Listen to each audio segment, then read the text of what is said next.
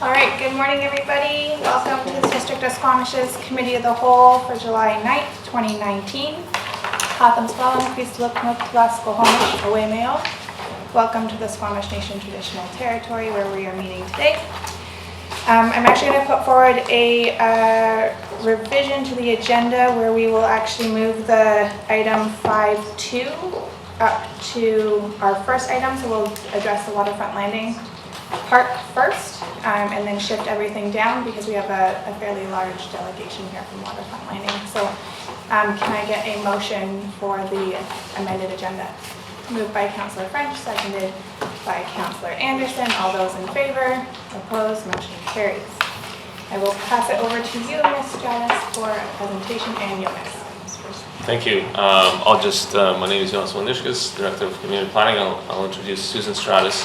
She's a planner that is working for the district on the contract, and she's been doing most of the work on Waterfront Landing application review. And I'll turn it over to Susan. Thank you. Good morning, everyone. Just to move right into the agenda here. So our purpose today is to provide an overview of the proposed Waterfront Park and obtain council feedback on the park prior to finalizing the design plans for the park.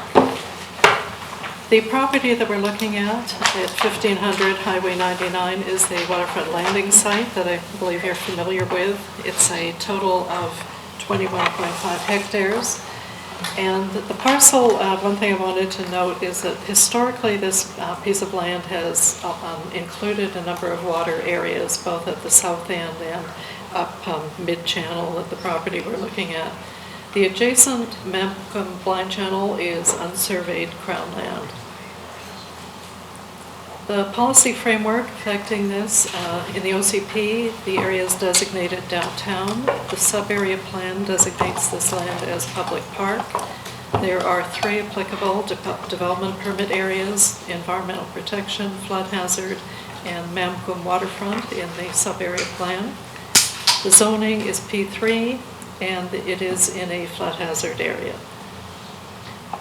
So just as to kind of recap the overall framework here, the sub-area plan designates the land uses for the area, and so we get the Jonas to get the thing working. That's his skill. He has others. Yes. That's my main one. It's his special skill in terms of presentations. So the Waterfront Park is this large green strip at the north end of the property, again abutting the Mathews blind channel. And I did want to point out, we've had some confusion in the past about the white strip that is adjacent to this, and I guess the original district mapping included some lines that are not quite accurate, and I think these are being revised. There actually is no legal boundary showing the navigable channel. That was put on there for convenience. And this white strip is unsurveyed Crown land. So basically everything that's blue and this white strip, they're all unsurveyed Crown land.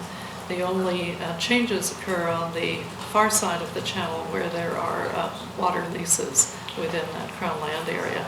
So I just wanted to clarify that we have had some confusion because of that base mapping not being quite right. So the primary use on this property is going to be residential with mixed and higher densities, and the red areas have commercial. This is the village area with adjacent marine uses, and commercial with residential above adjacent to Laurelwood Road. So there are 2 waterfront parks. This is Waterfront Park North that we're looking at today, and Waterfront Park South, which will come at a later phase.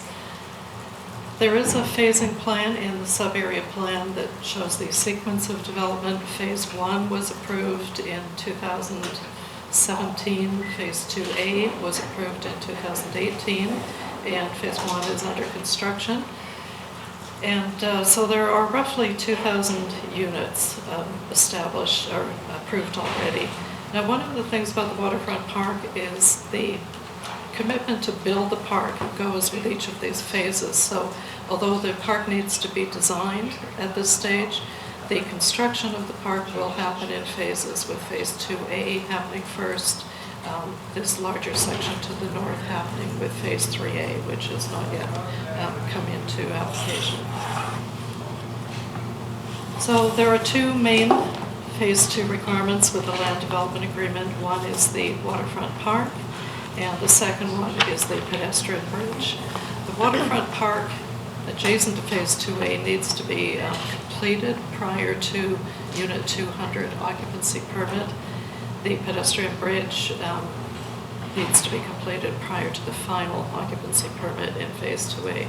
So these are two very substantial community amenities that were included with the land development agreement that kick in with Phase 2. So the waterfront park review began basically a year ago in July. The DP application was submitted. It went to the advisory design panel in October, and there was a public open house held in November. For the past year, we have had ongoing staff review. There are a number of components, to interrelated components, including flood protection, geotechnical, environmental issues, as well as park design issues that have all needed to knit together. So there are a number of reports, beginning with the park design from PWL Landscape Architects. An arborist report was done last July and is currently under revision. The park design package that went to the design panel in October is also under revision and will be finalized based on comments we received today. A flood assessment report, two of them have been submitted, one in June, one in February of this year. Again, also under revision to sync with the design plans. A geotechnical report was submitted in April, again, also some revisions underway. And the bioinventory report from Keystone Environmental, which is kind of one of the fundamental pieces to the development permit, was submitted in November. The Keystone also submitted a Green Shores strategy in February, which again is also under review. So just to clarify the boundaries of this property, there is a concurrent subdivision application that will ultimately dedicate the park parcel to district ownership. So it's this long linear parcel. The total area is 1.83 hectares. It consists of 1.48, roughly 1.5 hectares of land and 0.35 hectares of water. And again, this is a historical situation where water is part of the property. For the purpose of the land development agreement, there is a commitment for the north and south park combined of 2.1 hectares total land. And for the purpose of the land development agreement, we actually are only considering the land to be meeting that requirement of 2.1 hectares. So moving on to the park and the site conditions, I'm guessing most members of council are familiar with looking at the site, at least across the channel, or have been on the site. This picture is a fairly typical picture toward the north end of the site with a fairly gradual grade and vegetation above, and this is looking down channel from roughly the same perspective, showing the vegetation grading down through some grasses down to sand and gravels here. This picture, some of these don't show up too well, is the marsh area, which we will spend a bit more time discussing in a minute here. So the park, I've already shown you the sub-area plan, but just to look a bit more closely at the overall context of the master plan, it's a very long linear park. It's not too wide at the north end. It widens out toward the south end. And the park abuts the commercial village, and providing linkages through from the village area into the park is one of the really important parts of the design here. So again, just looking at the phases that are abutting and how the park will be constructed relative to these phases. The pictures around the sides show a lot of the activities that will take place. There are some grade changes and knolls in the land that will be taken advantage of to provide kind of passive climbing, some more active bike skills areas, and areas up near the village for gatherings, concerts type of thing. And then as you get toward the southern or the northern end of the park, it becomes more passive with shoreline trails and environmental protection of the lagoon area. But one thing we'll talk about is that this park design plan includes a very large lagoon area. And one of the kind of fundamental comments that have been made by staff is rather than introducing this very large lagoon, the recommendation is to keep the smaller habitat that exists in the current marsh area rather than creating this extended lagoon through the park. So I'll talk about that a bit further in some of the other slides. This shows it a bit more closely, showing those connections through to the commercial village. Throughout this park, there are connections to the residential areas, so there's good flow through the site to the park. This southern end of the park, again, if we can picture it being based around what is a relatively small marsh area rather than this expanded lagoon. So in the revised plans, that change will open up a lot more park space here for other uses, green space, additional picnic areas. So again, based on council's comments, we will give direction to the landscape architects as to how that might unfold. With the change to the preserving the current marsh area, it will possibly incur some other changes to the trails that are located here, so they will have to work that out as well. The main playground area is here, and surrounding it are a number of picnic tables, and there's little symbols throughout the site, all of which are things like benches, so there's lots of places to sit and kind of passively enjoy this park, but they don't show, unfortunately, really well on this scale. The midsection of the park, the feature here is a bike skills park, which has a number of seating opportunities and picnic tables surrounding it. And as you get to the north section of the park becomes a much more passive open space, and the focus will be really on shoreline plantings and having this circular trail system. We have received comments from residents in the area concerned that this trail is too close to the shoreline and might encourage people to go down and interrupt the wildlife on the shoreline. So that's one of the comments we've passed along to the applicants, is looking at reconfiguring these trails to maximize that environmental protection, but still allowing for that kind of circular trail activity through the park. Just looking at some of the cross sections of the park does need to be raised. It goes from the water level of the Malcolm Blind Channel, and then it needs to get raised up because it is all flood prone. And the approach to flood protection is that all of the active use areas, such as the playgrounds and most of the trails, maybe not all of them, will be raised to make sure that they endure most flood events, and there's still a park after flood activity. So the light-colored areas shown on these cross sections are the areas that are being filled, and the blue line here, I see my arrow jumped around, is actually showing the high water mark on the adjacent channel. And just looking again at the sections in the midpoint of the park, you can see that there are some portions that are relatively steeper than others and will require additional fill. Some of them are not, don't require too much fill. So one of the questions is, what does happen with this riparian zone? And the basic principle is that the riparian area, again, here's the property boundary. The riparian area crosses that property boundary. It's the riparian zone is a kind of geographic thing. It doesn't respect property boundaries. It doesn't come to a hard edge.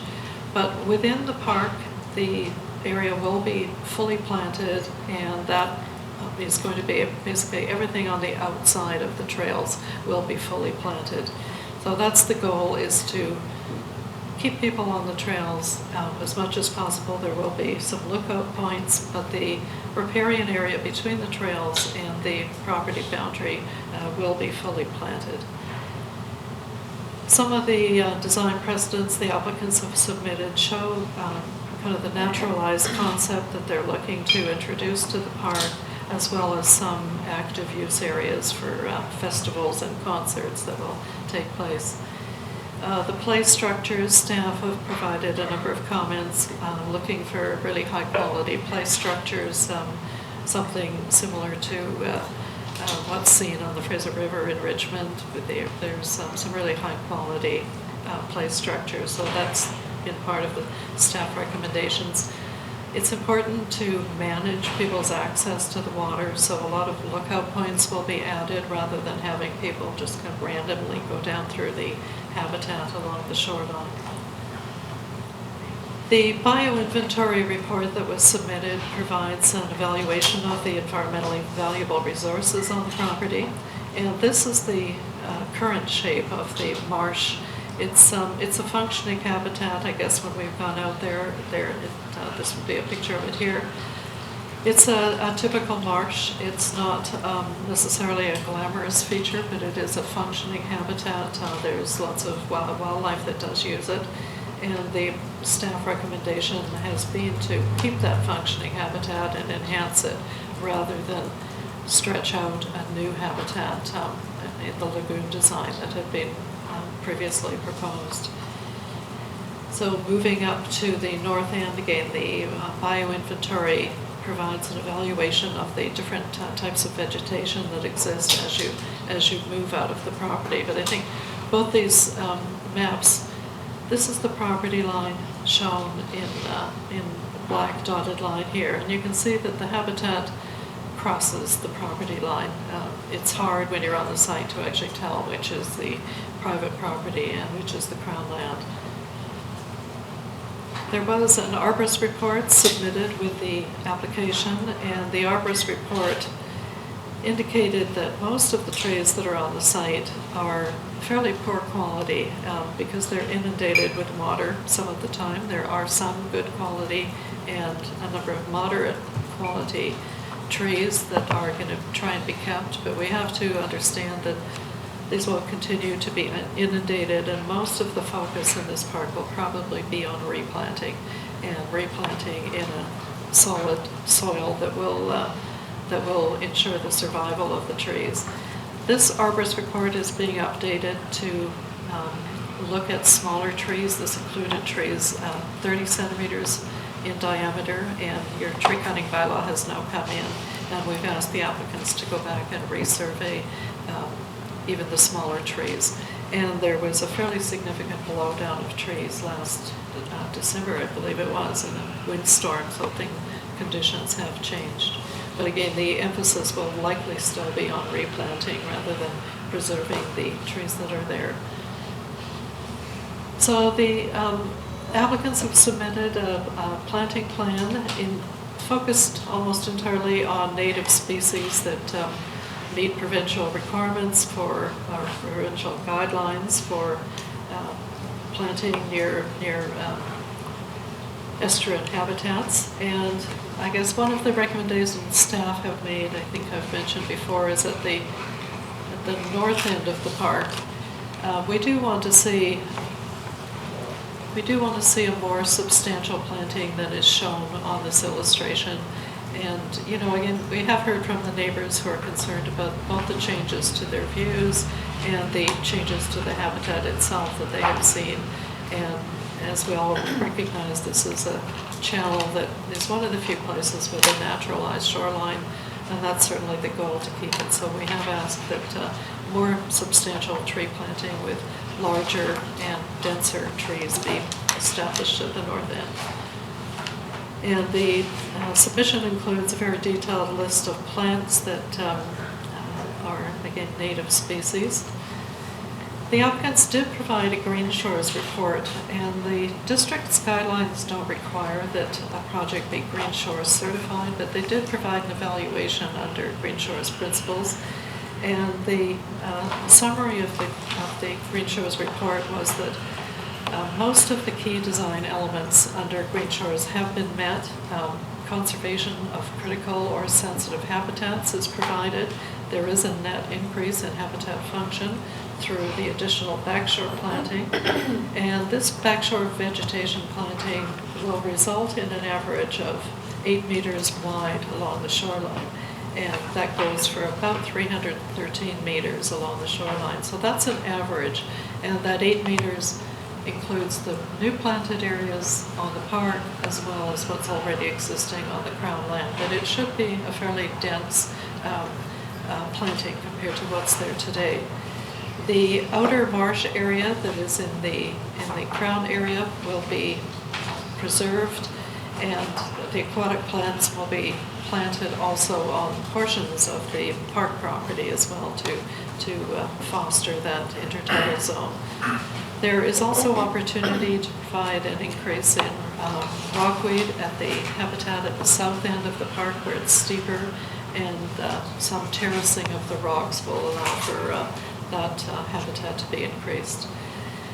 So the coastal sedimentation processes, which is one of the Green Shores criteria, will be retained as a natural process along this park shoreline. There's no hard edging involved here. It will be a naturalized public park. About a third of the park will be naturalized. Another Green Shores criteria is that there be shore-friendly public access, and that is being provided with controlled access and the trail being moved away from being directly adjacent to the sensitive areas. And another Green Shores principle is light pollution. Low-level trail lighting is being provided. So the conclusion of the Green Shores report was that the park design meets requisite categories in most of the credit categories under Green Shores rating, and would result in a bronze to silver rating, which is a really kind of good achievement for a park if this were being certified as a Green Shores project.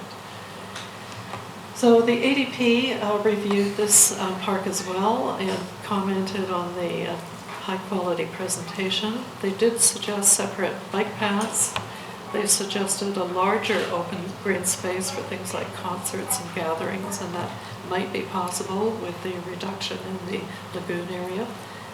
They wanted to provide covered shelters and picnic areas, and they had mixed support for the bike park, whether that was appropriate here or not, but kind of mixed reactions there. They want the site signage to tell the history of the site, the First Nations background here, and other interpretive elements.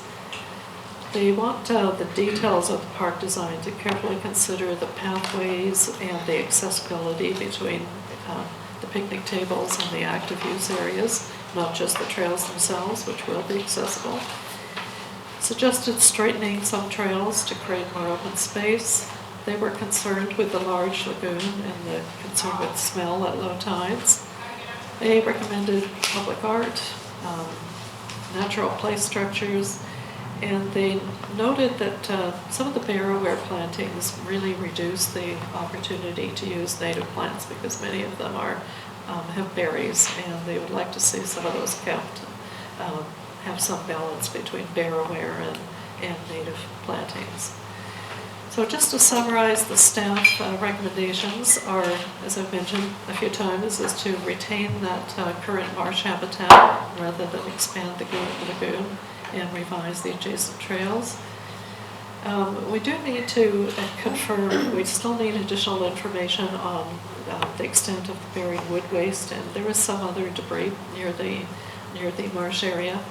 And the geotechnical and environmental impacts of this wood waste, we need some additional information. We've had one report, but have asked the applicants to provide some additional comments. We're looking at the stability for some of the park uses, the trails and so on. The district doesn't want to have a park that over time has settlement that they weren't expecting in the trails or under the playgrounds. And also we want to know the impacts on the existing and future planted trees, whether that wood waste needs to be fully removed before the trees are planted, and also whether there's any concerns with long-term toxicity from the wood waste. So protecting mature vegetation, providing denser mature tree cover at the north end, looking at the trail locations and possibly fencing along that shoreline edge. Staff have also recommended that the invasive species plan be updated and look at removing the blackberries from the crownland along the shoreline. And finally, making sure that some of the picnic shelters are covered, and we've also provided quite a few comments on various play facilities, detailed planting and lighting specs. So the next steps after we receive council comments is the revised technical reports will be submitted by the applicants and again reviewed by staff. The revised park plans will be submitted and reviewed, and ultimately the development permit will be issued. I feel we're not far from this, but we do need to finalize the kind of loose ends and revisions that need to be done. Once the development permit is issued and the park moves toward construction, tree permits may be needed if other trees are going to be removed.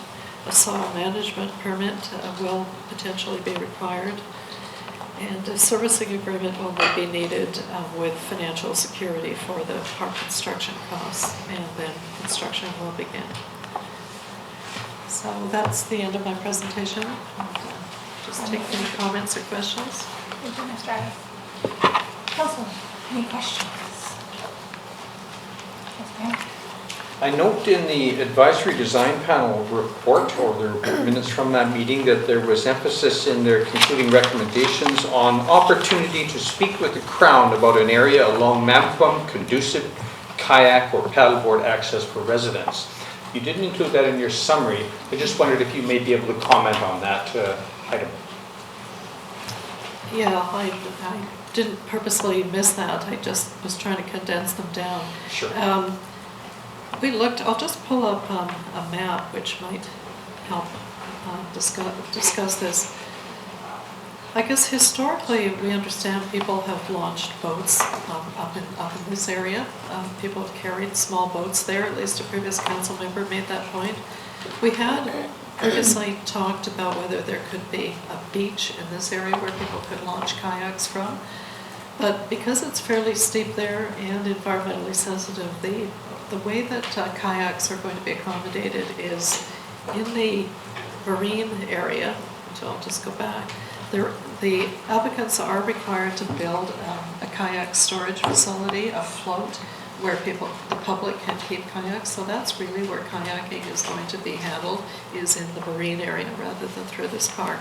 The challenge with kayak access is that it usually involves a bunch of vehicles also, if people come from elsewhere. And one of the items that does need to be added to this park plan, there's a commitment to provide 8 parking spaces somewhere toward the north end of this park. And people may choose informally to use that as a kayak launch, but it is going to be preferable to have that happen at the marine area where there's kayak storage, there's parking, and that's kind of the goal is to manage it that way. Thank you. Follow-up? Yes, my second question was going to be on the 8 parking spaces that are referred to in the zoning bylaw, minimum of 8 parking spaces to be provided at the north end of the park. So they're not sketched in the charts that you've shown us here, but that is the general vicinity that Yes. is being discussed? Yes, it was just kind of an oversight, and I guess the applicants are working right now to see if those 8 parking spaces can be provided near the road allowance without necessarily going into the park, but they do have to provide 8 parking spaces, and whether they're going to use part of the parkland or be on the road, they're aware of that requirement. It just didn't show on these original plans. Thank you. Muriel? The report talks to accommodating future dike. Yes. And so is this built to the 2100 standard? Yes, I meant to actually include a slide, and I've got one. If you just bear with me, I'll find it. Quick answer is there is a pathway that follows the inner perimeter of the park, and that pathway and the adjacent landscaping is 15 meters wide, and that provides for the future dike construction if it's ever needed to the year 2100. There was a flood report submitted by the applicants, and parts of the site are going to be raised, again, as I mentioned, to protect the infrastructure in the park and to grade it up to this 15-meter pathway. I'll just find, I've got a picture, actually it's in the very beginning. Let me just go to it and show you a bit more clearly what that looks like. That's not working. Trying to get to the beginning. Seems to be kind of stuck.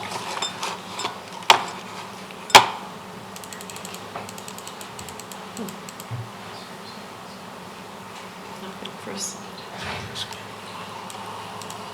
Yeah. This illustration here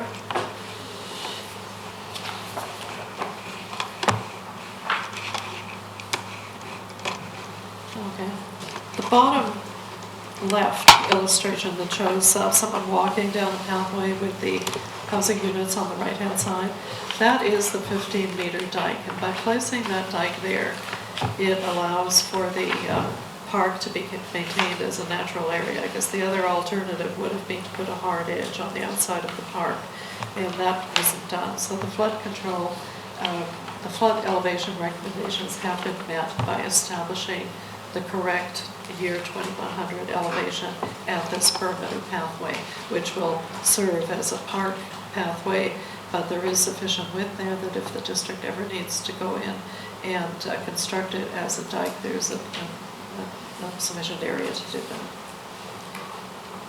Mr. Rolston, would you like Through the chair, just wanted to add a little bit of context to that as well. So the overall flood protection concept for the site is to fill the land, all the developed areas to withstand flooding up to 1 meter of sea level rise, and then to preserve that 15-meter wide corridor for future dike construction beyond 1 meter of sea level rise. So bulk filling the land and then preserving space for future dike construction up to year 2200 levels. Okay, thank you. Also, in changing from the lagoon concept to keeping the marsh, did the lagoon provide for any net gain of habitat that we'll lose by limiting it to a smaller marsh? Through the chair, I can speak to that. So it would be a change in the functionality of the habitat. And so the lagoon, it would be the marsh, the current natural marsh would be altered to a lagoon by the installation of a weir, and it would remain permanently wetted. So it would be a different type of habitat. So it would be based on the premise that we're destroying one type of habitat to create another. So while the lagoon area is larger than the permanent marsh, the current marsh, the recommendation from staff was that to keep the current natural landscape there, and that's also based on, or that's also aligned with comments that we received from members of the public. And so we're improving that marsh, but we're not expanding it. Correct. There will be some minor expansion of the marsh to accommodate for some infill of the marsh that will be required to create that 15-meter dike alignment. And that expansion will be of the current natural marsh habitat. Can you show us, Ms. Stratis, on the map approximately how big the marsh is going to be? I'll just find the bioinventory map which shows the current marsh. The marsh is the area in blue, this kind of circular area, so that's the existing marsh. That's the shape of it, whereas the original park plans that were submitted showed it extending kind of more than doubled. It was narrower, but much longer in length. So that's the current shape of the marsh there. Councillor Herford?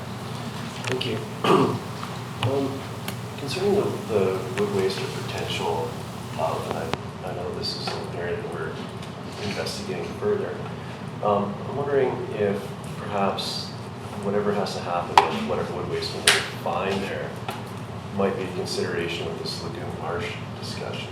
So if we have to do a bunch of work to remove or to deal with the wood waste that's there, just how are we in the sort of decision-making process there? It seems like we're going towards marsh construction. I don't really feel strongly either way, except that if we're going to have to pull it apart, then what do we put it back as? Or do you feel that we're not going to have to touch the marsh? We talk about the alignment of the dike, but with the wood waste that's there, are we making the decision in the right order? Do we need to know what's in the ground there before we decide if we're going to, because we were going to have to pull it all apart anyways? So someone speak to that if I asked the question. That was a concise enough question. Through the chair.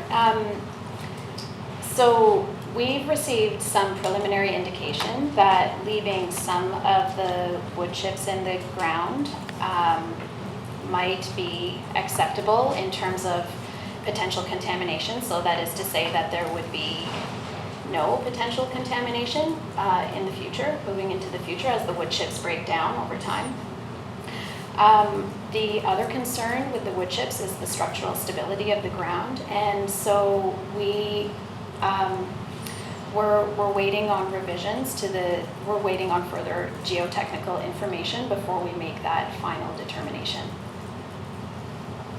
But you don't feel that the variables that are left on the table are going to impact the decision of marsh to lagoon?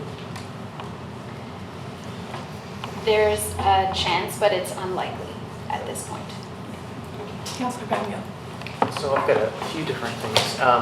The one well-run lagoon, I'm not clear between lagoon and marsh whether we're talking fresh water or brackish or salt water.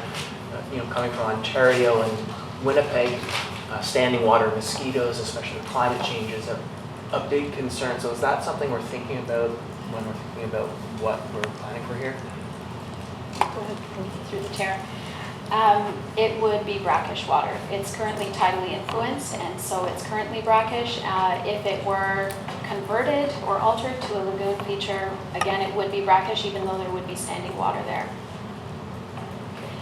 And if I may add another point just to Mayor Elliott's previous question about the habitat, I did want to also add that while the proposal to create a lagoon was showing additional area and an extension of land, that gain was minimal because it was also part of that proposal was infill of the marsh on both sides to make it narrower and then extended. So the gain would be, the habitat gain would have been minimal. Councillor Gunn, carry on. So thank you. In terms of, you talked about the size or the requirement for the park plan to be a certain size, but then you also talked about there's 8 spots which might be in the park, and then I wasn't clear with the Crown land, because it's a tidal area. If tides are impacted, do we measure at low tide or high tide, and how do we sort of figure out what size of park is big enough given those sorts of variables? And how many parking spots can you put in a park and still call it a park? Through the chair, lots of questions there. The boundary of the park is established by legal survey, and there are requirements under the Land Title Act as to what constitutes the property boundary, and it's generally considered to be the high tide mark. So the property boundary is established by legal survey, and those on any waterfront property do change over time. Land erodes, land accretes, and property boundaries do change, but we have a recent survey, because this is being subdivided, that shows the natural boundary and the property lines. This particular property is unusual in that it contains those water areas that I described, where portions of Crown land historically were included in this property boundary, and that's not changing with the subdivision plan. It's just being kept. But the natural boundary was surveyed as part of the subdivision plan, and that's just a legal term that any waterfront lot has a boundary established by legal survey. And the second part of your question just escaped me. Well, just in terms of the general idea of how we calculate Oh, the size, is it really a yes. park? Have they met that requirement? How many parking spots can you put in? Still, they've met the requirement for a park of however many acres. Well, the requirement for the park size is established in the land development agreement, and the mapping that we did through the sub-area plan that was the background to the legal agreement never did include these water areas as part of the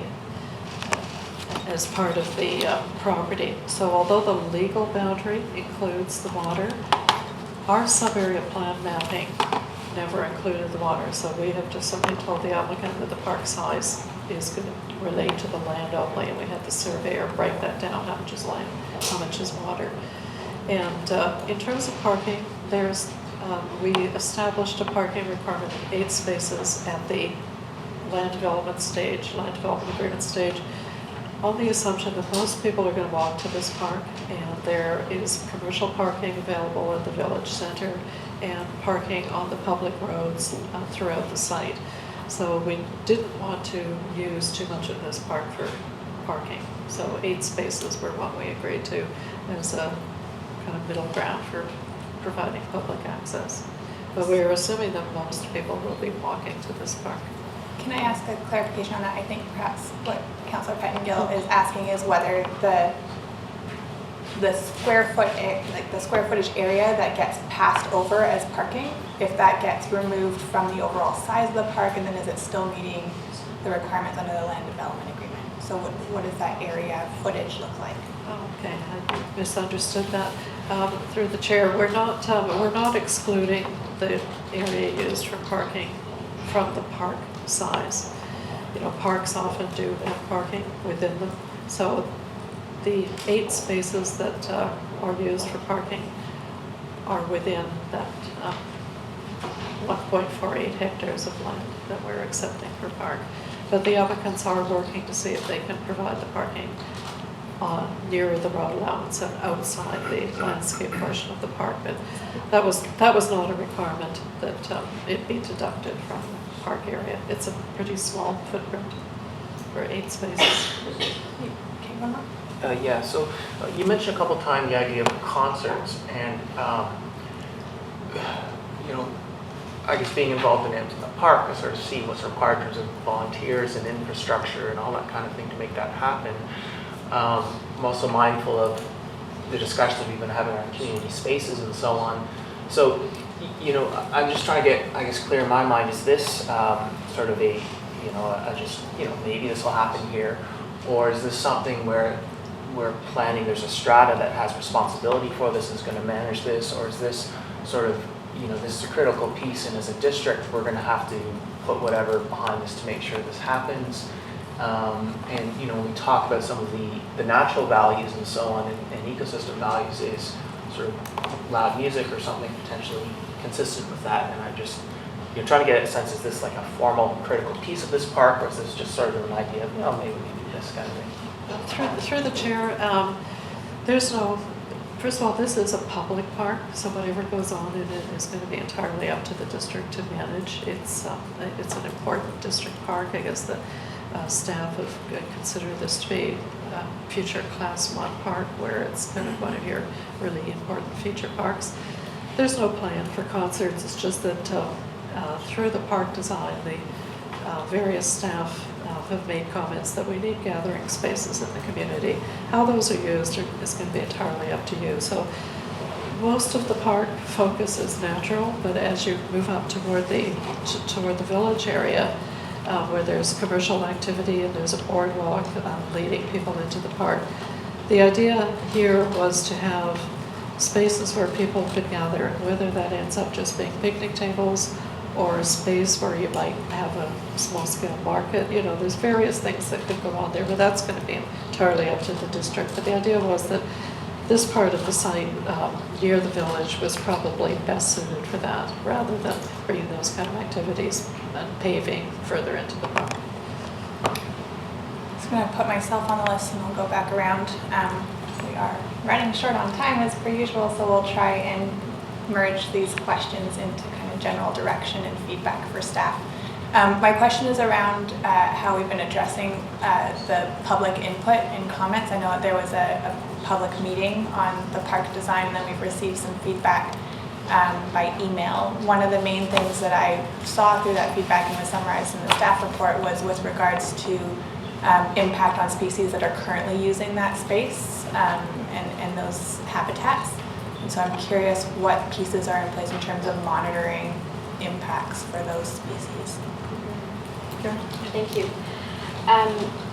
So part of this process, the proponents have been required to submit a bioinventory report, which is essentially an environmental assessment of the land. And so understanding what species utilize that area is also part of that report. With this entire site being historically industrial, there is currently a natural shoreline there, but it's historically an industrial site with lots of impact. And so this is going to result in a net gain of habitat by creating this park and preserving some of the natural shoreline. And is there a plan in terms of monitoring what that benefit is going to be in the long term? Like, do they have to do another environmental impact assessment in 5 years to see what the benefits were? We do not, there's no requirement as such, but the intent is that by implementing the plan as proposed and as it gets refined, that it will provide for adequate habitat for the species that currently use the site and for further habitat to flourish. Okay, I have Councillor Anderson and Councillor Herford. Yes, just quickly, I wonder if I could confirm that there is still an outstanding habitat compensation agreement to be concluded with the Waterfront Landing developer, and that would not likely involve investing in an amenity, a habitat amenity in this park, but elsewhere. Is that still outstanding, that there's still an investment to be agreed upon for habitat, perhaps elsewhere? Through the chair. I believe that you're referring to the habitat offsetting as required through the province under the Water Sustainability Act. So yes, there is, and that is still outstanding. There's currently a proposal that was sort of a higher level, not a detailed proposal, that was provided to the province and accepted, subject to further detail being put forward to the province. And so that is still outstanding. Thank you. Councillor Herford. Thank you. Just to circle back to the parking, and I understand that the sort of the commercial areas of the south end, which provide some on the roadways, the location of the parking on the north end there, being quite close to that big apartment building, makes me think of visitor parking overflow and sort of it being used with the parking. So, if that parking is off-site, or just how those two sites interact, I think is important to sort of mitigate that. Has any thought been put into that sort of small piece of the puzzle there to make sure that it's parking for the park? Through the chair, well, that's a really good point, and it's part of the reason it's not on the plans yet, because we're still working through that. And it's part of the challenge is the fact that there are no public roads. This is a waterfront park that abuts a very large strata project, and the public road is down in the corner. You can just see the corner of Laurelwood Road, which turnaround there. Yeah. So that's the only public road that really hits the park. And so, yeah, the challenge is making sure the public is accessible. One of the changes that has been made to the park layout is at the south end here. Originally, the park ended here where the property line shows, but in fact, and unfortunately it doesn't show on this plan, the district has expanded the park lot, and the subdivision plan shows this, to extend so that it meets Road B, which is a public road. So that's actually going to be one of the more important places of access for the public. It does join a public road. And the other reason the district wanted that, I think it's 4.5 meter wide access figure, is it will provide direct access to the dike for maintenance and to the rest of the park for maintenance. So that will probably become the primary point of access to the park for the public other than the commercial village. But we are still working on this northern end, because one of the other features is that this is a mixed-use building, and one of the uses in that building is a daycare. And that daycare will be providing its own playground, but we also want to make sure that there is good linkage between the daycare and the park. So that parking is being kind of reconsidered here to figure out how that's going to best fit. So we will be working that out, and share your concern that because the access is via a strata road, we have to make sure that this is a welcoming environment for the public as well. So that's a bit of a challenge given that there's no road frontage. Quick follow-up? Also, in Councilor Penningill's line of questioning around the potential for concert space or anything, I didn't see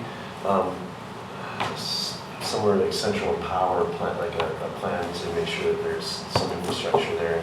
Actually, public washrooms are my next question. So those two pieces, like how we would equip the space to make sure that there's power to run whatever event we want to run in the middle, so we don't have to go back in and trench or do something. And also, are we leaning on the commercial providers for public washrooms, or is that something that's considered in your design process?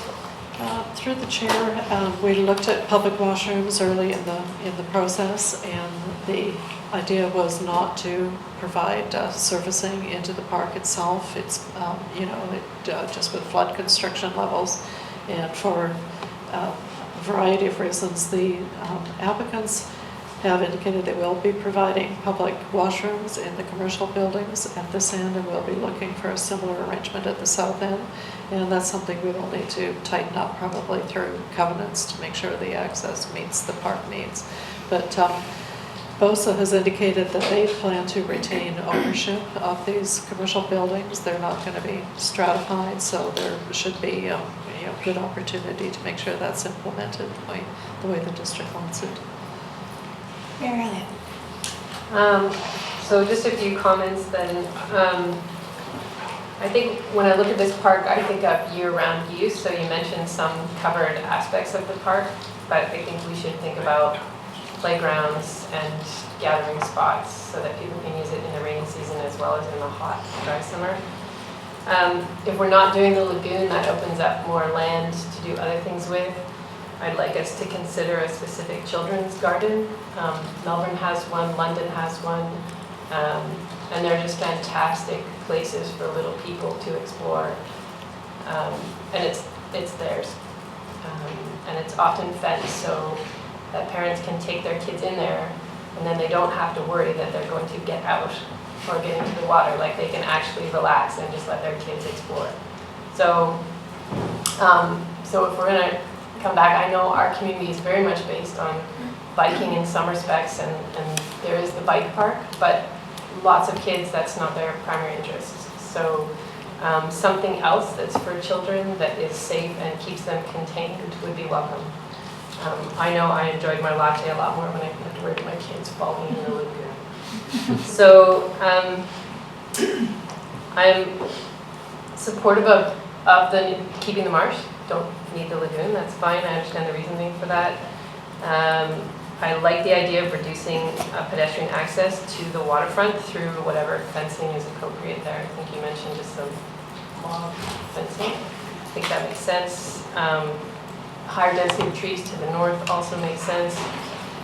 I think we should keep adult bikes off the closest trail to the shore. I could see kids on push bikes or little bikes, but it'd be great to separate, have just a pedestrian path, and you know you're not going to get pulled over by someone. That would be great. I'm mindful of what I heard from one of Squamish Nation's council members, is that we don't see our stories reflected in the land. And so if there is to be incorporation of some sort of Indigenous heritage here, then I think, in consultation with the nation, is what's the story that might appear on this land that the nation, say to their children, like, here's a story of our people here. And I think electric vehicle charging stations are very cool these days. And so if we're going to put parking in the park, they should probably have at least one of those. So I think, oh, and just, I'm really curious if after this is all said and done, doing some sort of postmortem on how we got from a submission in 2018 to a year later, and it's a park. And the reason I bring this up for new council members is that this park and getting it built is actually ahead of getting our affordable housing built, which is phase 3. So while designing parks is important, does it need to take a year? So I'd be curious to sort of say, you know, what have we learned from this process? What could we do better next time? Because I'd really like to get us building the affordable housing piece of this development as soon as possible. Anyway, thanks for your work on this, Mr. Councillor French. Thanks. I'd like to follow up the electrical questions that Councillor Herford had. I don't think we really got that covered. Are any of the pathways to be lit? Yes, through the chair, the pathways will all have low-level LED lighting, and most of the main features in the park will have lighting. But again, the focus is on keeping it contained, so you don't have light smell on the channel and the rest of the park. But the pathways will all have low-level downcast lighting.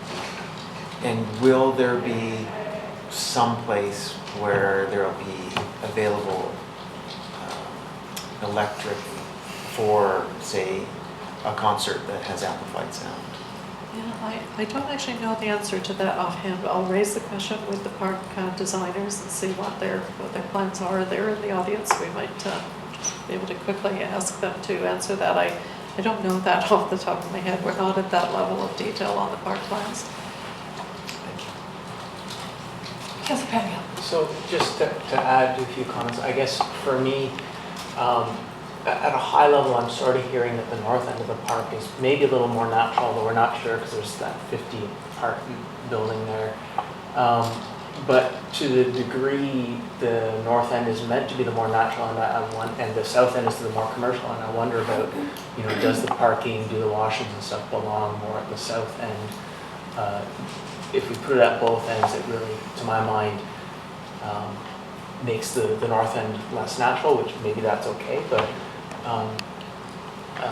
that's my one thought. The other one, I just, you know, I'm always a bit hesitant when we talk about, well, we may be removing trees and permits, and I'm guessing it's maybe because wood chips, we'll have to remove some trees and so on, and then we'll replace them with trees, but, you know, it always comes to mind, well, why don't we just leave the trees that are there and then add some, and so I just want to be sort of cautious that we're thoughtful of that kind of thing as we're moving forward. Any comments, Council? Any other comments? Yeah, Councillor Anderson. I notice in the zoning bylaw under Schedule B, which there is a chart which doesn't happen to be included in the copy I have handy, but it discusses permitted uses, and I'm referring in particular to the southerly part that will be planned in future. I just want to make the comment that I'm personally would be interested to consider the whole package. That is, in Schedule B, some of these permitted uses are identified needs in our marine action strategy, which is unfolding. And so I would be interested to give some consideration to trade-offs in the planning of the southerly park. And the land development agreement specifies 2.1 hectares in total. I'm not sure what those trade-offs may be, but that southerly park is going to have some important discussion in regards to its relationship to marine strategy identified needs. That's it. Councillor Herford. Thank you. I'm generally supportive of the direction that we're going here. I like the north end being more natural. My only hesitation with the lagoon marsh discussion is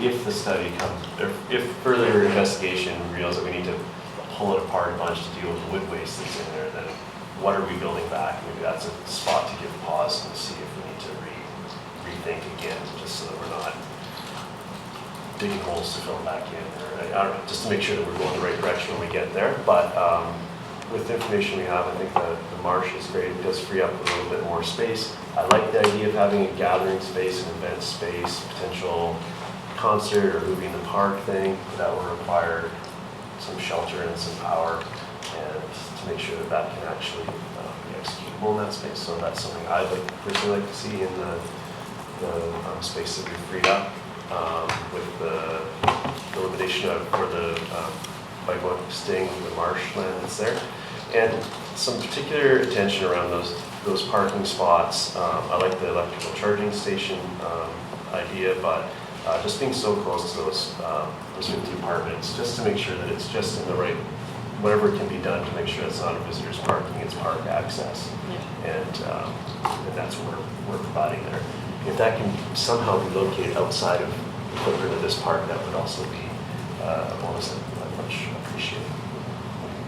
I'm also supportive of the general direction. I think I'm definitely supportive of trying to protect the marsh as opposed to extending the lagoon. I think it's always better to conserve existing habitat than it is to try and rehabilitate habitat. I think the push for more covered spaces in the park for it to be a year-round utilization is really critical.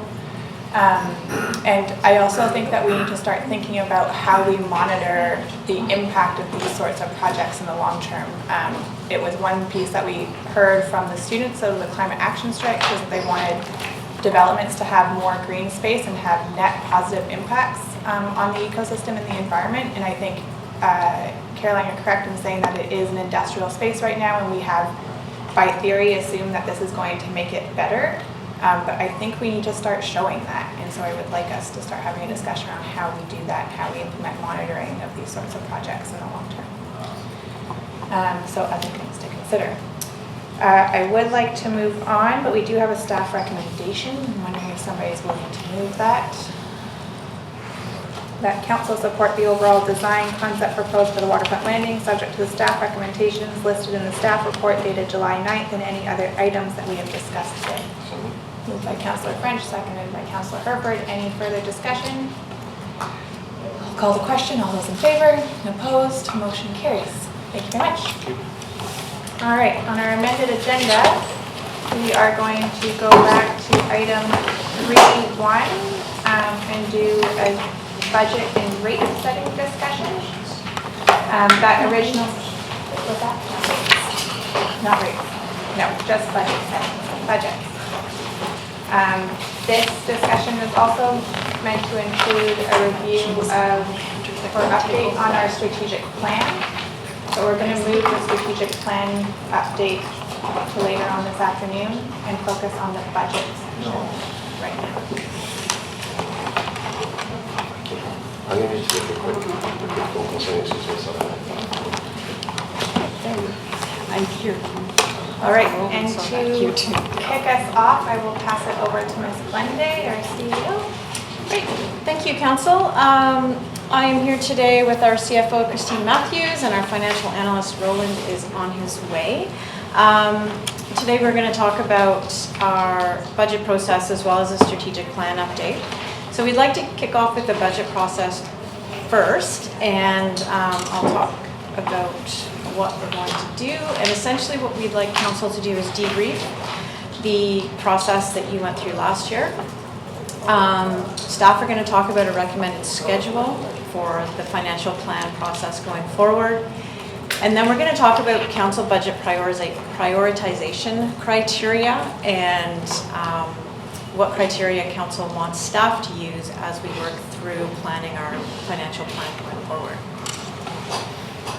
So in terms of objectives then, clarity on the process. So what worked well, what do you want us to continue doing, and do you see areas where we can improve the process going forward for you? We're looking for council to endorse the proposed schedule that we'll propose, and then confirm your prioritization criteria for us to apply to the budget planning process. So I'll hand it over to Christine and council, obviously, in terms of the budget going forward, the debrief from last year. Certainly want to thank council for the teamwork with us, with staff. It's obviously a team process. Staff bring the budget forward, but certainly it's council's budget to approve, and we need to work together with you, and we appreciate that. We're quite happy that our timeline has improved from previous years, and we continue to strive towards the strategic plan goal of having a provisional budget in by December. You'll see that this year the goal is February, which again is earlier than years past. So, Chair, I'll hand it over to you if you want to discuss with staff what went well last year for you, and then what you feel we can improve. Sorry, I just keep talking. I saw that. Do that sometimes. All right, council, comments and reflections on your experience of your first budget cycle? Things that worked well for you, things that you found challenging? Maybe I'll just kick off, because I do want to give kudos here. I'd like to start. Sorry, I'm being selfish. But I thought there was a lot of dynamics going on last year. We had a new system. We had new council. We had new staff, all coming at the same time and coming to a head during the budget process. And still, throughout that, this council showed incredible discipline and stayed focused on initiatives, and were able to really demonstrate that they had the ability to stay at a policy and strategic level. And I, from a staff perspective, that was one of the fastest trips through council that we've had. And I think it really reflected all of those great things. So I'd like to provide some kudos to council right out of the gates. And definitely in the culture of climb, although we know that not everything's perfect, we always want to come back and do some continuous learning, and that's one of the reasons that we wanted to bring back and talk about debrief with council, because we can always do things better, and there's probably some good and bad things that came out of last year, and we'd like to just regroup and hear some of those things so that we can continue to get better. Thanks, Mathews. Councilor French. Thanks. I was quite comfortable with the process, and thank you for that. As a new councillor, I appreciated that it was designed in such a way that it wasn't daunting, and I expected that. So after I learned that I had the privilege of this position, that was my first big dread, was the budget. And I've seen enough of the processes to know that it can be the most contentious thing that a council does. I've literally seen council relationships come undone because of disputes at budget time. And we didn't really have an opportunity for that to happen in this group because, and I'm not going to say this critically, you didn't provide us with a lot of choices. Right, so I'm comparing what we did. Is that good? So I'm comparing what we did in this process to what I witnessed through the 90s, where council was given a lot of material, too much. And they got into the mire and the muck, and we didn't get down into that, which I think is a better way to handle the budget process. Senior staff put on common sense caps, or this is my perception of what happened, and presented us with what made the most sense. And I've seen council processes where stuff that got into the budget process that made no sense, never should have been presented to council, and that got them into the weeds, and that caused contention that didn't need to be there. So that's one of my pieces of feedback is providing council with too much information in a budget process is sometimes a dangerous thing, and I appreciated that we didn't get forced into that kind of scenario. And then having said that though, there is a fine line there where there were some times where I felt like maybe council wasn't given all of the relevant budget information that we really needed. And I'm going to go on faith that staff provided us with exactly what we needed and exactly what was appropriate, and hope that we next year in the next process hit that sweet spot again of what's too much and what's not. I just want to pick up on that last point from Councillor French. I think part of that was perhaps we came in midway through a budget process, so I think that there were also perhaps some steps that, having only been inserted partway through the process, we'll get to see this time around. Yeah, just some thoughts, and sort of agree with some of what Councillor French said, although maybe express some things a little bit differently. I did feel that, you know, I was coming in towards the middle or end of a budget process, and, you know, what was the value of trying to rethink the whole thing at that point. I put some faith that good work had been done, and, you know, didn't want to be completely hands-off, but I didn't want to try and reinvent the whole process right after being elected. This year, I guess what I think I'm interested to understand is, you know, assurance that the choices we're making are prudent and consistent with best practices.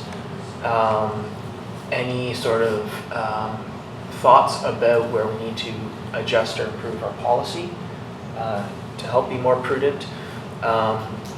And then also very clearly understanding why the choices we're making, or some confidence that the choices we're making are the best ways to drive our strategic plan. And I do find that sometimes budgets can be a proxy to micromanage staff work plan, and I want to stay away from that, but I do want to understand why these items are, you know, why that's critical and the best way to drive our strategic vision forward. And I think further on in the discussion and presentation, we will get into perhaps some of the criteria that we would like to see being used through the budget process. So we'll get into some more details. Councillor Herford, just for your insight, we are currently debriefing on the process of what worked well and what can be improved from the budget process in your experience in the past year. Councillor Anderson. A couple of thoughts occur to me. One I've already voiced before, and Linda Glenday has answered me or addressed it previously, and that is, being an observer, I noticed that from one year to another you have carryovers. And during our sessions, we didn't, in fact, complete that picture. I don't want to add more information just in relation to Councillor French's comments, but complete information is an interest.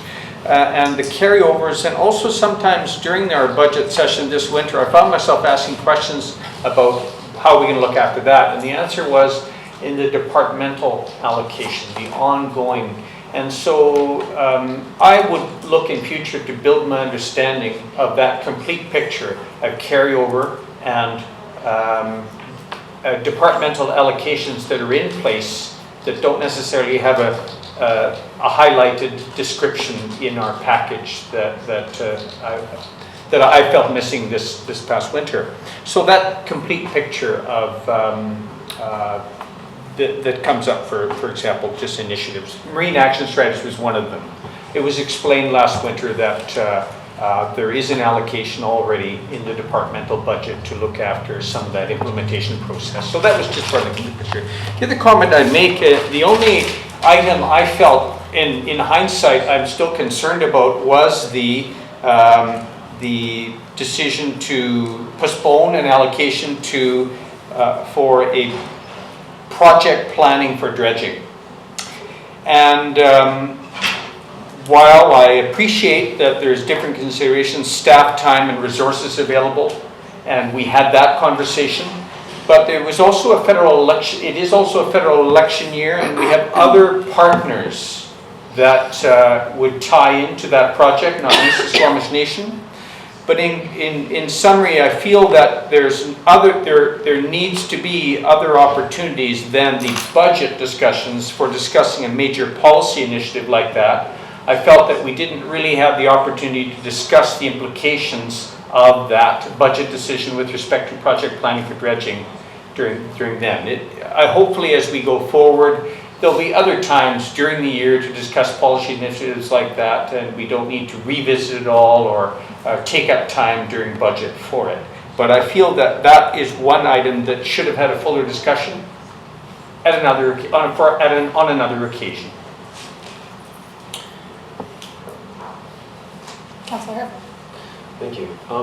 I appreciate having this space to have impact on this budget, and I would acknowledge that as I'm learning more about how our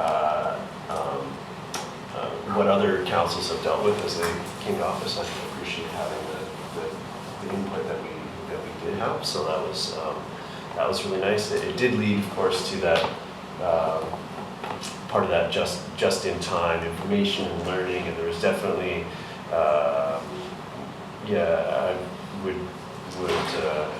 agree with Councillor French. I was looking at it like, I know that there's pieces that I'm not seeing, but how far back can we read in this book before we can choose a place to go forward? I thought it was well balanced. I'm looking forward to having a more fulsome understanding going into this process, and that goes into understanding what's already in departmental work plans, like Councillor Anderson had. So I think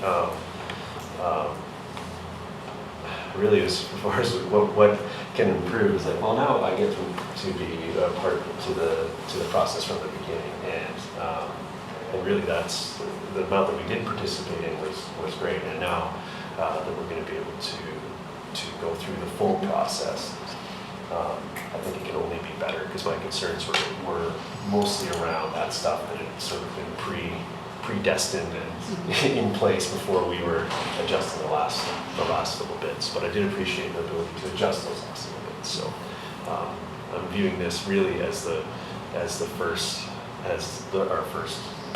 budget, because it truly is that last one where I don't know what the percentage is, and we can sort that how they would like, but a percentage of that budget was ours for this one. I think you'll see as we talk through the process pieces that hopefully that will fulfill some of the discussions that you're having here.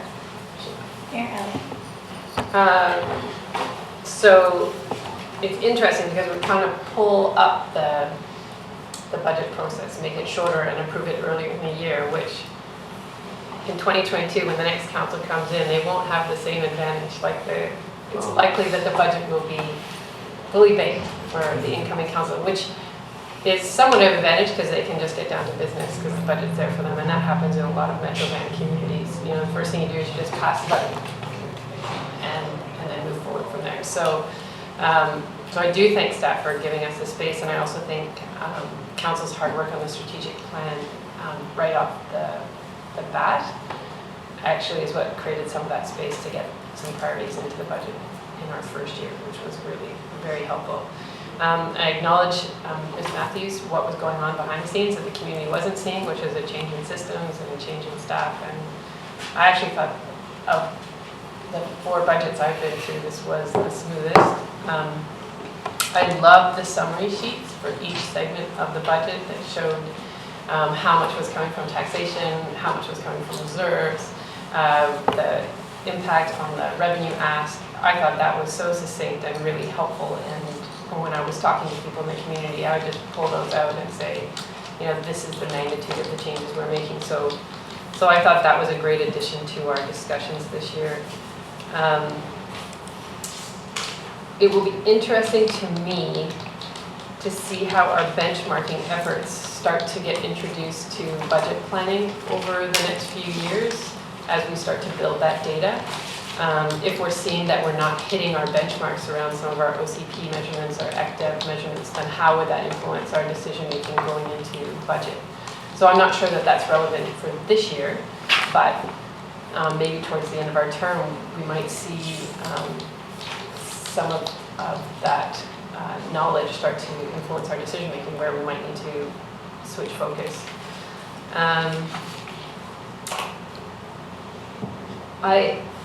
I'm curious about our vehicle and fleet approach. And I think that our reserve works really, really well to replace what we have. But we're about to move into a really big transition period where we may be looking at different kinds of vehicles, smaller vehicles, to start electrifying our fleet. And so my gap is always, what do we do with the vehicles that aren't in the reserve and then just appear on the budget? So I would like us to get to a point where we have a longer term view of what vehicles we might be anticipating adding to the budget. This year we added a massive expense, that truck that's going to truck our solid waste residue. That was a huge expense, but it just kind of come out of nowhere, and then you're grappling with a $200,000 investment for a vehicle that's not covered by a reserve. So, yep, we can use accumulated surplus. Is that the best use of our accumulated surplus? Is there another way for us to anticipate additional vehicles over time. Anyway, so those are things that I'm thinking about in terms of that fleet strategy. I think we talked a little bit during budget about having a longer capital outlook and potentially approving a 2-year capital plan that allows a greater runway and the ability to put tenders out earlier. So I'm still curious about that. I'm not sure that needs to happen for this budget, but that is a curiosity of mine, whether that's best practice or would be helpful to us. I think the climate emergency motion will come up in our next discussion around the sort of criteria that council is looking for in this next budget. But I'm interested to see finance's take on how this gets incorporated into our next budget. And I don't think we ever the next part of this discussion will be about sort of what are the criteria or principles we want to put forward as a council for this next budget. I'm not sure that ever happened in a really formal way. I know we always revisited this strategic plan, but I think this will be a new addition to actually get council to think about, what are our priorities as a whole, as staff begin to put forward their proposals for the budget. So I'm really interested to see how that process will impact what comes to us in the fall. But overall, I was really pleased. I actually found my first budget binder, and it was like that thick and had every bit of detail. And talk about that feeling of being overwhelmed. I was, true. This year, our material was just so consistent and focused, and I think it'll just get better. So, thank you. Awesome. Yeah, I'll just echo that. I think the level of detail that we got was like bang on. I definitely don't want to see itemized detailed budgets come back. And the summary sheets were very easy to follow. And so I think that was a real win. The other piece for me was having our strategic plan in place to go into the budget with. And I think that was extremely helpful for me as a new councillor, identifying our priorities in advance. The piece there that I think was challenging was you're coming in to a nearly baked process or budget. And so the opportunity to now have this conversation is really exciting to me, and then see the whole process through. So I will pass it back over to you guys to continue on. Great, thanks. Before we move into schedule, do you have anything more you want to add? No, I think that's great feedback. Thank you very much. We'll take that away. Excuse me. So I'm going to now pass it over to Roland, our financial analyst, who's going to walk you through her budget schedule. And actually, before I pass it over, because I was talk first, we're very excited with this council with the strategic plan that was put in place, because it definitely is the business planning approach to budgeting. So the strategic plan, the workforce planning that comes out of that, and then budget is the outfall. So later today with the amended agenda, we will go through the strategic plan and ground truth of council. Does it still meet what you're aiming to achieve? And then what we've suggested for council to consider is public engagement on the strategic plan in September, given that we're getting into the summer break, to engage the public on that strategic plan, on the workforce planning in advance of the budget, and then the more legislated, finalized public engagement around the budget itself through the budget process. And we feel that that's important for council in terms of engaging the public early on in the process rather than when the budget is in its almost final draft. So that's one recommendation in terms of the schedule to consider. And then I'll pass it over to Roland to walk you through the detailed process. So this is a visual of that. And then I'll go to your list in just a second. Okay. As you can see, the recommended process for 2020, our target is to complete the financial plan, have the financial plan adopted in February of 2020. That's about a month and a half to 2 months earlier than this year. We acknowledge that this year was a bit of an anomaly. I think that historically the target had been maybe say late February. We're now moving that target, we believe, to say early February, so more or less finish the process in January. So starting at the start, council to refresh the strategic plan and develop criteria that would help CLT and management determine prioritization of projects. In September, there will be a public engagement, and in addition to that, council will be given an opportunity to confirm their priorities and the criteria that they would like senior management to apply toward the budget.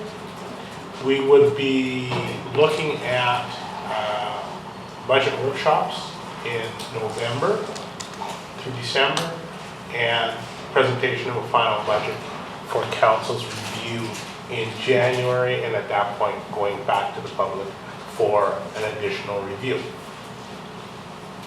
A more detailed bullet point look at what the administration is doing throughout the budget process is shown on this slide. So finance is currently working on preparing documentation to be in place to allow us to launch the budget in late July, early August. In July, management's working on their work plans so that the goal being, we know what the overall strategic plan for the organization is. Now incorporate that, push that down into more detail, incorporate that into the work plans, allow the work plans to be set prior to management getting their marching orders on how to develop their budgets. So in August, managers will be building their budgets. In September, we will be having divisional reviews. At the same time that those divisional reviews will be taking place internally, council would be having providing direction to CLT and also having public engagement. In October, we will be having review by senior leadership team, CLT, to, again, as you had said, you appreciate the fact that we didn't give you reams and reams of information, and that review process is where things get narrowed down. And we try to separate the wheat from the chaff and determine which things meet the key criteria and priorities that the organization has, and which have to be set aside for discussion later. Subsequent to that, as we move forward, at the end of October, we would be bringing the SLRD budget to council, have council's view on that prior to us submitting that to the regional district. November through January, we'll be going through our council workshops similar to what we had this year, although in fairness, hopefully there'll be less instruction time and more discussion time. So again, January, to wrap that up, a public meeting and debrief of the public meetings. February, final review and bylaw for financial plan, and as a result of the financial plan, there's a slight hiatus in there, and in April, reviewing tax and producing bylaws. Part of the rationale for that time frame gap between, you don't see us working on this in February, is to give you a break. Okay, sorry. That and the fact that assessment doesn't come out until the end of March. So we really don't have the ability to finalize taxes until April. So that being said, that's the general general schedule that we're attempting to meet. Other items that you want me to? Sorry? Oh, yes. So within that November to January period, we're going to have a number of council workshops similar to what we had this year. So one of our questions is, what is your preferred format? We're thinking half-day sessions that might run 4 hours, but we're certainly open to direction that council would like to provide. If they prefer longer sessions, fewer longer sessions, more shorter sessions, whatever you feel would be most appropriate. Certainly are interested in hearing what would work best for council over that period of time. We're thinking that we would in keeping with how the information had been presented before. General, we will be looking at workshops for utility, capital, operating projects, service level changes, and then the summary. So roughly 5-ish individual presentations. Now, again, they can be condensed, they can be spread out. That's kind of based on what would work best with council's schedule over that time frame. Our goal being that we will be able to present the information in November, December. You would have an opportunity to make your decisions, and that we will be able to summarize the information in January such that we could provide council with a finalized package or more finalized package that we could use to go to the public and explain what the 2020 budget looks like. Mondays? Yes. Mondays. So, Oh, yeah, Council, sorry. maybe we can just feel you out. I mean, last year, I think we did do some Monday sessions, some Tuesday sessions. Sometimes we do morning, sometimes we do afternoon. If we get a little bit of an idea of that, we can start to schedule and give everybody lots of lead time. So we just want to feel that conversation out a bit more with you. I think we only did afternoons to accommodate your scheduled council French.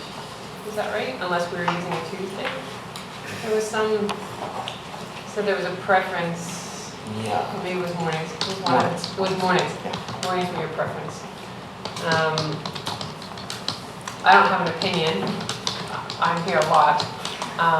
But I think for those folks that are working on more 9-to-5 jobs, I think we accommodated Councillor French's schedule last year by doing the mornings as much as possible and trying to use Tuesday mornings if we could. But I think we did a few Mondays. Yeah, my preference is definitely the half-day, 4-hour format as opposed to a full day. A full day of talking about budgets doesn't excite me, and I think most others. And definitely a preference for mornings from my perspective. We also have comments on the timeline for preferences on how we schedule workshops. Yeah, I think I like the more focused sessions. I find at the end, I don't know that the items that come in the 6th hour get of their 8-hour scheduled day get the same attention, especially when it's different when we're going through all the things we do at a committee of the whole, and it's different topics, it's vastly different topics all the way through it. So I like the more focused sessions. I'm okay making Tuesday morning that focus session and going into other things. I know some long days on Tuesdays is okay by me. I don't have a preference for morning afternoons. You have to. If mornings is the way, and we have to look at some Mondays or I don't think I have a Monday or a Wednesday with enough sort of room for planning. I don't have a preference whether that's an additional days on Monday or a Wednesday. So I'm pretty flexible there. But long Tuesdays I'm okay with, but however else feels about that. Councillor Anderson? Yes, I'm fine with all of the comments and observations made. I had a couple of things to say about this schedule. However, in the past, up to this year, there was a public information meeting concerning the budget. And if I recall right, it was usually in December or pretty close to Christmas. And it was often discussed whether that was one of the reasons why we had relatively poor turnout year after year. And so I'm happy to see January rather than December for that public meeting. However, this time we had a meeting that with the public hosted at the Ledge that addressed our strategic plan as well as the budget. This would be a different format, perhaps more focused on the budget. And we do attract different people out and different kinds of conversations depending on how we lead them and information presented. I wonder if we could flip back to the earlier chart to September. So that's January. I'm happy to see January, avoiding the Christmas time, and hopefully we can do a job to bring people out to a budget meeting for the public. In September, however, Strategic plan public engagement, September's going to be a busy month for us. We lose a week with the UBCM conference, and there's no doubt other kinds of public engagement processes that will be ongoing, the arts and cultural heritage and other initiatives. So I'm just wondering whether that is ambitious for September. I'll leave it at that. Also on this schedule, if we have a budget approved in February, how do you feel about early release of funds? Would you like me to do my spiel on early release of funds? Well, I mean, one, if we get projects started earlier in the year, we have less risk of carryover because they get started. And two, if we have strategic hires to do, we can start that right away. So I'm wondering if we can, and council has to accept this risk because you won't get your budget finalized till April or May, but maybe there's some criteria around which we would do early release of funds on certain capital projects or key hires if we're adding people. So through the chair, legally there is really no such thing as early release. It's in the financial plan or it's not. So the key thing is year 2. You need year 2, the financial plan, to have enough of your information and details, and managers need to be disciplined enough to get it in there. Then you can early release. You can assure them it's going to be in the next budget and they're legally authorized to spend it. If we have a major capital project that is not reflected in a 5-year financial plan, legally they have to wait. The expenditure is not authorized, and I can't get borrowing for it or anything because the ministry is the first thing they're going to do is look for that project in the financial plan before they'll sign off to allow me to go forward for AAPs and things like that. So the real mechanism here is we have to get better at doing a budget for year 1 and 2, and that right from the core down, from our staff through to council. And you have to be comfortable enough for us to carry on with that initiative into year 2 before we've finalized it, for those to happen. But that's where early release comes in. Yes, we're still going to put it in the next budget. We're good to go. Okay. My other thing, and maybe ripping off of Councillor Anderson's feedback, is we have other, we're launching our podcast in September is the first one, so does budget become a topic there, or do we save it for the engagement in the new year? I'm not sure, but using all of our means to engage, not just events. And while I know September is always a busy month for lots of people, it's the start of school and coming back from summer, I think I can see why staff is putting it there because it helps to get some of that public engagement early. So we'll just need to be thoughtful about where we hold it, how we do it, that sort of thing. But I can understand why it's there. If I may, I think the emphasis in September is just making sure that we try and keep the trickle down of the planning process. So we're really trying to reinforce that the strategic plan is where you want it so that we're not making assumptions and building criteria against this core leadership team review of budget that doesn't incorporate your strategic plan elements. And I think that's the key reason. Ideally, we would do this back in May or June. We are all just trying to get into a rhythm here, right? We just have a brand new strategic plan, brand new council, but by next year, hopefully we're doing that piece sooner, and then it's really informing the budget from start to finish. That's great. My question was around also, I understand the general motivation to pull the budget up into the calendar year, but I was curious on how much do we actually rely, obviously we rely on the assessment rule to finalize our budget. What is that level of risk there in terms of approving the budget before we have the finalized rule? Mm-hmm. It really depends. When we're in a really dynamic climate, development, things like that, sometimes things do show up in the final roll or appeals or higher. So we have had some volatility, but normally we're pretty good. The completed roll gives us a pretty good window of what's coming down the pipe, and generally I'd be pretty comfortable passing a financial plan in February. That's okay. So just a couple of thoughts, and I'm just wondering if I can have a bit more clarity on, when we talk about strategic plan public engagement and the budget public engagement, what exactly we're thinking of that conversation being. And I guess where I'm coming from is, we've had conversation already around this table about how we appreciate,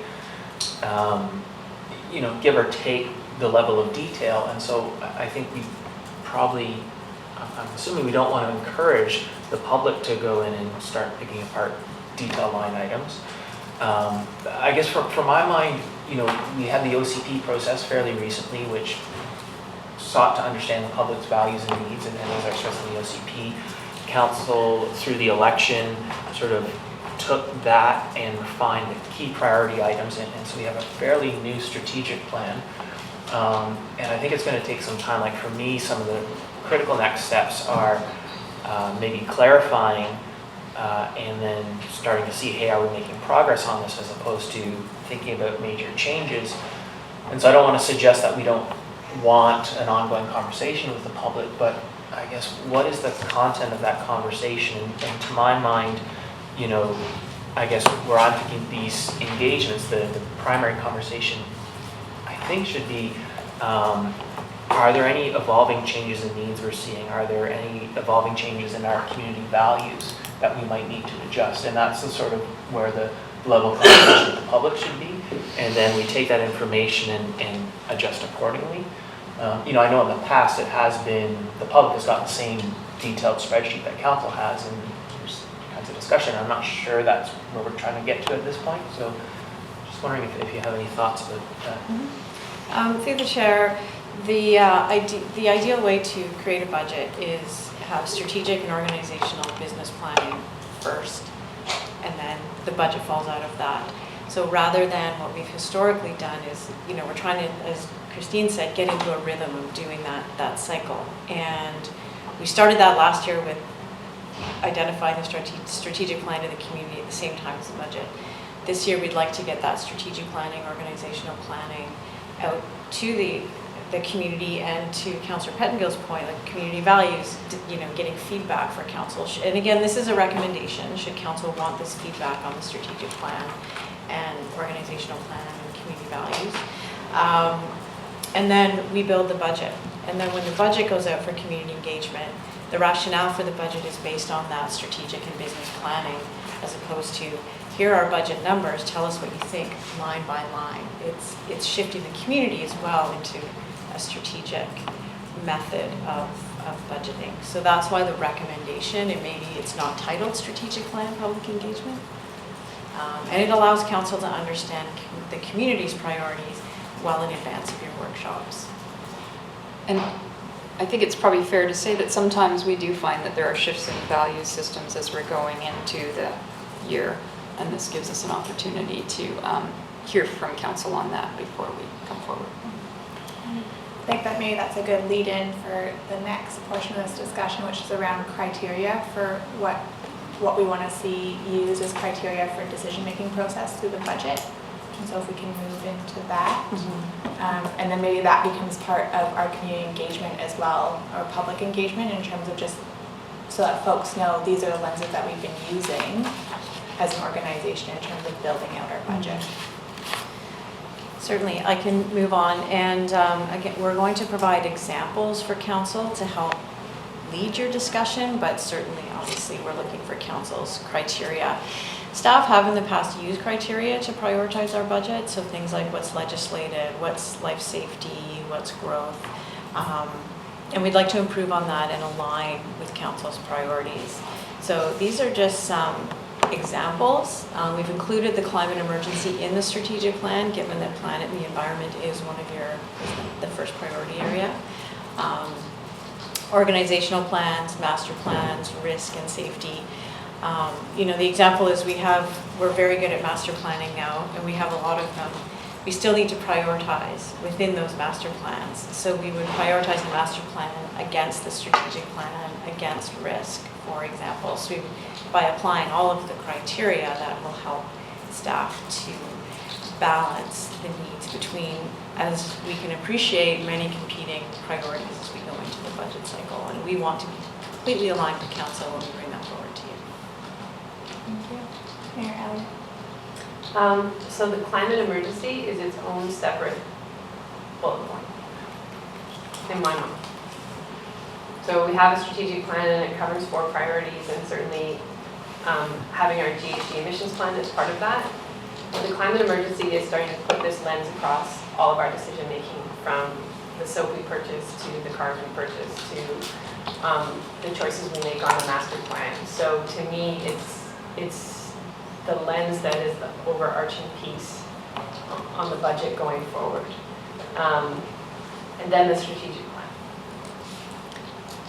I don't know how others feel about that, but to me, there's a difference there. And through the chair, we did actually have that specific conversation right before coming in here. It's really a lens, right? It's everything we look at, we're going to be looking at it now. Could we do this better with this? What are the carbon impacts of it? So I think that was one of the things that Ms. Glenday had already impressed on us as we came in. So.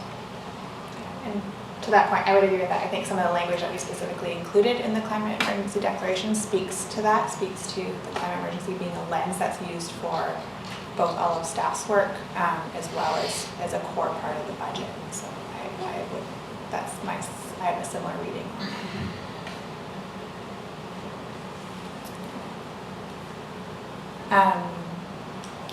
So again, council, this is our opportunity to give staff some feedback on what are the key criteria that we want them to take away and use as they kind of go through the initial steps of budgeting.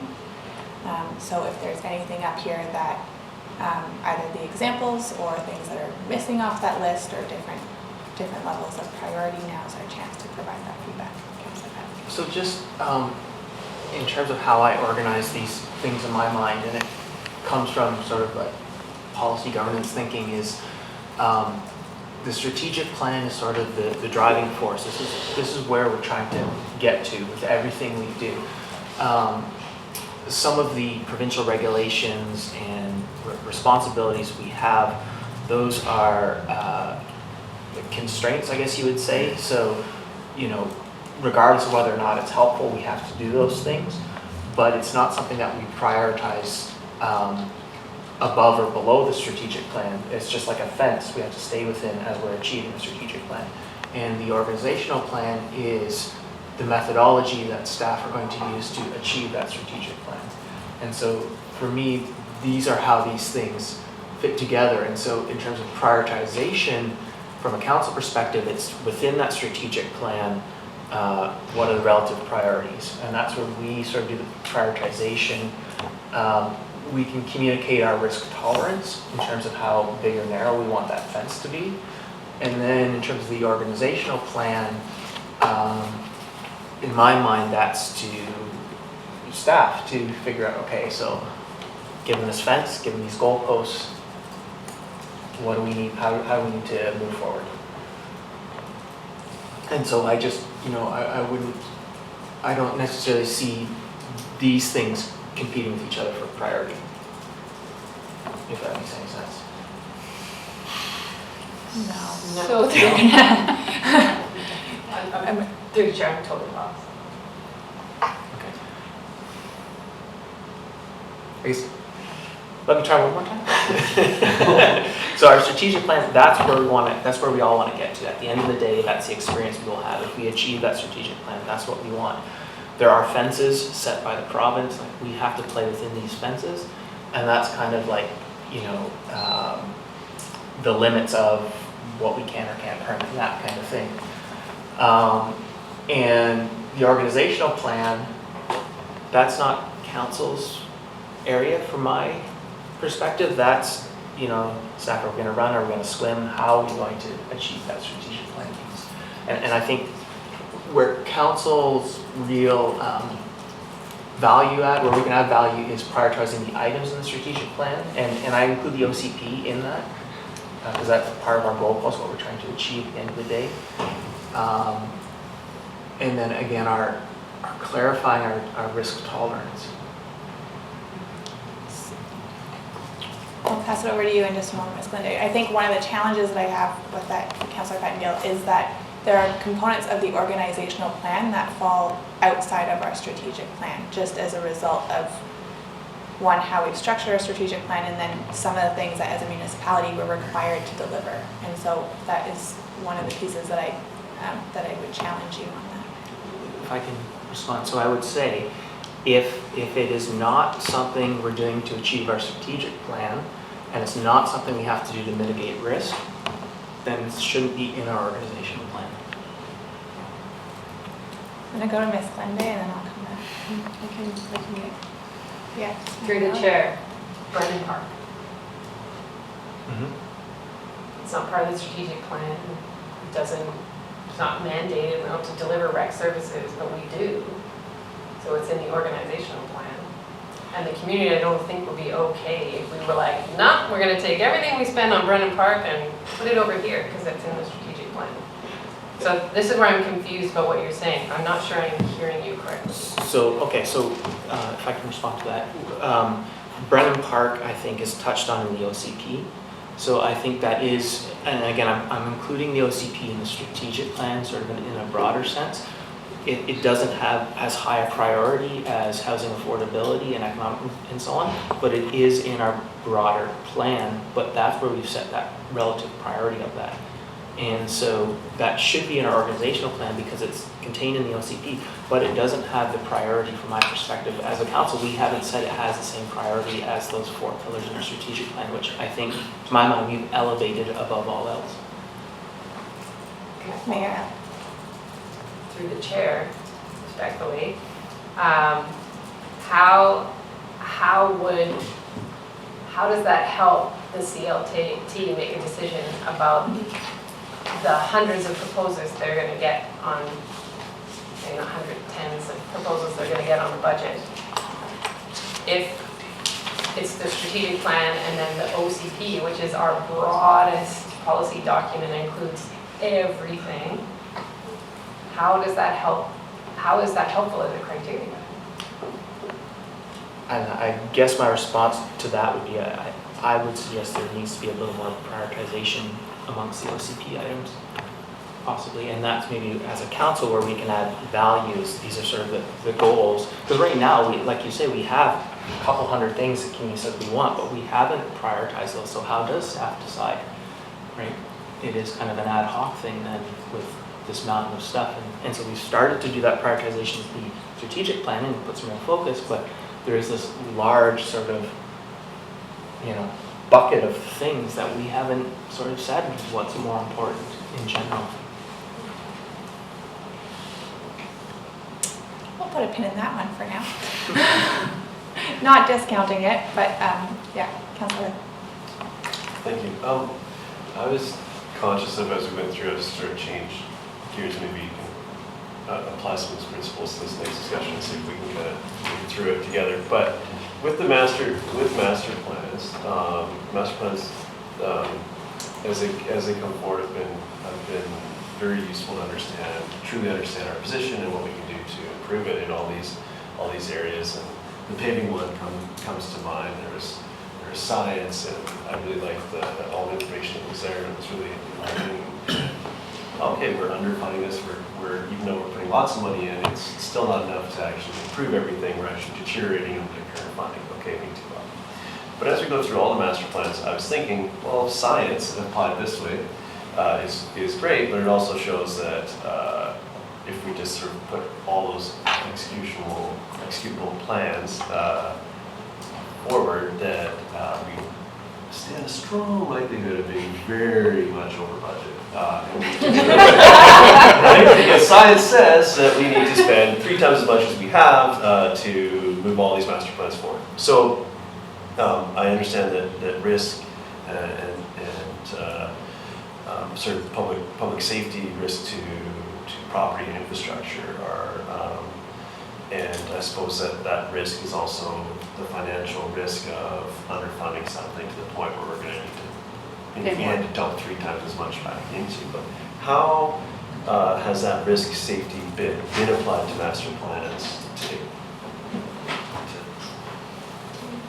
Oh, I get to do that one? Thanks. Okay. So, well, I think that's always the struggle that our core leadership team goes through, right? So we can put up this criteria, and when we get down to it, you do sometimes have to look at the circumstances.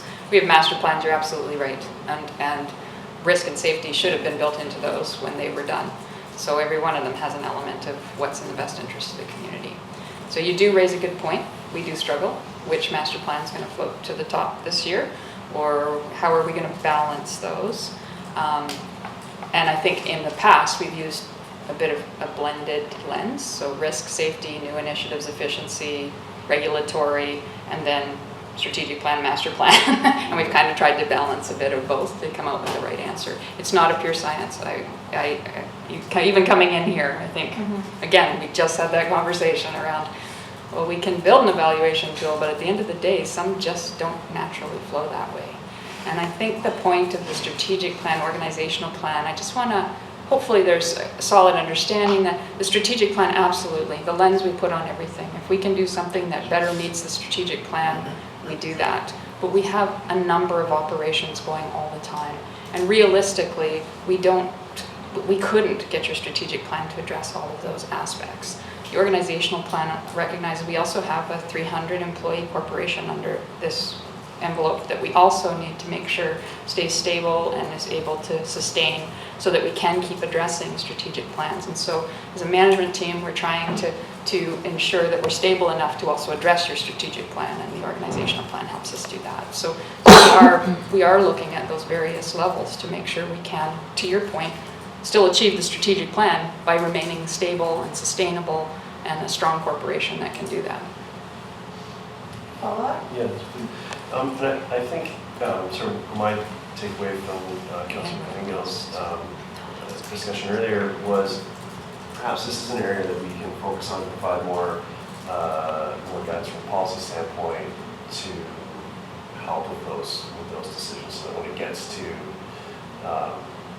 so that it's clear. And I think that's where all those other policies drive that. So and I think that's, if we are early enough, and I appreciate the revisiting the strategic plan and doing public consultation around that, and keeping to the highest level that we can. And then I know that we can come down and make some hard choices, and hopefully those are down to like, okay, there are these three things that maybe through your filter that we've been able to tighten up, and we can discuss those, because then we can have the utmost confidence that the other pieces have already made it to that filter. So maybe there's work to be done there. And I don't know if that addresses is a different way to sort of get at where you were, but I think that was the sort of, that's what I took away from that. Is maybe there's some work we can do in that risk, safety, and master planning piece that to give leadership team tighter criteria, so we know that when it gets to us, that we're just getting the hardest of the choices. Ms. Glenday? Through the chair, further to what Ms. Mathews said, just some examples of master plans and where, the risk prioritizes the work would be an example. So the integrated flood hazard management plan and the diking projects, because of the risk to the community. The real estate and facilities master plan prioritizing the fire hall because of life safety, both for the staff in it and the community, because we need to make sure that they can respond. The recreation, parks and recreation master plan may not pose that same life safety risk, but then you might want to look at your strategic plan, which talks about community and neighborhood connectivity and health. So those are the criteria and some examples of how you would lay that on top of the master plans. Councillor Anderson, and then Mayor Hyatt. The main point I wanted to mention is that what we might include under the category of master plans, there's a few items that are incomplete and in their infancy, really. And there's going to be some unknowns. One that immediately comes to mind is economic development, sector strategies. There's already some suggestion of infrastructure gaps for certain key sectors that we've identified. We've got an arts cultural heritage strategy, marine action strategy, other initiatives. It may emerge that there's actions and needs that have some budget implications. But it seems to me, so I think that there's master plans that are incomplete and unknowns there, but it seems to me that there's values that are referenced in our strategic plan that will guide us. I'm not sure whether they're principles or criteria, but there are certainly values there that will help us. But there are going to be some unknowns as we go forward in completing those master plans. Mayor Hyatt. So I'm trying to put myself in your shoes and how I would make these decisions. So underneath the climate emergency and as a lens, and then the strategic plan, which has very specific goals in it, then you've got this gigantic organizational portfolio and master plans and life safety. So what if we got more specific about then how do you bring forward projects within each of those categories? So creates financial or process efficiencies which can be supported by a business case. That would be one. Create opportunity for delivering better service, which we currently offer. So not addition to service, ergo a higher budget, but can we deliver the service we're already doing better? GHG rejections would be one of them for sure. Helps us achieve multiple goals. So the way that we try and overlap our active transportation, infrastructure, repaving, that kind of idea. So it helps us achieve multiple things in multiple master plans at the same time. Addresses risk or life safety issue. Those would be the things that I would use in terms of if I got all these proposals under the organizational or master plans or capital plans. Those are some of the things that I think could help guide decision making about what floats to the top of it. Councilor Herbert? Well, and maybe that's, and being new to the complete process, maybe those are pieces that are being applied and need to be, that would be great if they're highlighted to us, or we could work with you to find places where these are some of the harder decisions that we had to come forward with, and what lens could we apply to them so that those decisions are easier and we can get forward, and we can go forward from there. So I think that's a good discussion to have. And I don't know, that's what I think would be the challenges from your side. But are those the challenges? Like, is that something that I think that's very astute, actually, and I think we do grapple as a team to how hard a decision is council able to stomach, frankly, because sometimes that does mean services that people love. So what is the criteria? What's the lens? Yeah, and I'm cognizant of your previous point, Ms. Glenday, around wanting to provide a framework perhaps, but also not everything flows nicely through a framework or a specific lens. And so I think there's this balance that we're trying to get where we're trying to understand what process the CLT goes through and the upper management in terms of what does that framework look like. You've done it for multiple years in a row now, but it's perhaps not formalized, versus is it helpful for us to provide a more structured approach to that? And I think this is our first attempt at doing that, is providing some guidance to staff on what that looks like, and maybe over the years we get to something a little bit more structured and formal. Councilor Pettingill. Yeah, if I can just try and build a little bit on what's been said and try and clarify. So, we might, one of the things that you might conclude looking at the OCP is that providing a high quality of life is important. It's one of the sort of very broad level, that's what we want to do. We might refine that and say, so further to that, what we mean is ease of mobility and free, free or cheap access to a wide variety of recreation options. Those are the sort of two ways we think that you can achieve high quality of life. And we could get more specific under that, but then that starts to have you see, well, the easy access to a wide variety of recreation things, maybe that raises Brennan Park, operational master planning things up to the top, whereas ease of mobility, maybe that moves sort of investment in road infrastructure, or the vehicles, the paving machines and whatnot, and so some of those higher level prioritization pieces, I think that's something that we could drill down a little bit on and offer a little more clarity on our thought. And then again, I see some of the things in our strategic plan, to my mind, are sort of right at the top of there, but maybe that's where we need some more discussion. Maybe we do want to adjust some of those things. But I think we've left sort of, again, this giant Christmas wish list of things out there in the OCP with, there isn't that even at a high, in my mind, at a high level where the priority is, or it's not enough priority there. So on that point, Councilor Pettingill, I follow you a little bit more than I did at the beginning. I think we're challenged in terms of the time frame that we're working towards. We're trying to pull up the budget, and so we're hoping to give direction to staff today, and they're going to go and start working on this. And so I think that there's definitely components to that we need to start pulling into next year's budget cycle. I think from my perspective, the strategic plan, and especially the way we develop the strategic plan, help to prioritize the OCP components. Like the OCP is the long laundry list, and that is where we started as a council in terms of identifying which pieces of the OCP did we want to prioritize over the next 4 years. And so, although it may not be a full laundry list of everything that we'd like to see rising to the top, I think hopefully we're confident enough in it at this point that we can see it as a good step for this year. And if we need to revisit that process a little bit more fulsomely for next year, then we can do that as well.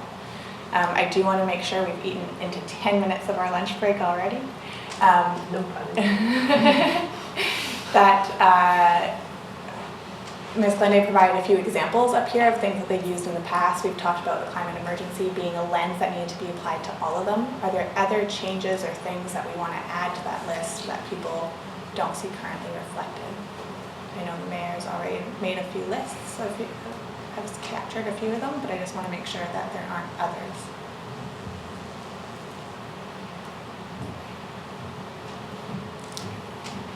Yes. Mayor? So, to Ms. Mathews' point is that, how much can we stomach as a council? And I don't know the answer to that question. But one of the things I think we have to be conscious of through all of our budget cycles is we never start the budget discussion with how much did we save last year, or what efficiencies did we find, or where have we freed up funds to redeploy it somewhere else. And so acknowledging Councillor Pettingill's words the other night that adopting a climate emergency motion is scary because we don't know what that means necessarily, or how this plays out over our term in council. Where does the discussion of where can we redeploy what we're already spending, or where have savings been found? Like, we know where to start with, oh, let's save some money in order to spend it differently. And I don't know where that conversation sits, but I'm just holding that as, like, there's a $30 million capital budget. That's a lot of money. Could we deploy it differently to meet some of these goals? And I think I do want to have those debates as part of the budget cycle about what's important, or we'll have to grapple with some of those hard decisions. If we see a project that can reduce our greenhouse gas footprint tremendously, but also eliminates a service that our community is used to, I think we should have that debate. Those are the kinds of decisions elected officials should be grappling with about where those priorities lie. So I don't think I'm afraid to have those conversations, but this is a new era of budgeting and planning with a climate emergency hanging over our heads. So whatever that might need to look like, I think coming to council early and often, potentially through this budget process. So maybe there's like little check-ins that are not part of that calendar event there that, come into committee of the whole and say, hey, here's a testing question for council.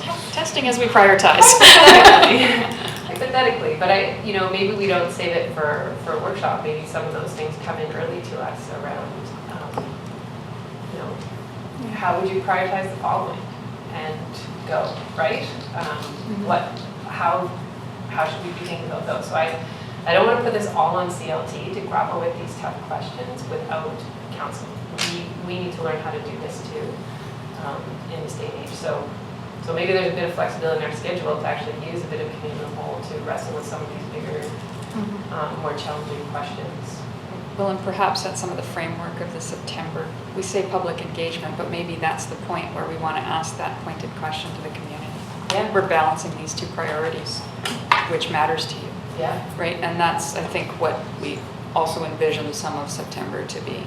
Because we do know we're going to see really good asks like we do every year, and we're going to have great justification for everyone. We have an amazing team here, and they don't bring us frivolous stuff generally. We have a lot of really tough choices to make. Councillor Herbert, then Councillor Pettengill, and then we'll wrap it up. I think Mary Elliott touched on that. I was going to suggest an earlier workshop with some conceptual that's maybe a little bit higher level than just this. And maybe that's what this is meant to be at this point as well. I like the sort of the examples that you have there, but I'm speaking for myself. I expect to make the hardest choices. That's my expectation is that when there's like that ridiculously challenging choice to make, that's where we come in. We have to deal with whatever the impacts of that may be. And I think it's an excellent point you made with the strategic plan, public engagement piece. Sort of hopefully at that point when that goes forward, we'll have sort of identified where some of the potential crevices are, and we can ask those specific questions at that time. And whether it's at a committee of the whole or a workshop or something, just early to make sure that we're really going in the right way. And I suppose this is part of that, but ongoing, without getting into the micromanagement of specific line items all the way down, try to be to support that decision process as well. I envision it. Councillor Pettengill. And one thing, I hope other people are interested. I'd like to have a bit of a philosophical question in terms of our comfort with taxation levels, and part of my rationale for that is in the last budget, I think it was a revenue expectations line. There's a big jump next year, and my understanding is that's because, we put some stuff off. We're expecting we're going to need a fair bit more money, possibly. And, we know we have an HR strategy coming out, and there's probably going to be a price tag attached to the recommendations of that, one might assume. We've got a big TTP project, and those projects are always big. So there's a few things floating out there. I understand the philosophy of not wanting to tax more than we absolutely need to, but I have a feeling that we may not be building enough of a buffer in so that, there may be a year, and I don't want to have the next council gets elected, a big crisis on their hands because all of a sudden they've got a huge shortfall. So, are we, collecting enough so there's no sudden jumps and so on? Maybe that means some hard choices, and also recognizing that we are overall a fairly affluent community. Taxation can be a mechanism to redistribute wealth to some degree, and do we need to think about that or how much are we willing to think about that as a means to try and achieve some equity? I'm not sure. I'll leave it to the mayor to figure out if and when and how we start to address that as part of this process in our agenda setting planning. Thank you so much to all three of you for bringing this forward early. I think early and often is key as we go through this, and so thanks for starting a new process with us. And I look forward to it. We will recess this meeting. We'll pick up the strategic plan probably about 2:45, given that we're running late. Are we okay to recess? We have a delegation coming in at 1. Yeah. So we'll recess till 1. All right. Welcome back, everybody. Good afternoon. We are in the Committee of the Whole for the District of Squamish, July 9th. And we have a delegation here from Garibaldi at Squamish, and Rod McLeod and Julian Campbell are here, and I will pass it off to the two of you. Thank you, Chair, Madam Mayor, and councillors. Rod McLeod from Garibaldi Squamish, part of the planning team. We have a bunch of other members of our planning team here, including Ian Campbell from the Squamish Nation. The Nation is a partner in this project, and Ian will speak a little later. The request today is for council to consider doing a study on boundary extension. Fairly simple and hopefully easy to say yes to. I understand you've have a report already that you've looked at on boundary extension and what it involves, so this would be step 1 in the process. So we're going to talk about a little bit of history, but mostly get right into the boundary extension issue. So this project started the modern project started in '94 with a request from Squamish Council to the province to initiate a study on how to increase winter tourism. And out of that came a RFP that went out internationally and resulted in an interim agreement with the province of BC and Garibaldi Alpine Resorts, which is our predecessor. Interesting, you're talking about a strategic plan today.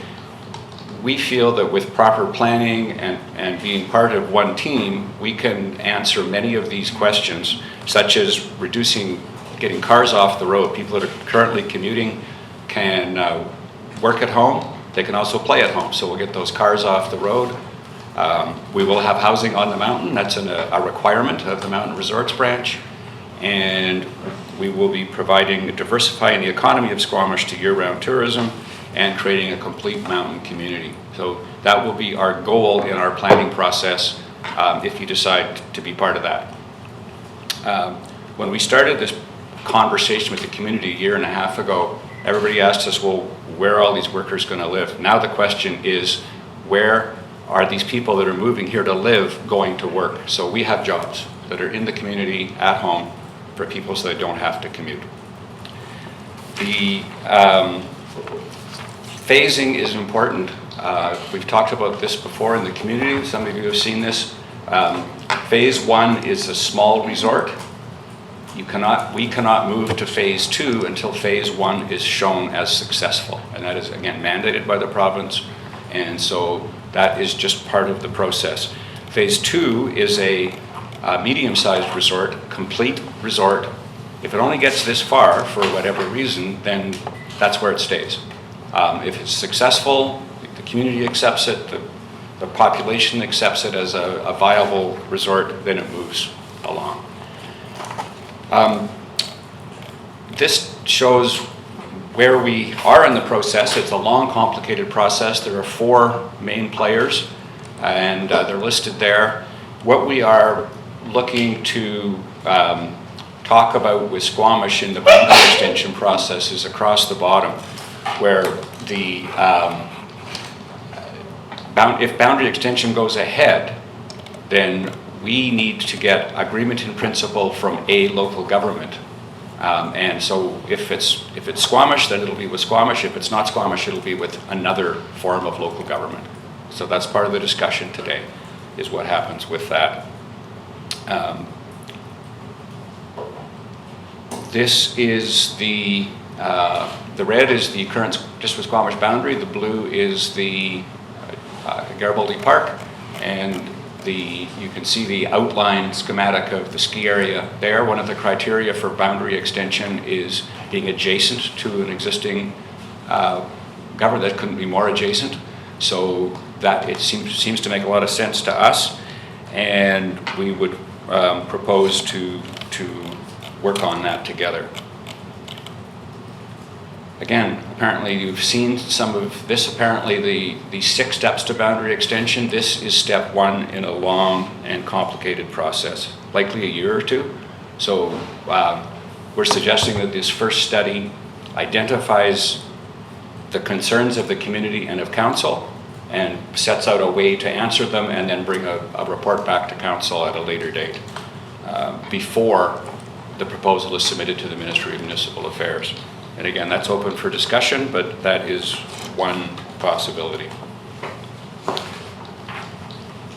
So we looked at some other areas and other possibilities. So District of Squamish boundary extension brings all these benefits to Squamish. It brings the taxation revenue on commercial properties, and what it really brings is a means to have a say in how the resort is developed. If we go a different direction, then Squamish doesn't get the taxation revenue, and our intention is to have the resort go ahead anyway, but then you lose control on what happens there. The control will be exercised by somebody else. So Revelstoke Resort is within the boundary of Revelstoke.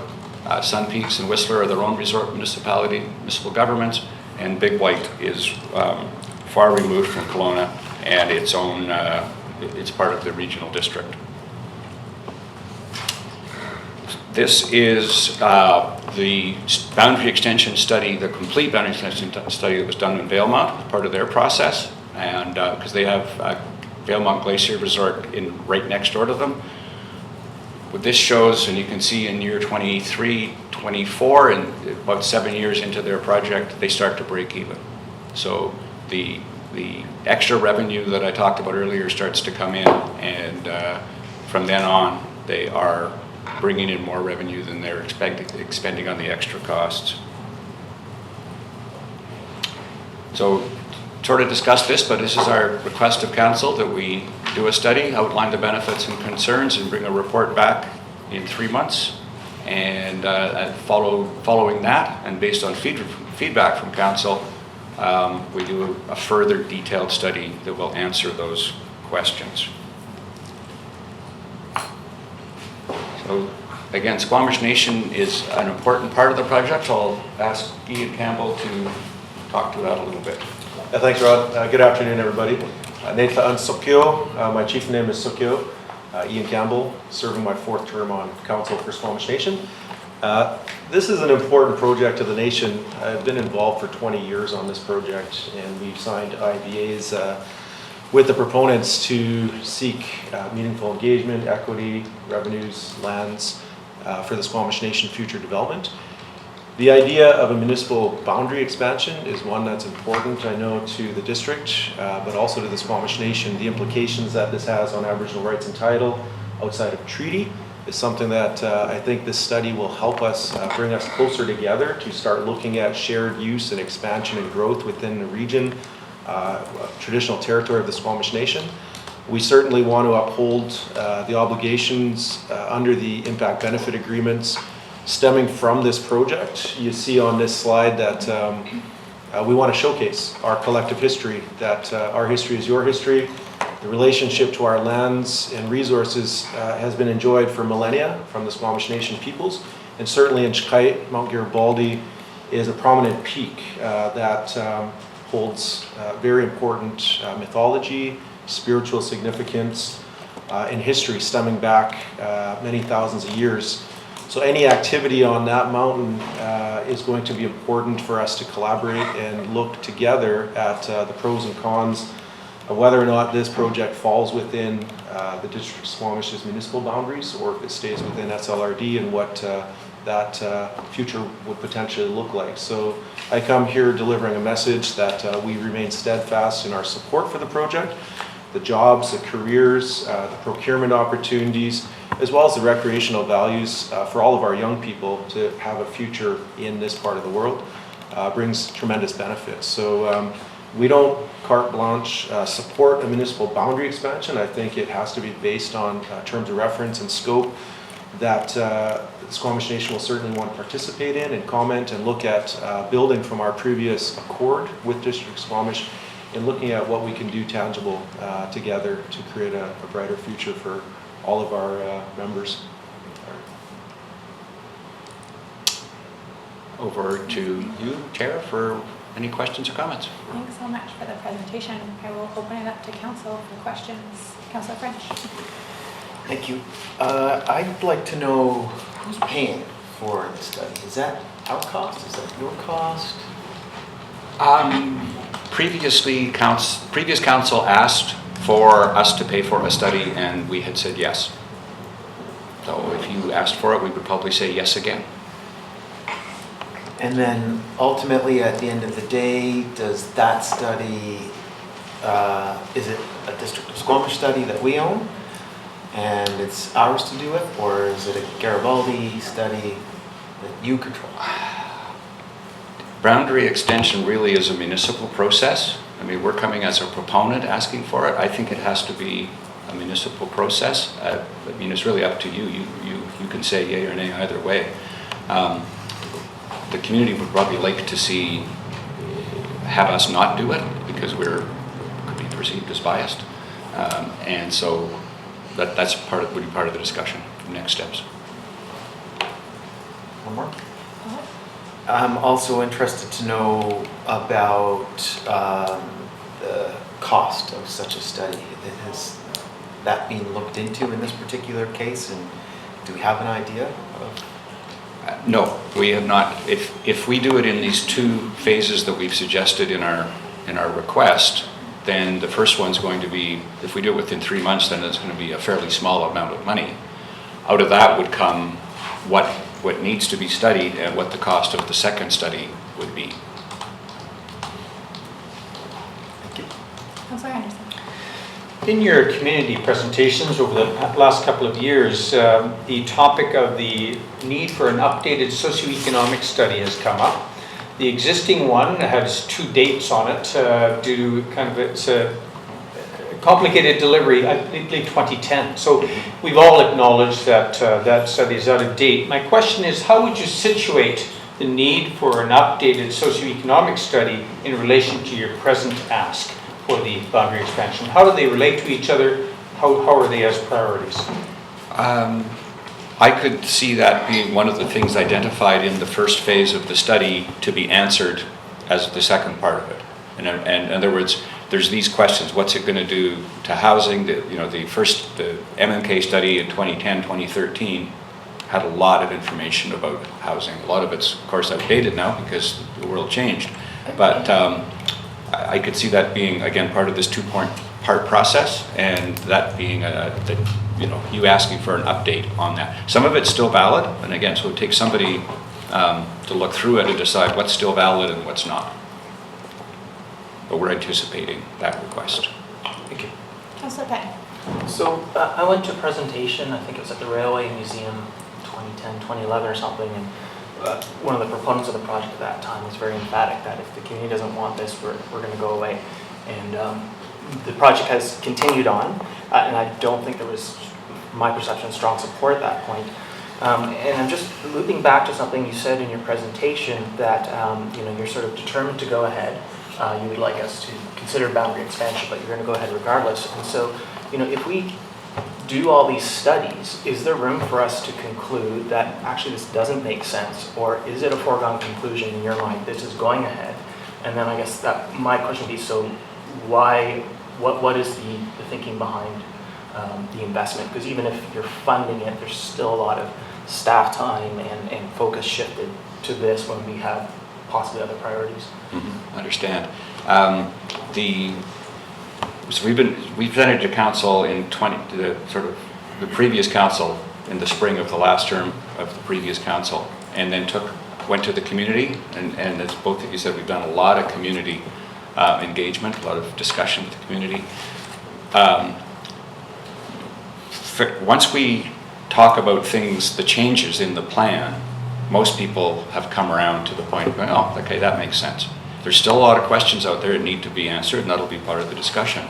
So we think the community is mostly supportive, and now it's a question of whether council is supportive. Yeah, if I may just comment on the question, it's an excellent question. I just wanted to reflect on the Squamish Nation's position. We remain supportive of the project. We prefer to see collaboration with District of Squamish, of course, as we share a lot of interests together, and certainly want to understand what the socioeconomic and all of these types of feasibility on a go-forward basis would look like. But for us, our economic aspirations and our future to create an economy and pull our membership from abject poverty, to create careers, allow our folks to get on the mountains back in the territory so that they're actually using the mountains and the landscape, showcasing our culture, is something that we remain supportive of this project being a catalyst to allow for that. So I'm hoping that this particular ask today will bring us closer together and starting to identify the values, the pros and cons, and be reflective of all of our citizens. But it sounds then, and I can completely understand that, but it sounds like you are not proposing that we might look at this and be able to review the state and say, actually, this doesn't make sense.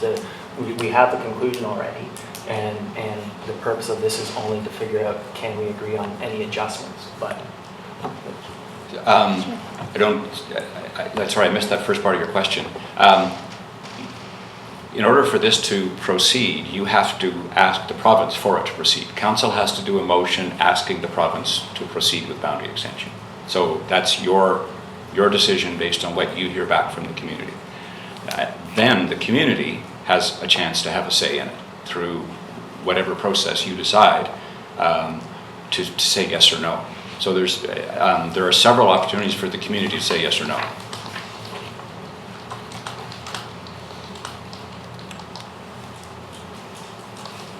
I have a question. I'm going to put myself on the list and then I'll come back to folks who have already spoken. Mr. McLeod, you mentioned in your presentation that one of the important pieces here is considering the phasing. And so phase 1 will happen until that shows viability. Phase 2 can't happen. To me, one of the biggest concerns with boundary expansion is the failure scenario. So what happens for us, the district, in terms of what are we on the hook for if phase 1 gets built out and then we have 16 kilometers of road and infrastructure that we now have to maintain? So I was wondering if you can speak to that. Good question. And the previous MMK study did look at the failure scenarios, and it was only in early failure that there was risk. There are various ways to mitigate that risk, including having a separate improvement district up there. I mean, you already have, like the BIA is an improvement association.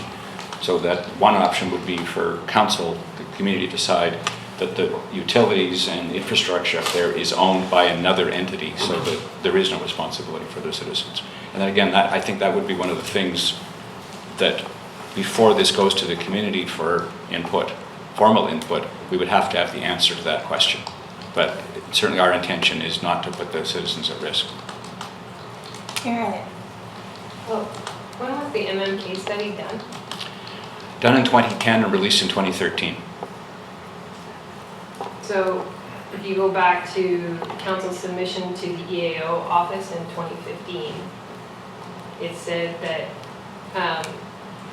we didn't feel that the proponent had met the fundamental requirements of the EA process, including basic issues such as water supply, fundamental project viability, which is the failure scenario, and socioeconomic impacts, as apparent from the draft environmental assessment report. So the district's always felt that boundary expansion is putting the cart before the horse till these fundamental things are answered. Right. So to put an MMK report that didn't meet the needs of the district back then, and to say that it is already done in failure scenario doesn't make sense to me. Okay. We've already said to you that report wasn't sufficient. All the expensive stuff happens in phase 1, because you need a water treatment plant, you need fire, you need police, you need the road. All the expensive stuff comes with phase 1.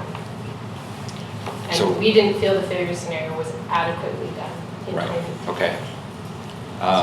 That study, of course, was done, the comments that you made to the EA were done 5 years after that report was done, and reflected on them, yes. And so out of that, the solution that I just talked about is a potential solution to that, is to fine tune that study and then come up with a way to mitigate risk for citizens of Squamish.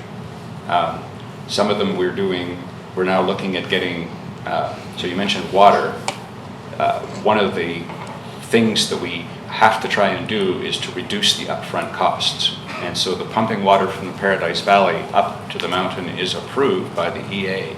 It's the most expensive way to get water there is. So this summer we intend on drilling some wells on the mountain and see what the quantity and quality of water is up there, because that was never looked at. Go back to the EA for an amendment and see if we can reduce that upfront cost so it's phased in. As the resort grows, you phase in more water. So a couple of things there we're working on. Councillor Anderson? Are there particular circumstances of your project planning and proposal development timeline that prompt you to request this 3-month turnaround for the requested study? No. It seems like, so when I showed in that chart of where the agreement in principle is, so that is, we cannot move to our master planning process until we have agreement in principle from a local government. So whatever it takes to get there is what it's going to take. But 3 months seems like a reasonable amount of time to put a study plan together and scope it out and get a cost for it. It might mean coming back to you folks one more time. I don't know, maybe staff already has enough knowledge to put into that. maybe we have enough knowledge to put into that. So no, there's no magic fixed date on that. Councillor Pettingill? So, I am a settler trying to sort out for myself what that means, what reconciliation means. And so I'll sort of beg forgiveness ahead of time for being clumsy or, not understanding things, and hopefully I'll gain some understanding. But when I look at this, I see, federal, provincial, and even municipal governments acknowledging this as unceded territory. And at the same time, we call it Crown land, and as part of this deal, this Crown land is being, a large portion of it transferred to a private entity. Squamish Nation is a partner, but my understanding has a minority stake.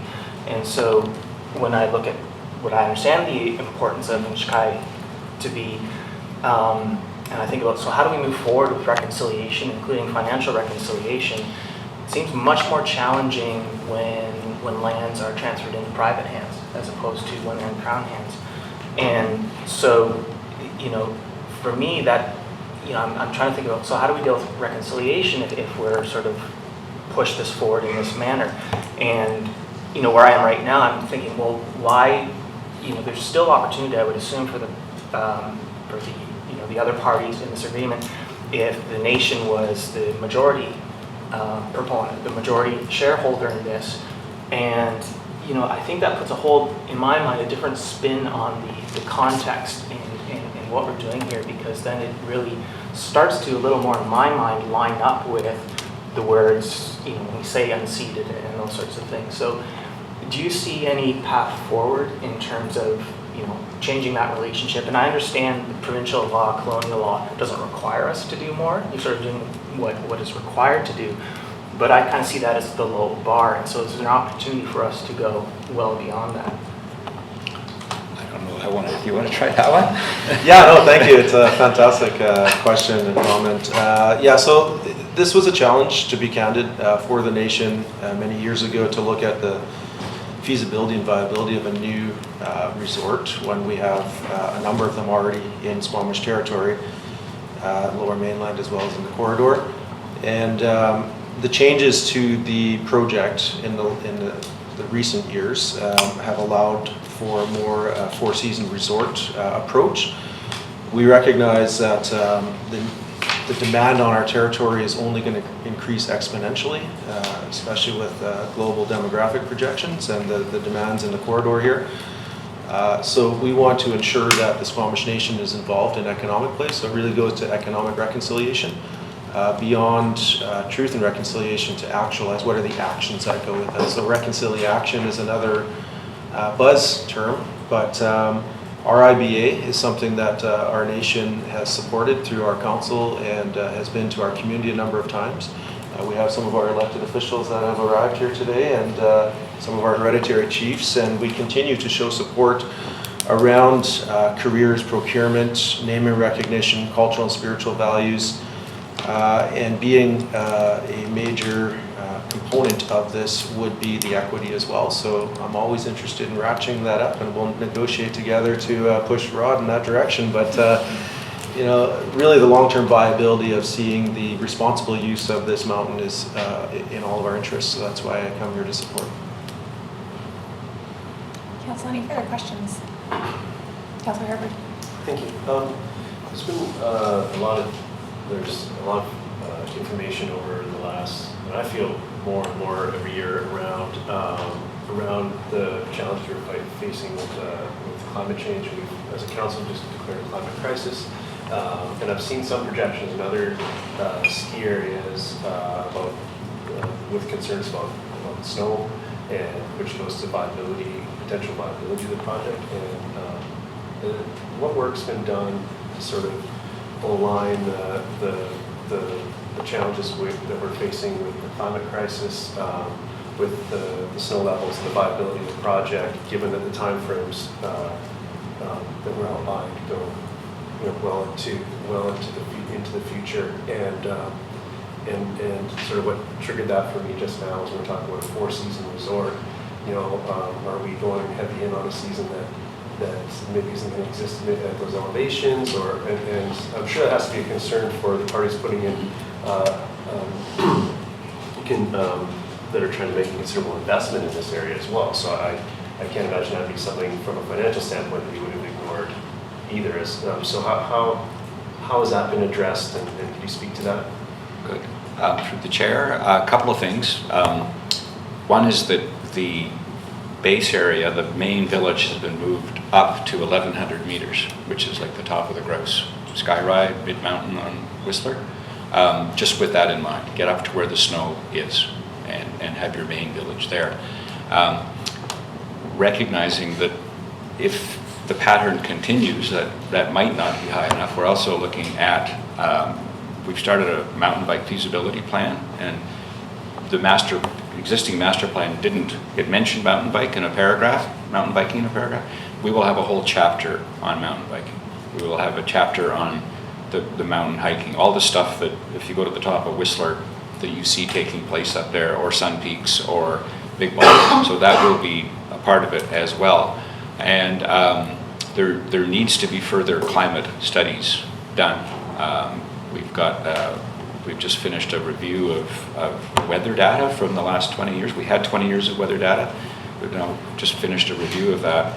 And the climate models going forward just are not consistent. The last bunch of years we've had more snow than normal. Is that going to continue just because we get more precipitation? Because that's what one of the models says. We will get more precipitation in bursts.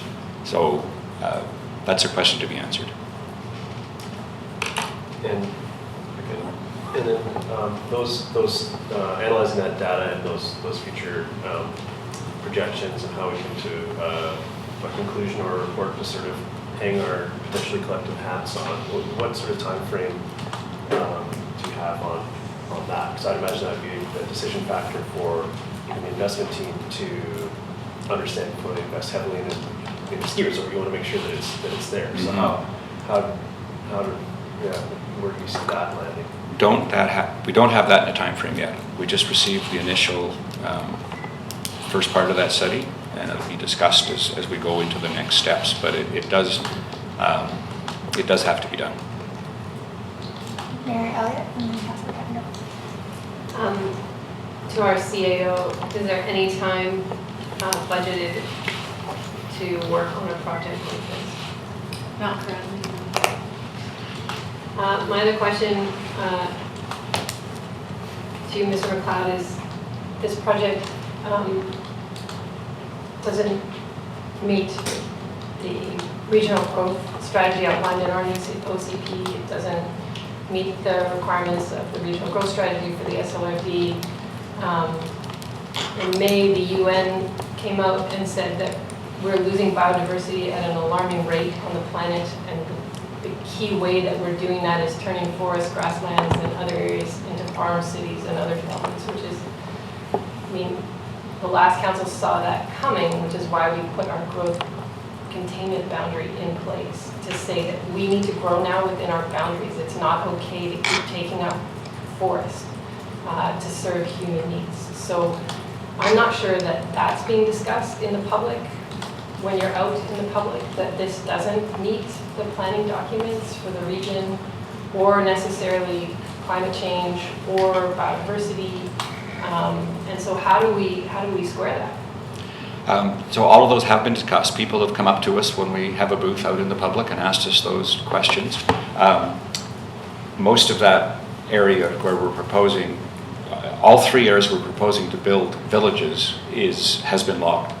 And about half of the actual mountain stays as forest. And the rest of it is ski run that will be grassed like you see when you're looking up Blackcomb.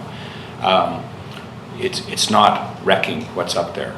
But part of that, before we get to that point, we have to do there are 3 conditions in the EA document, 18, 19, 22, that focus entirely on biodiversity, riparian areas, aquatic life, and all that kind of stuff. So there are significant studies that have to be carried out before anything happens on the mountain. And part of that is to get a baseline so that we can look at if there are any changes in year 1 or year 5, that they could be mitigated. But more importantly, to avoid some areas that, you know, might be an issue. The regional growth strategy, of course, the destination resort was in the regional growth strategy until it was taken out last year over the objection of us and the Squamish Nation. In order to, if Squamish decides to ask the province for extending the boundary, then at some point after that, it's a little bit unclear because I can't find any evidence where it's ever been done before, would have to ask to amend the regional growth strategy. Mr. Campbell. Yeah, may I just comment very briefly? In parallel to the regional growth strategy, the Squamish Nation has done land use planning, and in our assessment of the use of different areas within our territory, we did protect 50,000 hectares of what we call ko'ainoks, which are very hard to translate into English, but we call them conservancies, as well as co-management of the 14 provincial parks in our territory.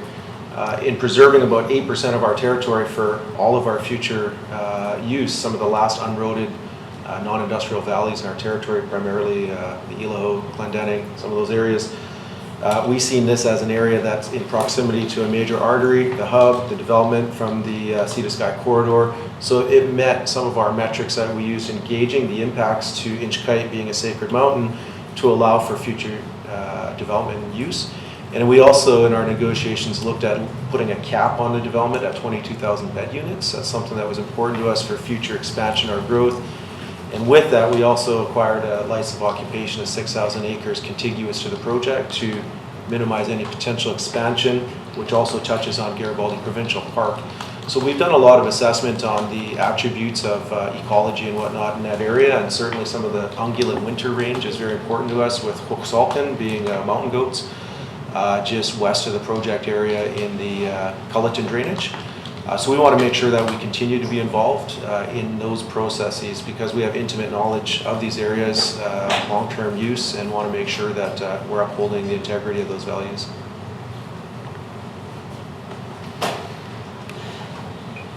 We lost on where we're at, but Chris, did I get back to you? Sure. Councillor Pattendale, and then we'll go. So I just want to pick on something, and I guess this is the sort of thing that if we do some of these studies that it'll pick up on, but you know, I think what I've heard in the last, you know, since 5 or 10 years ago, right now there's a shortage of employees. That's a big obstacle that I'm hearing from businesses. So it's we're struggling to find employees. So even if, you know, it's not clear that we actually need a resort there to employ people. I'm not sure that that's a problem we currently have. But even if we were to reduce the commuters, when you compare that number to 22,000 bed units and the tourists coming to fill those and the relative climate impacts, and you know, maybe there's other reasons to consider that, but it seems that the net climate impact is sort of to the negative side. Like, there's a small benefit from the commuters, relatively speaking, we take off the road, but there's going to be a much greater benefit to all the travelers coming in if this resort is going to be successful. So I'm not sure, you know, even without doing studies, I'm not sure how we can make the claim that this will have a positive climate impact because of a reduction of commuters. Sure, there will be a reduction of commuters, but probably a far greater increase of tourists. Hopefully, there will be an influx of tourists, but on the mountain there will be accommodation for many of the staff. And if you look at that one slide that showed the phasing, there was 900 staff, there was 600 some odd beds on the mountain for staff. And again, those are from apartments to owned townhomes or dwellings where people, you know, make their life up there. So that's going to help a whole bunch with that. The getting people off the road is going to be something that we all have to work on together. You know, Vail, us, the Sea to Sky Gondola, other tourism operators, but also all the communities. I mean, that's part of what the regional bus system that you folks have been working on with other has been trying to do. So that will have to be part of the solution, and we're going to have to look at rail as well at some point in the future. But also, the 22,000 bed units is the number at build out in 40 or 50 or 60 years, right? It starts off with this 3 chairlifts or a gondola and 2 chairlifts, really small. And again, if we solve those problems, it'll get bigger. If we don't solve those problems, it won't get bigger. It'll stay as a good little local ski hill. I'll go to Mayor Elliott here in a moment. I think one of the challenges here is that there's obviously a chicken and egg in terms of there's a lot of questions still in terms of the socioeconomic study, which is out of date. There's a climate change impacts that there's a lot of questions coming up around the table. And I think one of the pieces here is whether we do the study on boundary extension before we have those answers, or what is that process? So I think that's just something that we need to keep in mind as we continue to have this conversation. Mayor Elliott. I mean, I think that's the part for me, is that there's two conversations. There's all the outstanding questions that haven't been answered for the District of Squamish. Then there's a boundary extension discussion. You know, our staff are tapped out right now, and we're just having our budget debrief today and our strategic plan discussion going forward. So in my mind, this isn't on the work plan for 2019, it would be referred to budget. And that would be just to manage all of the projects that would address the outstanding concerns that the district has from the environmental assessment process. And those would need to be answered for me before we can entertain a decision around boundary expansion. Because without those answers, we're putting the cart before the horse.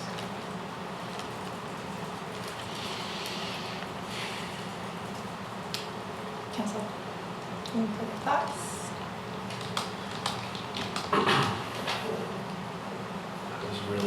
That's really just a clearing of the problem. And maybe I have a question then to the CAO, which is, you know, there's a lot of work involved. I mean, this presentation makes it sound like there isn't a lot of work, but there is a lot of work involved in this. And so, what is the order of things from staff's perspective? How do we, even to manage consultants, so if they provide the money and we hire the consultants, even to manage consultants is a lot of effort. And then there's time that needs to get on the agenda, and then, you know, time with staff. It's, so if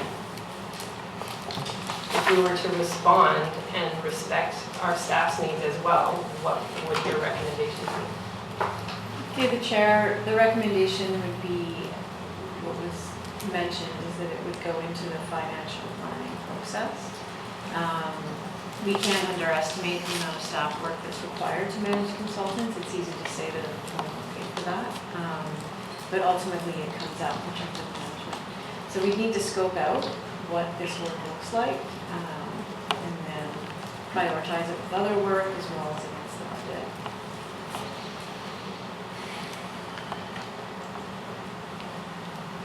Any further comments on that? Somebody want to put forward a motion? Just comment. Yeah, go ahead, Councilor.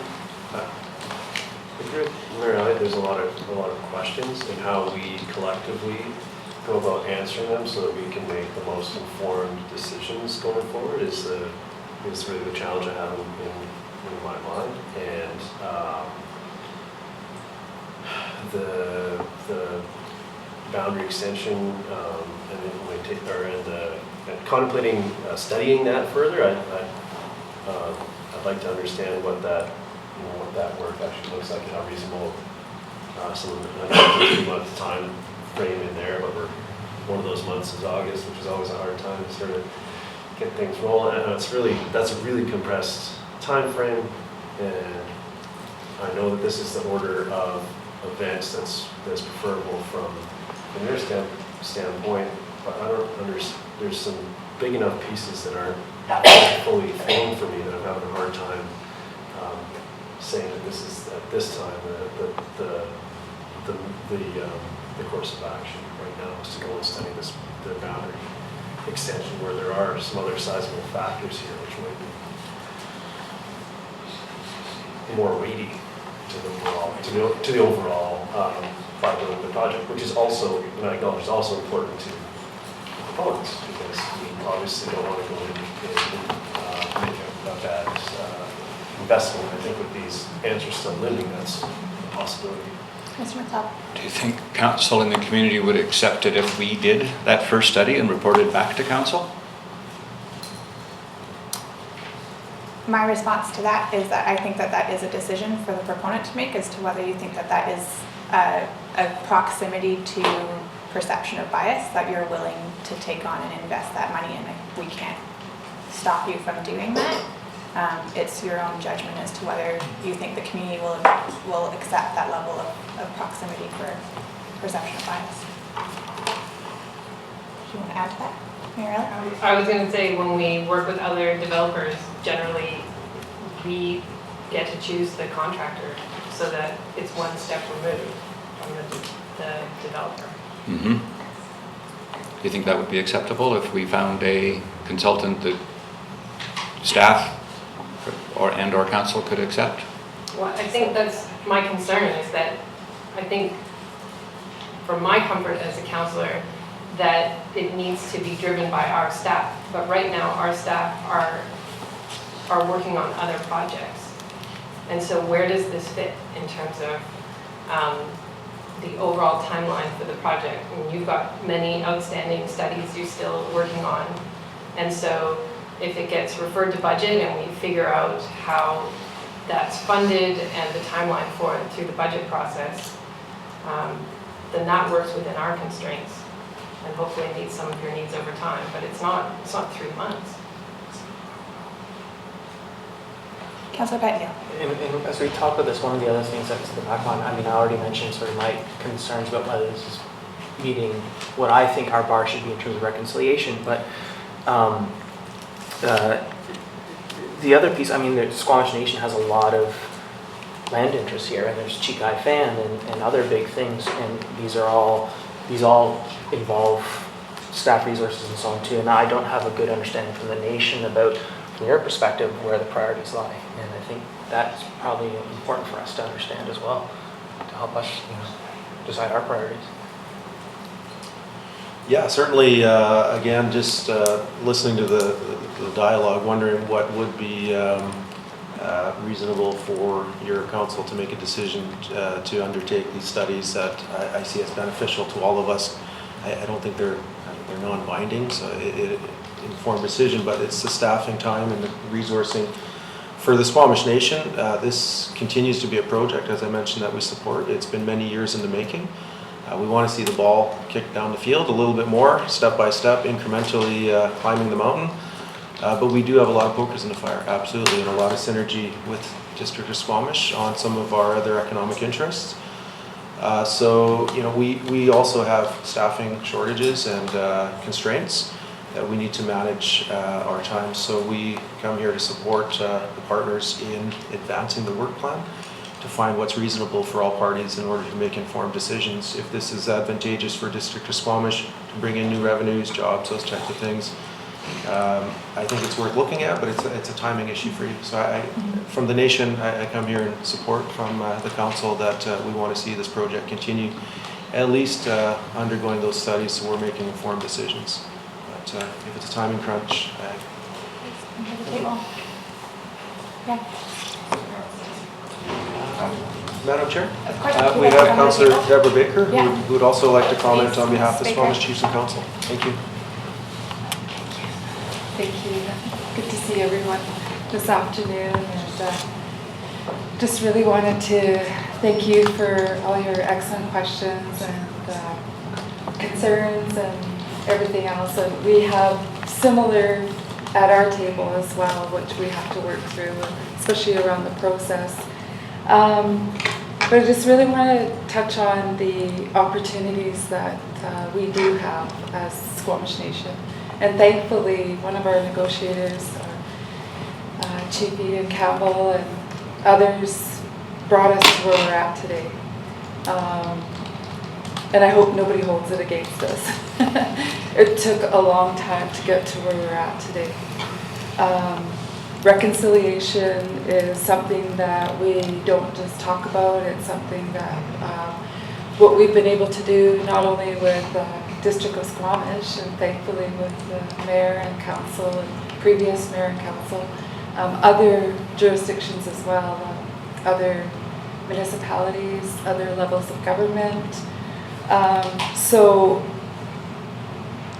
the work that we're doing today, especially around planning and preparing and working together is the ultimate opportunity for all of us.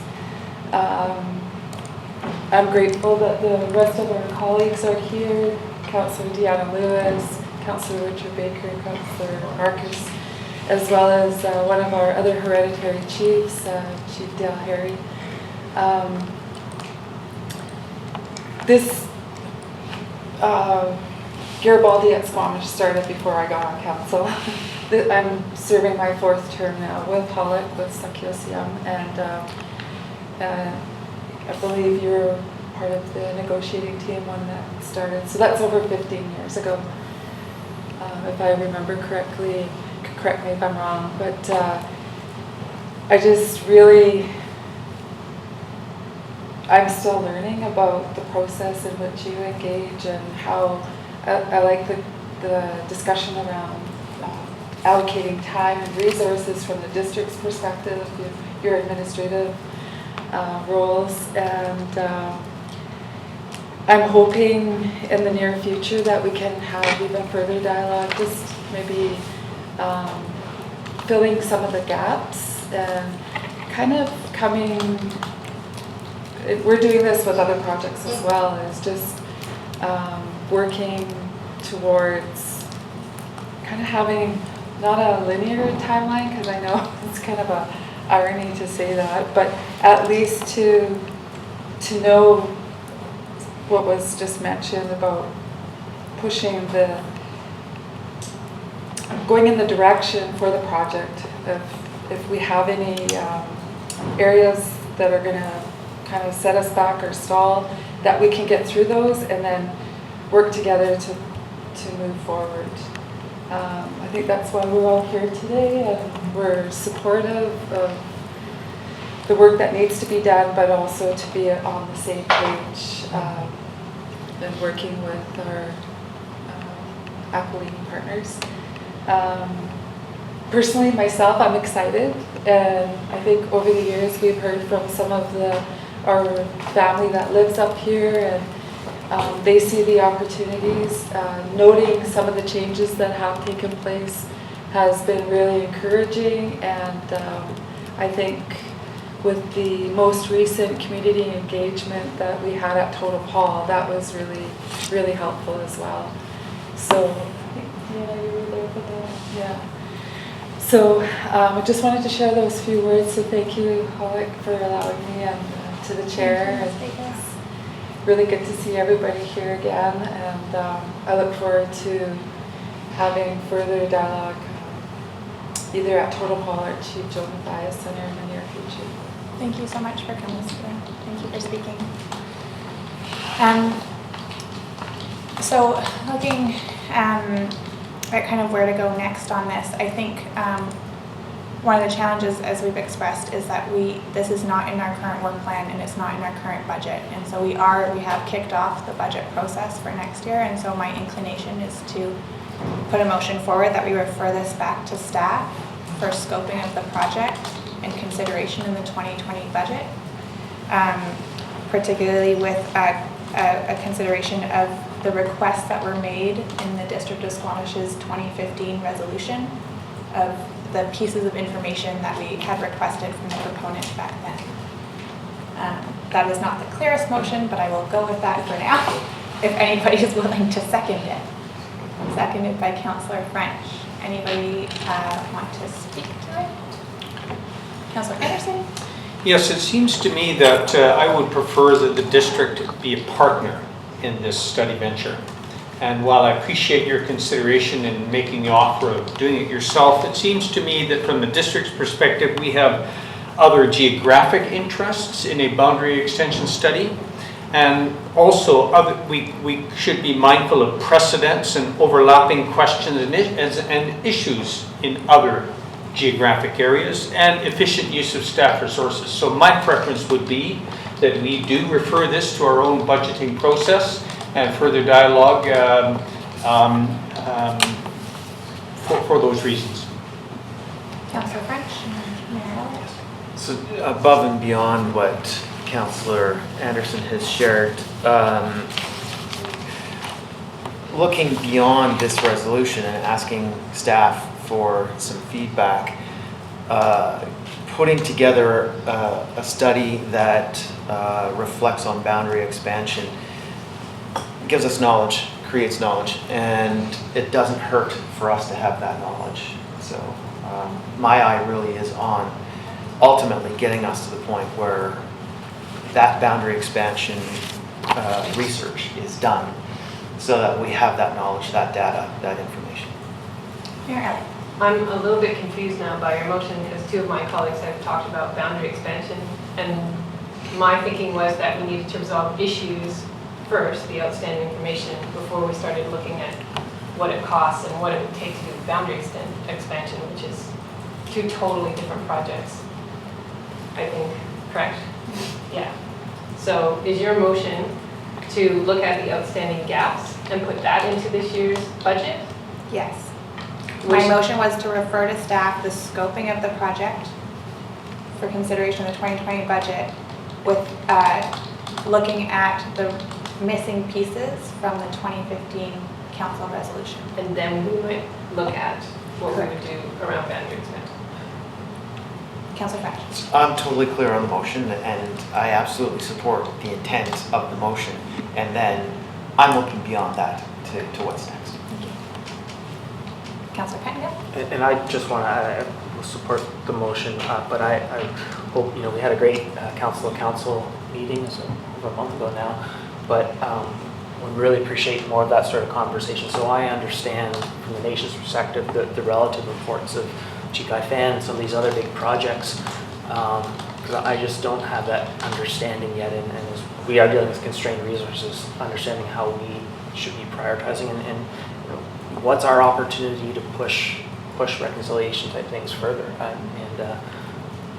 think for me that feedback too is going to be important as we move forward. So I would love more conversations and better understanding about that. Councillor Herford. Thank you. I agree there's a lot of unanswered questions here to make a more durable decision, I guess, going forward. So I'm happy to support the motion and get some more answers.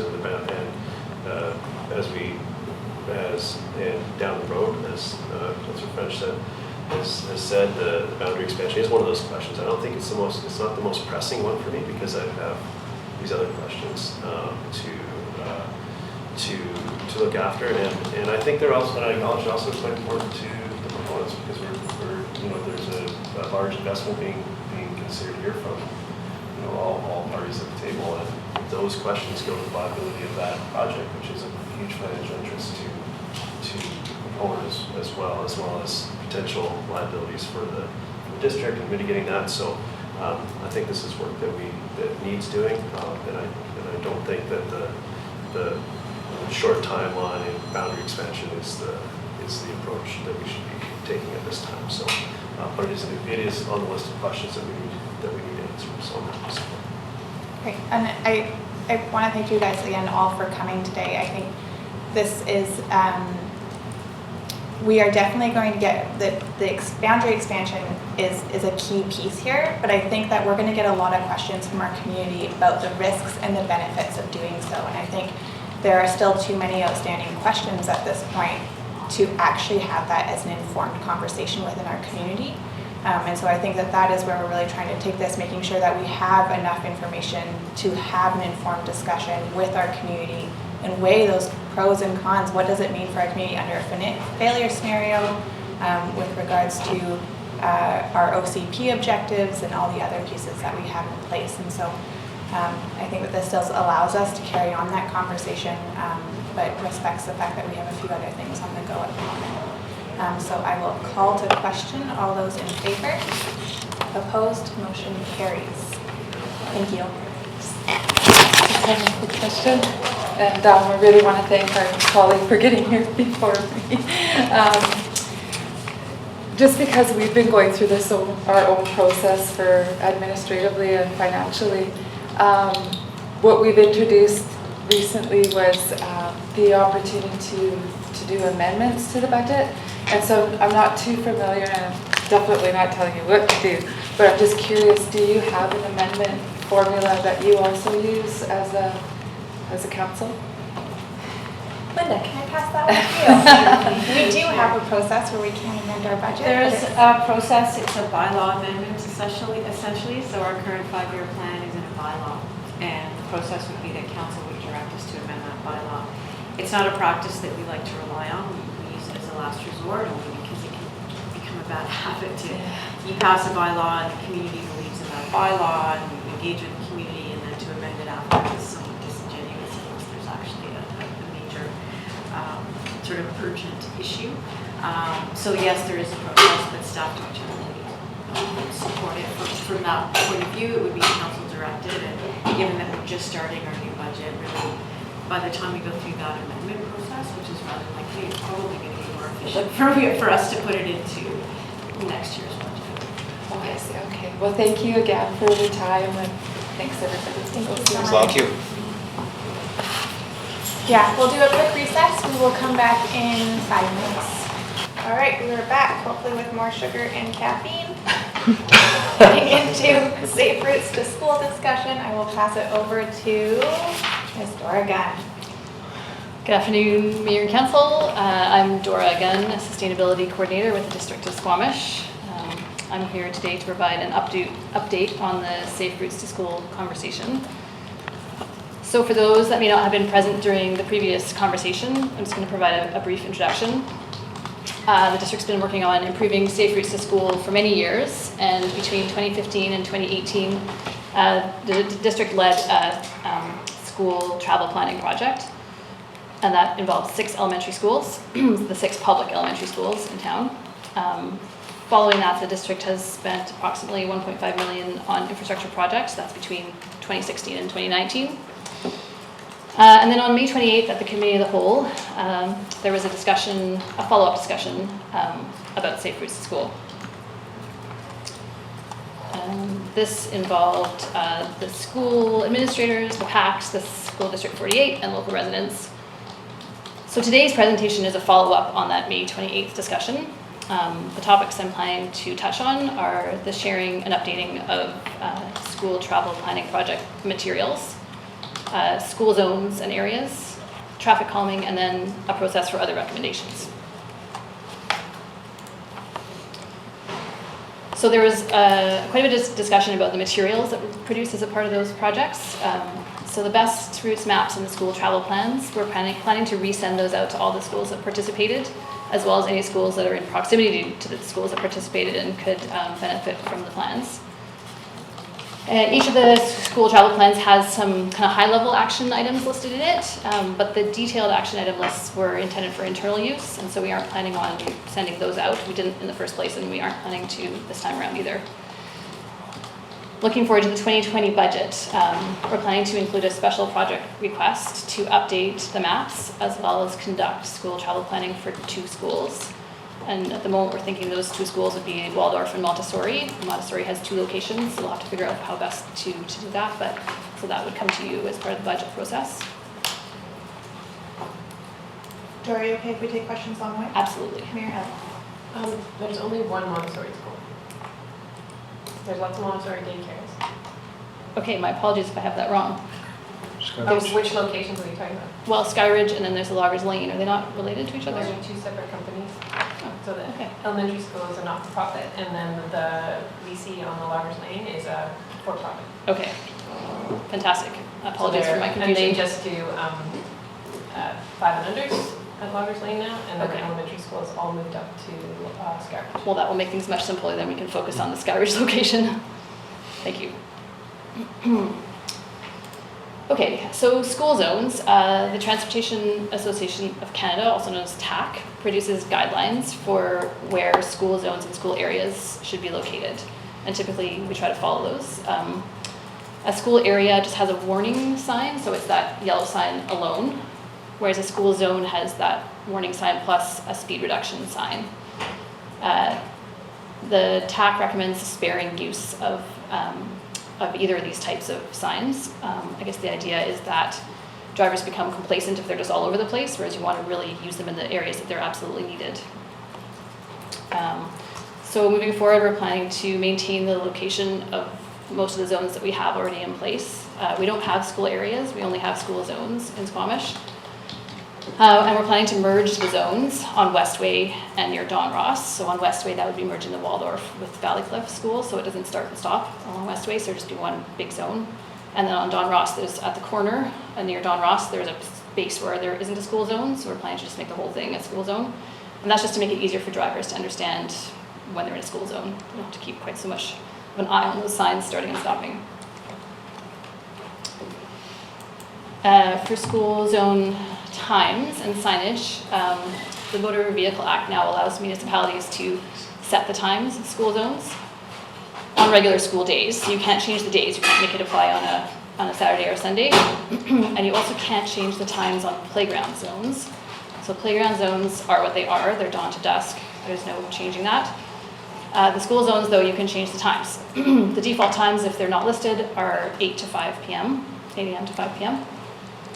So we're proposing to increase the times to 7:30 a.m. to 7:30 p.m., so to provide a longer time. The RCMP is supportive of this. In order to proceed, we'd need to check with the school district. I don't expect that they would have any opposition, but we have not taken that step yet. We're also planning to increase the size of the tab that shows the speed. So you can see the upper image shows more or less what we have in town now. The lower image shows what we're proposing, so it would have a larger speed number. It would also have the times on there, and it would say school days. An example, the lower example is actually from Kelowna, where they have done this. So theirs is from 7:30 to 5. I couldn't find any other examples in my initial search of other municipalities in BC that have done this, but we do definitely have the authority to do it. Edmonton and Calgary have a different legislation that they work under, but they've both extended theirs from 7:30 a.m. to 9 p.m. at night. So there definitely are examples in other places that it has occurred. About the school days piece, I was thinking about co-development days. I was also thinking about summertime, and we're doing a lot of densification in the community, and these schools are located centrally. It's a good place to come play. There's a playground there, and they have a lot of activity in non-school day times. Even some, I could argue, maybe more, because it's not controlled as much at the beginning and end of the school day. It's kind of spread throughout the day. So to me, it makes sense to have these zones extended as proposed here, like 7:30 is great, but that school days piece, is there a mechanism somewhere that we can use for any of that, or designate them playgrounds as well as school zones to have a dawn to dusk, like a broader scope to that? So we're somewhat limited, unfortunately, by the Motor Vehicle Act, through the chair. So our choices basically are playground zones, which are dawn to dusk every day, but still in the summer that's great, but in the winter that's not so great. School zones, where we can vary the time, but only on school days. And then the other possibility is you could make them just 24 hours a day. So we had some discussions at the staff level about the pros and cons of all those different things, and this is our recommendation, but open to more conversation on that. Yeah, I was gonna ask the same questions, and my thought was like, let's just make it 30, keep it simple. What I was used to in Ontario, I mean, their limit was 40, but it was just 30, because the idea is there's kids near a school all the time, so you drive safe all the time. And, you know, we had people ask for it, I think, during the last presentation, and, you know, even with a wife who's a teacher, I'm still, you know, now it's like, well, is there summer school? And so is it a school zone right now or not? And, you know, it just seems to overcomplicate things, and there's kids out on the streets on their bikes and that all over now, so it seems reasonable to be going 30. Are we still able to use the yellow school sign? No, then we just have to use the 30 kilometers an hour. Got it. Councillor Hurd. Thank you. I think that some of us, it's hard to have a blanket policy, even inside just the district, never mind across the province. So I respect the limits they put on that. I don't know if we need the 30 in all our schools, and maybe there's a mixed approach to take where, well, there's not, like Bracknell Elementary, for instance, I'd say is less in non-school time. It's not as surrounded by the community we've heard the concerns of people in around Garibaldi Highlands Elementary, which is surrounded by a neighborhood and by kids that want to come in from sort of all angles. So there's potentially a blended approach. But I just wanted to add, sorry, I kicked off this question period unofficially by asking about the school day. So if you want to go through, because I know that there was some other recommendations about the 30K zone, which I think we've just sort of led into, if that's okay. So I'll just respond to that. We did discuss the possibility of having different things in different places.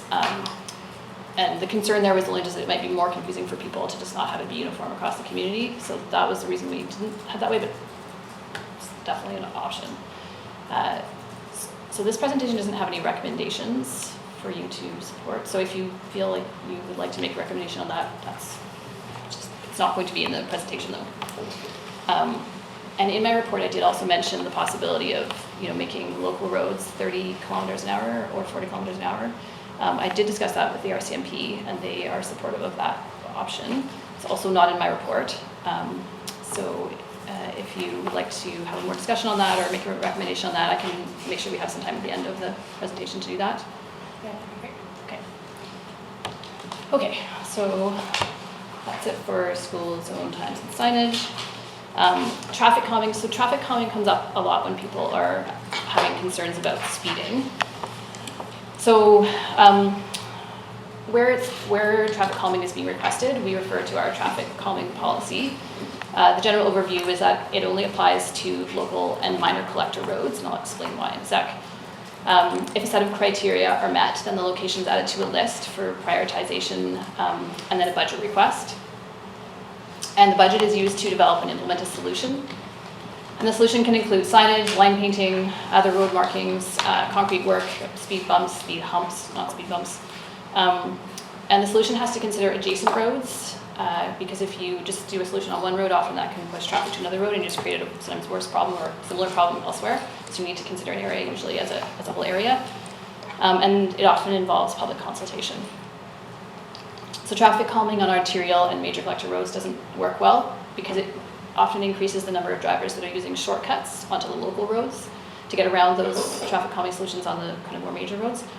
And it also increases the emergency vehicle response time. So typically we don't recommend those types of solutions on the major collectors and arterials, but if there are concerns about pedestrian safety, then other solutions can be put in place like sidewalks or that kind of thing, or increased enforcement. So there was a number of other recommendations in the May 28th discussion, so I'm not addressing each one of them individually. But what we have done is we've documented them all, and we are in the process of moving them from our initial list into the appropriate lists that we maintain in engineering anyways. So those lists are the active transportation and safe routes to school list, project list, the traffic calming project list, and then the intersection improvement project list. And that captures the vast majority of what was discussed at the May 28th meeting. These lists are then prioritized annually for budget. If it's an active transportation or safe routes to school type of project, then we have the capital fund to draw on for those types of projects. If it's traffic calming or intersection improvements, we don't have an ongoing budget amount for that, so that requires a special budget request. Occasionally there's something that's big enough, even in the active transportation world, that it needs its own sort of project, so that might be taken out separately as well. As far as speeding and parking enforcement, that's the responsibility of RCMP and bylaw, and they're absolutely aware of the emphasis on safe routes to school, so they're managing their own priorities on that. And then on the education front, there were several suggestions related to education. So we don't have a lot of capacity to run educational programs ourselves, but we can work with partners on educational programs. So that would be the schools, the PACs, the Rotary Club does the biking education program, and then BC Transit also has some education for kids in schools. Sorry, I have a question on the list. Yes. How long is it, and like what percentage do we get done every year? It is absolutely massive. It's unwieldy at times, at least for the active transportation and safe routes to school list. It's because a lot of the recommendations are quite small, like they're little things a lot of times, whereas the traffic calming and the intersection improvements are more bigger things, so the list is much smaller. So the traffic calming and intersection improvements is relatively manageable. The other one is a really big list. Yeah. And do you have a sense of like what percentage we're getting done on an annual basis? Like, well, we're really close, we're really far. They're all different sizes of projects, so, and I very much hesitate to give you a percentage number. Yeah. Councillor Anderson.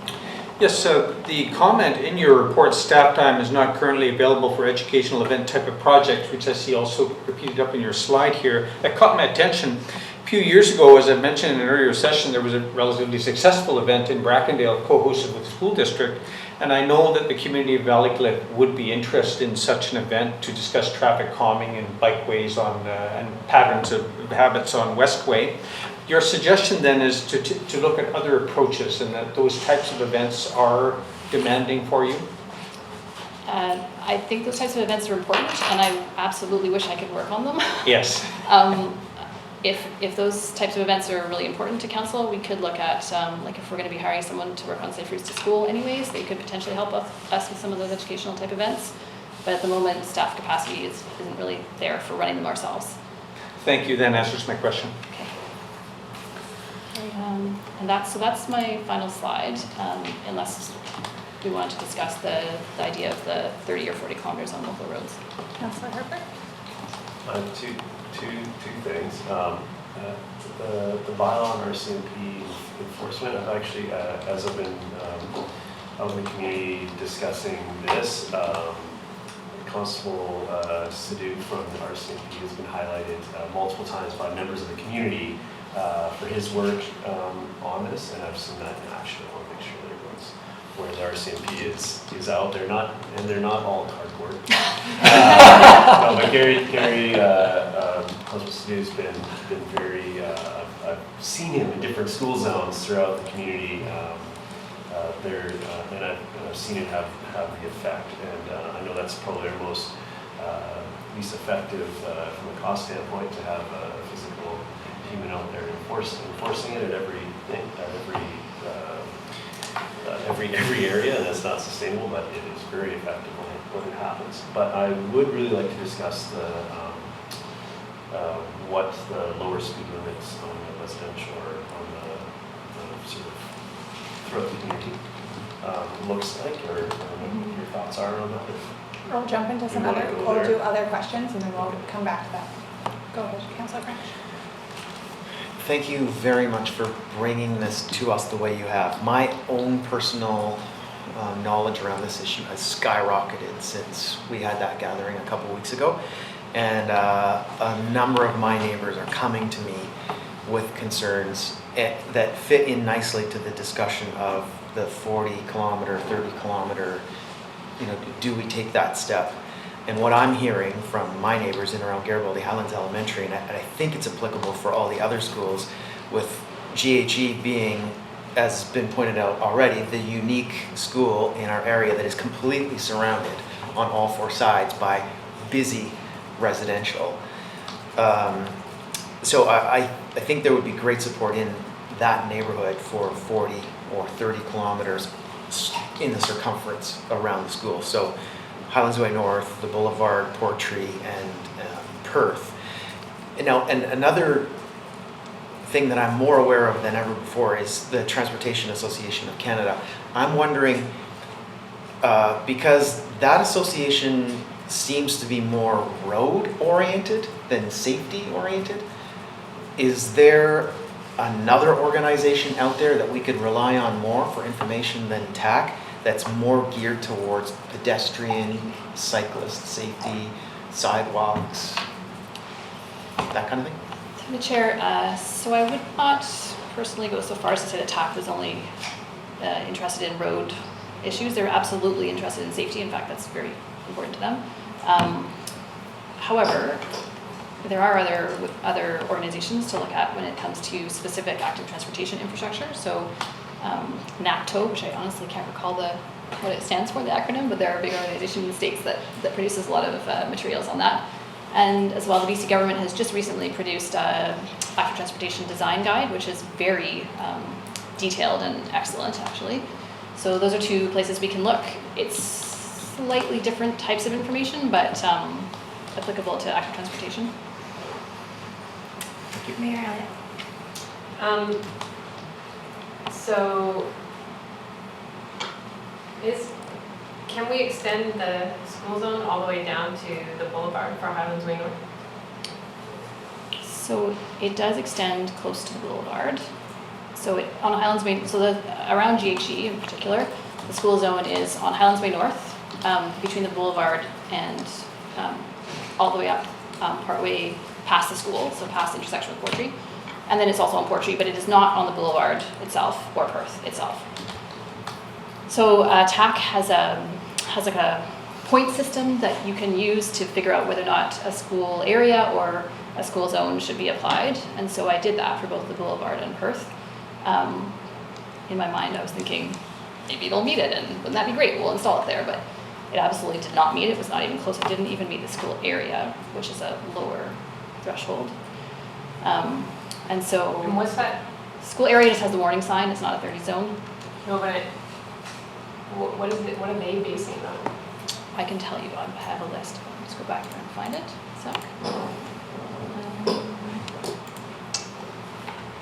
Okay. So the things they consider are the type of school. So the more points you get, the more likely you are to warrant one of these types of either an area or a zone. So if it's an elementary school, it gets more points, so higher. The type of road, if it's a local road, it gets a higher score. So they typically are less inclined to suggest that you would put a school zone, let's say, on a highway, right? So if it's a local road, yes. Highway, no. Whether or not there's fencing. So if there's no fencing, it gets a higher score. Kids are more likely to run out. Separation from the school property line. So if there's some separation between the roadway and the school, then it gets, if there's no separation, it gets a higher score. The proximity to the school main entrance, so if it's closer to the main entrance, the road, it gets a higher score. And then presence of sidewalks, so if there's no sidewalks, it gets a higher score. So that's how this point system works. But there's no dot saying it's on a safe route to school, gets points. Safe route to school is not part of this equation. So, I mean, there's a checklist and then there's the lived experience in our community, and they're really, really different. And I know that we try and do standardized things, but what we've heard from parents in the school district is that people aren't even noticing the flashing lights on the boulevard. And I can tell you that my kids have one crosswalk to cross in front of where we live, and like 10 cars will go by them. If I stand back from the sidewalk and they are out on the edge and they are doing this and looking at cars, 10 cars will go by them before they finally make eye contact with someone that will stop for them. So our lived experience of how our community drives is different than that checklist. And they're driving too fast, and they are in a school area, and it is a safe route to school. So I think we have to balance the checklist with what we are seeing and experiencing in the community. And I think that is some of the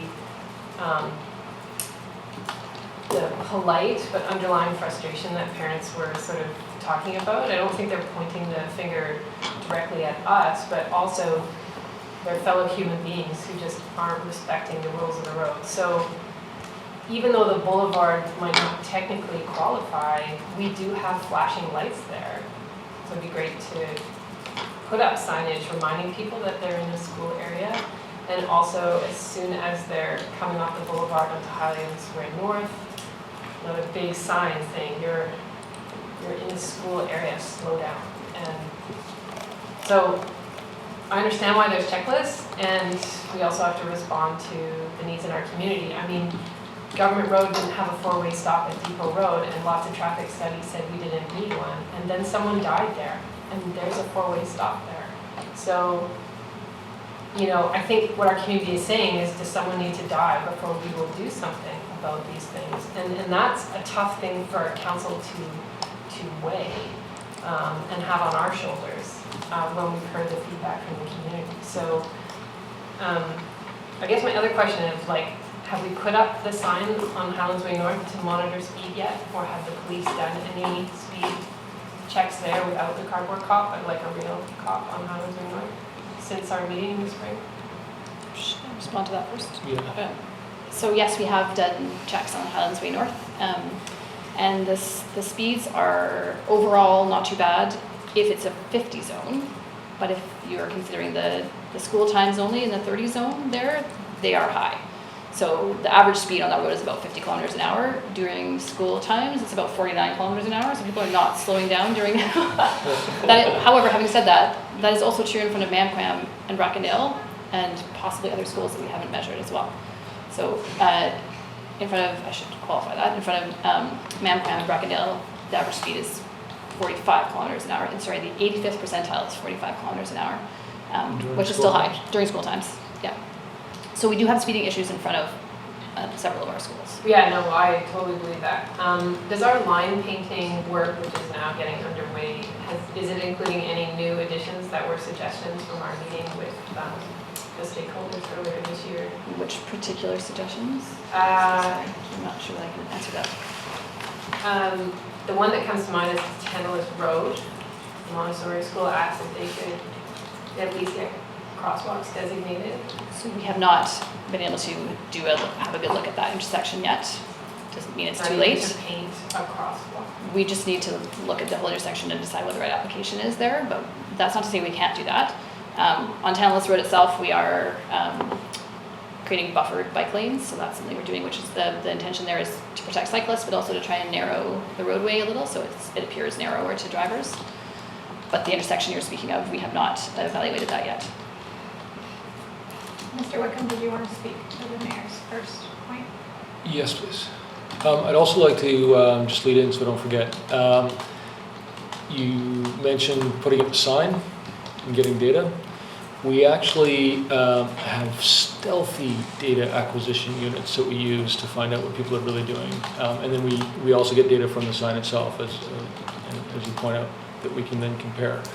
But we do sneak out there and put units out to get kind of actual driver behavior.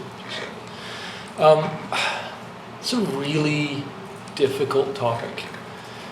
And talking about, yeah, well, tax says this, but the lived experience is this, is a really valid point. We have traditionally really leaned on TAC, and part of that being a philosophical, and well, not just philosophical, I think it's borne out by the data that if you over blanket with signs or with intersections or with school zones or with just 30 kilometers in a lot of areas that don't make sense to people or that people don't really buy into, then they just kind of start ignoring all of them, and it dilutes the safety in those highly critical areas. And so that's why we tend to push back and say we can try our best to massage things into the matrix, but we really are trying to follow TAC as much as possible. It is our standard fallback. Doesn't mean it's always the right fallback, and the Depot Road four-way stop is an excellent example of that. I think specifically around the crosswalk on the boulevard is a really interesting example just to talk about a little bit. I happen to have a lot of experience there. I lived right there for almost 3 years, and saw a lot of traffic and used the crosswalk a lot. It is a major collector that brings a lot of traffic down through the neighborhood. It's also just about the best thing that you can do there. Like we have sidewalks on either side. We have lots of parked cars and bike paths and all sorts of that sort of thing between the sidewalk and the traffic. Everybody feels very safe on the sidewalks. And then we have a single point in the middle with a crosswalk with excellent sight lines, big flashing lights, and a huge pedestrian refuge in the middle as well. It really can't get safer than that. Just for clarity, it's not a school area, which is an actual designation and all that sort of thing. It's just a piece of road with a 50 kilometer an hour speed limit. I haven't had a lot of experience with that crosswalk with people not stopping. I've had a lot of experience with people stopping and being kind of embarrassed because my child is going too slowly and I want them to keep going on the other side, and like I don't know that putting a 30-kilometer-an-hour zone there would make people stop at the crosswalk more. The people who aren't stopping at crosswalks with flashing lights and kids going, hey, I want to stop and everything, still may not be doing 30. I don't know. It's a difficult topic, but that particular area, it's inconvenient if cars are passing and not doing what they're supposed to do and not stopping. It's not necessarily unsafe as long as people aren't walking out assuming that people will stop, which they should never be doing on any crosswalk. Councillor Pettingill, Hereford, and Anderson. So, I guess two things. First, I'll change the topic just briefly. Did I read correctly that we are prioritizing some of the private schools ahead of the secondary schools, or we've already done the secondary schools? Through the chair, yes, that was what I am proposing, and the reason for that is that typically safe routes to school, school travel planning works best with elementary school kids. That's what I've been told from the folks that do it. Also, both the Don Ross and House on Secondary are directly adjacent to schools that have already been done, so we can easily take the information from the elementary schools and apply it to those schools. And the Waldorf School and Montessori School have not received any attention whatsoever. So that was my rationale for that proposal, but open to other suggestions. So a comment on that, and then I'll move on. And I haven't, I guess I say this with some hesitation because it can be a hot topic sometimes, and I haven't heard much public feedback on it, but intuitively, anyone can go to any of the private or the public schools. And even if they're nonprofit, though, the private schools, it is a more limited population. So I have a little bit of nervousness about public dollars. Point of order. They're independent schools. They get funding from the province. Oh, okay, that's my misunderstanding then. They're not private schools. It's a misnomer in the report, and I think you're referring to them when you need. And does that mean that any child can go there, or is there tuition? There's tuition, but they also get funding from the province. Okay, so they're not a private school. In a private school, there's no provincial funding. Okay. yeah, so and I haven't heard feedback on that, but I guess that would be one thing that would lead me towards thinking about the secondary schools first in the order, but it's just a point I wanted to raise, and not something I'm proposing to make a recommendation at this point. Back to the speed limit piece, when I heard sort of the TAC point system, it seems very safety focused, and I think that's one of the things we're interested in, but I believe it's also wellness and being active and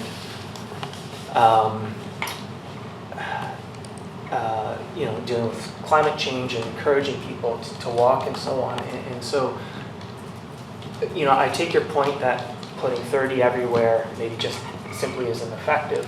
But when we're trying to think about how we're evaluating these and where we do or don't go 30, I would like to make sure that we're thinking beyond just the safety piece, and that we're considering, we could do pilots, and just as a general comment that some of those things are part of our thinking.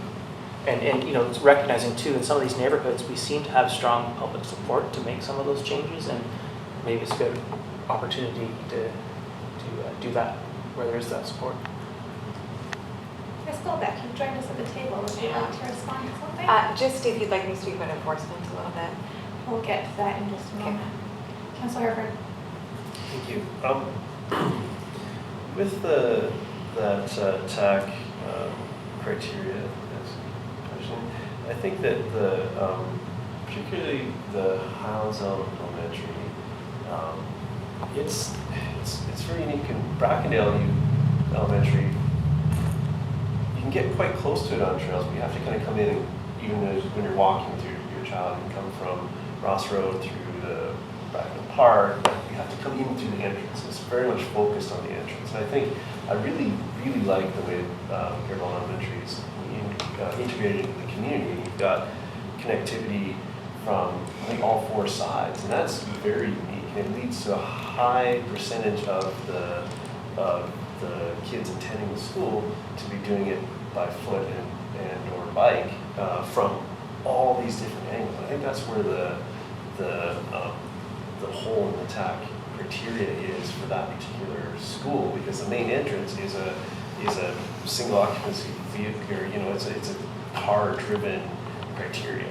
And as much as we're managing cars in this whole piece, they're assuming that the schools are also focusing the entrance to where the cars is the main entrance. So I don't know that we need to invest in studies of what percentage of the kids attending the school are coming by foot or by something else besides the car, but they'd be coming from all those angles converging. So I don't think that if there was to be a lower speed limit, particularly in that area, I would expect that to be on Highlands Way North, and probably not on the boulevard, and maybe some signage just to let people know that on the other side of these houses it is a school, and that's where that school area criteria comes to for me, because in some of our other land use pieces, the piece of the school is actually a weird piece of property that comes out and touches the road. So if we score it that way, the school touches the road in those areas, or I don't know, do we own those, or those technically are district access points or something? But to me, that's school. It's right there. People may not even know that, despite the kids standing beside the road with the flashing lights and all the rest of it. So anything that calls that out, and I understand that the wanting to do an appropriate amount of signage for, we want to use these 30 zones where the school zones where it really has the effect, and not fatigue and not have it kind of at every block that there's a playground or something. But it's so porous there that I think that if the boulevard, if people actually drove 50 and actually stopped for flashing signs and take Mr. Whitmer's points, it's like that's how you build that, and it's a great piece. But I think that there's lots of work to do around that, and the hole in there plan is that generally schools have one access point. Lots of times it's fenced around, and all these kids trying to get to this point. So I understand how that would be a scoring piece, but here they've done such a good job of integrating the community. We're coming from all angles, so I think there's some extra work to be done there that they're not accounting for. So Councillor Anson and Mayor Elliott, and then I think we should hop into the discussion around 30 to 40 kilometers on local roads. And we'll come back. I'd like to touch on a few points in your comments on individual schools. First of all, with Malcolm Elementary, about 3-4 years ago, when the Active Transportation Working Group was having meetings, there were some concerns raised by Malcolm Elementary parents regarding the connection between Diamond Road and the pedestrian overpass. And I don't know whether that was ever sorted out. It's not my neighborhood, but there were some concerns about whether the pathways were properly demarcated, and there were some quite active concerns around that time. Moving on to Squamish Elementary. Can we let her respond to that one? Sorry, sure, yes.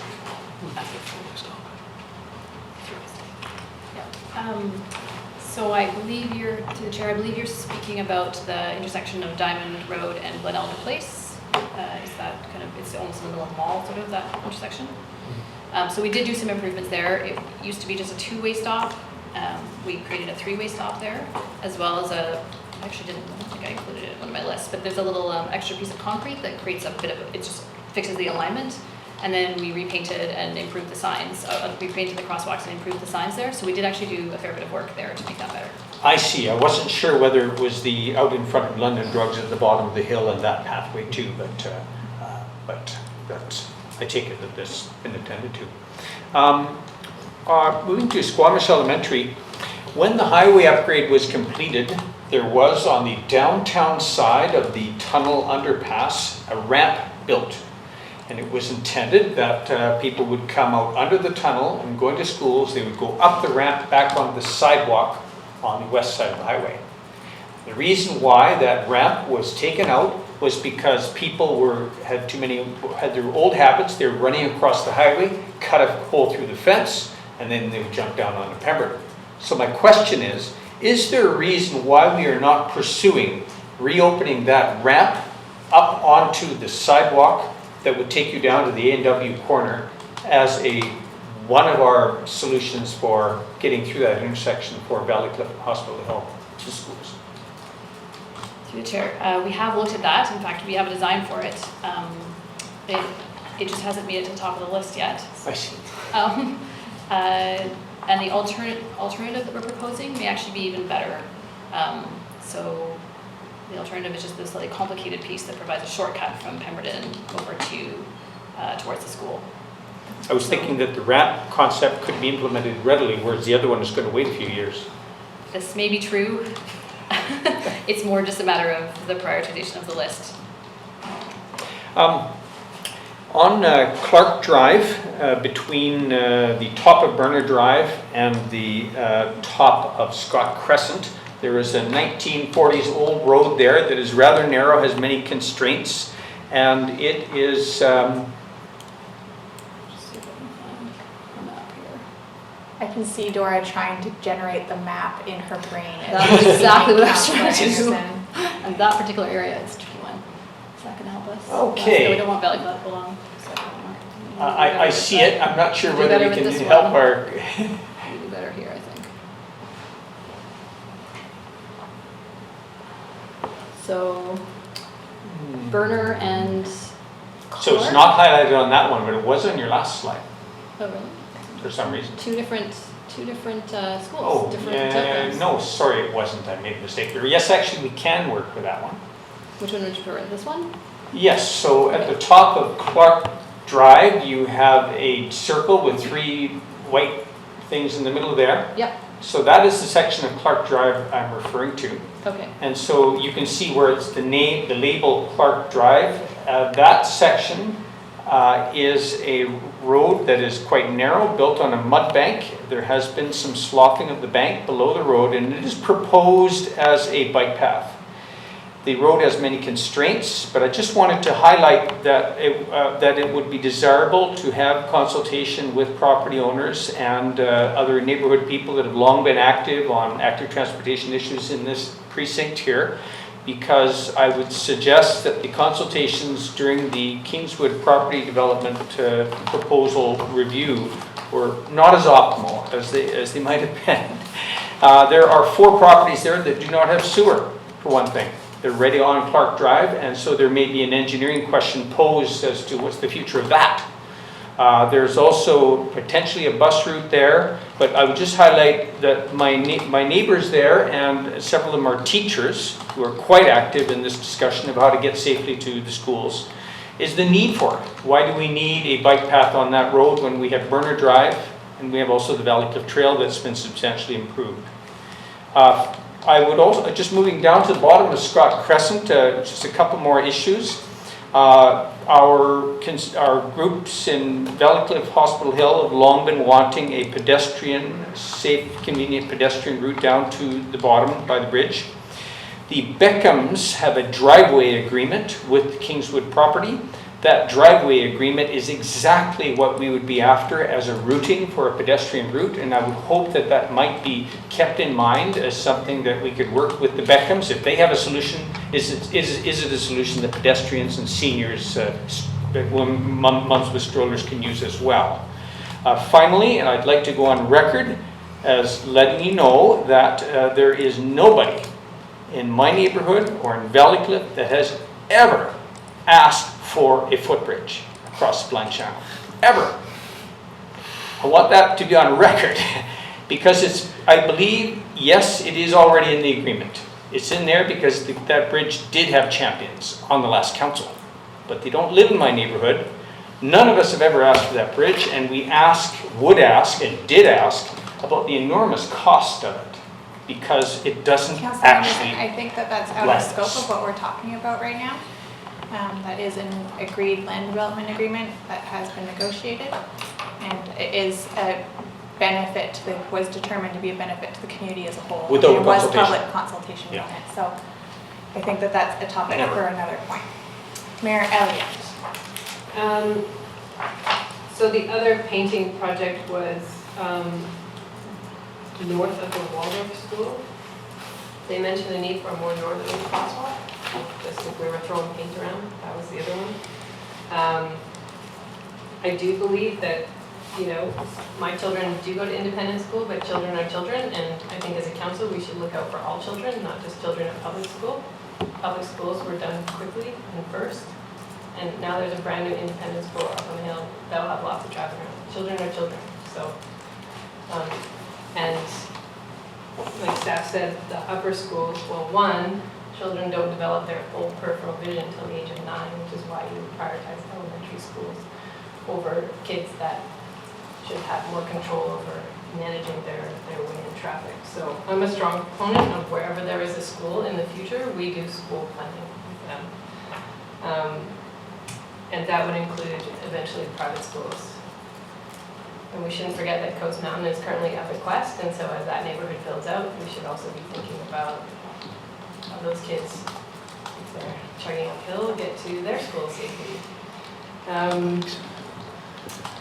So I think the report outlines a few actions, but it's difficult to tell by school what is changing or may change. So that was my challenge with going through this report, is that if someone stops me from Squamish Elementary, I'm going to be able to say that you're going to get bigger signs, but I couldn't sort of point to other things because a lot of it says we'll look at that or around repainting.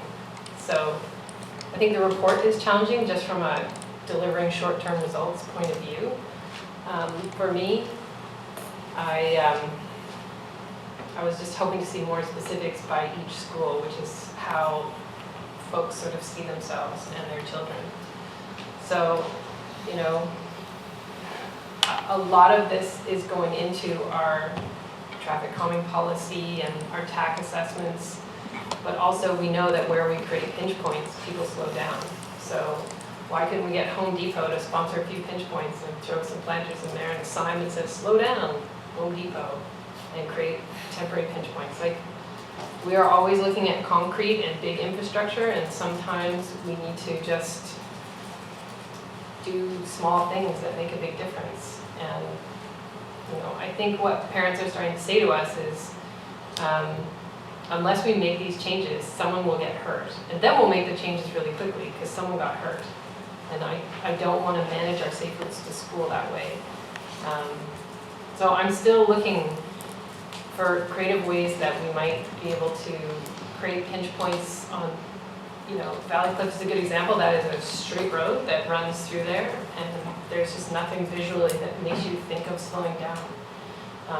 If you pass those school zone signs and you don't see them, it's just a straight shot.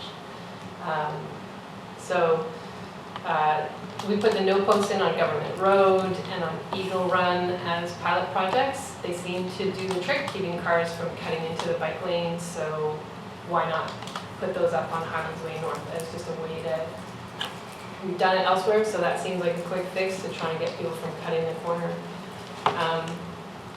I think we need to assess that whole intersection again at Garibaldi Highlands. We created a yield lane. Potentially we should have just created a big bulge and put a 3-way stop in there so that people are stopped. So, you know, maybe we block that off with some nice planters for the beginning of the school year and make people do a 3-way stop again. So, like, I agree we should look at a broader policy to bring the speed limit down on residential streets and just blanket the community in a 40 or 30 zone. But I still think there are things we can do in the short term to make some of these schools safer before September. Okay. Mr. Wickham, go ahead.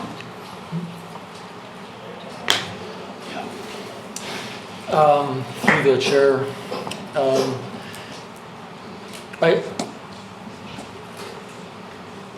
I know this wasn't your intent, but in the intent of the mayor, because I'm talking to the chair, you know, we have to wait till somebody gets hurt or dies before we do anything, and we've spent $1.5 million through an incredibly robust process and then put an incredible amount of staff time into working on all of these projects. And we're not waiting for anybody. We're not waiting for for folks to come to the meeting a few months ago and give us their opinions. We actually had a really robust process to meet with traffic experts and RCMP and the schools and the teachers and our staff and bylaw and everybody to come up with the list of things that need to be done. I do agree, and it became really apparent through this whole process that what we didn't have was sort of a check back and a refresh and sort of an ongoing process for that. And I think that's really a really important takeaway for us on this. I think just to address some of the comments on delineators and planters and let's just go out there and get some stuff done before school starts, or some more stuff. We are doing stuff, and you guys have just approved a active transportation tender just last week to do more work on these. There are some challenges around things like maintenance and whatnot with delineators. I think we've been spending a lot of time with our public works and talking about how they can meet those challenges, and they're being very supportive of finding areas where it makes sense. And so I think delineators are certainly an option. We've actually talked about the use of them in Helens Way North and Perth as part of the traffic calming. We do need to make sure that we are doing a proper design and really thinking about everybody's safety as well. And specifically planters, for example, really hurt when you hit them in a vehicle. They're not designed for impact. They're not designed to be a part of the streetscape from a traffic safety standpoint. So there certainly are things that we can do, and delineators are designed to be hit. So there's some things that are safer than others, and ways that you can do little pocket parks or that sort of thing that you can constrict the roadway. And you mentioned bulb outs, the mayor, through the chair, mentioned bulb outs, and that sort of thing that are absolutely safe and best practice. But we do have to make sure that we think these through and design the traffic calming, and look at the whole area, look at the network as we do it. Thanks, Mr. Wickham. I don't think we're going to get to the discussion on reducing speeds on local roads at this point in the day, but I am wondering if, given that there was some interest around this table, if it's worth asking staff to bring a report back on the enforcement impacts and feasibility of doing so. So appetite around the table, council, to get that sort of report. I guess my question is that part of this year, or does that get referred to budget and then it's part of 2020 work plans? Okay. So I haven't done really a whole lot of work at all looking at that option, so looking at the 30 or 40 kilometer zones on local roads or all roads. And it would be something that I could do in my own time and bring a report back to council. We wouldn't need to hire someone to do that, so it wouldn't need a budget request. Receiving direction from council to do that would be enough, and I could do that. I'm not exactly sure the timing to bring it back, but yeah, within the next 6 months. Does that satisfy you? I just don't want to make a motion on the fly that staff's not comfortable with, so I'm hesitant to put a timeline on it. And I'll take staff's recommendations, so if you want us to put a motion for it, we will, but. Ms. Glenday? If I can recommend that if it is something that staff or council would like to discuss at committee as a whole, that, sorry, I didn't think this out when I put my hand up. Can we refer to committee of the whole? Yeah, sorry, that's what I was going for. I lost my train of thought. If you refer to committee of the whole, then the discussion can come back around scoping, and truly it is a non-budget or budget issue. So we'll just refer that discussion to a future committee of the whole. So we have to come back.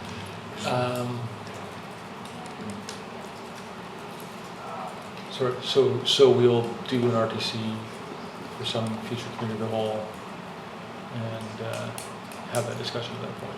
So. Do you an RTC to talk about doing the work, or just do the work and then bring it back? I'm sorry, I'm confused. My understanding is that we would refer this to a committee of whole because you've done the work. And we have something to talk about. I think there's recommendation would be consensus that around we the go table back to that the we're work, all yeah, and- interested in Right. bringing the speed limits down. Perfect. Okay. But we need a discussion on it, which we don't have. It'll be a little while, but not an immense amount of time. We'll leave it open to staff to Thank decide you. what timeline that works best for them. Councillor Herford, is there a hand? No, that works. The other piece that I think is important is this report back mechanism, and I think we've heard from other councillors that this is something that we get a lot of pressure on as elected officials, and one thing that I might suggest or put forward is consideration of project webpage, like a project page on the website, in terms of these are the regular updates that we're doing, so that we have somewhere that we can direct the community to go and reference, and I think that maybe that could be a potential solution moving forward. I do want to circle back on one other thing I think you were looking for feedback on was the school zones and the not that broader 30-kilometer-an-hour long local roads, but how we wanted to handle the school zones, and there was some discussion around that at the council table, so I just want to make sure that there was some clarity for staff. Councilor Herford. For the school zone, existing school zones, I think I'm in favor of extending the times associated with that. And given that the other discussions around the speed reduction potentially to the community are in the timeline that you discussed out there somewhere. I would be interested to see if we could add the school area as a second to particularly around the appropriate spots on Highland Elementary. Just what I personally like to see, and I feel we need to say that now, so it's something that can be in place for September.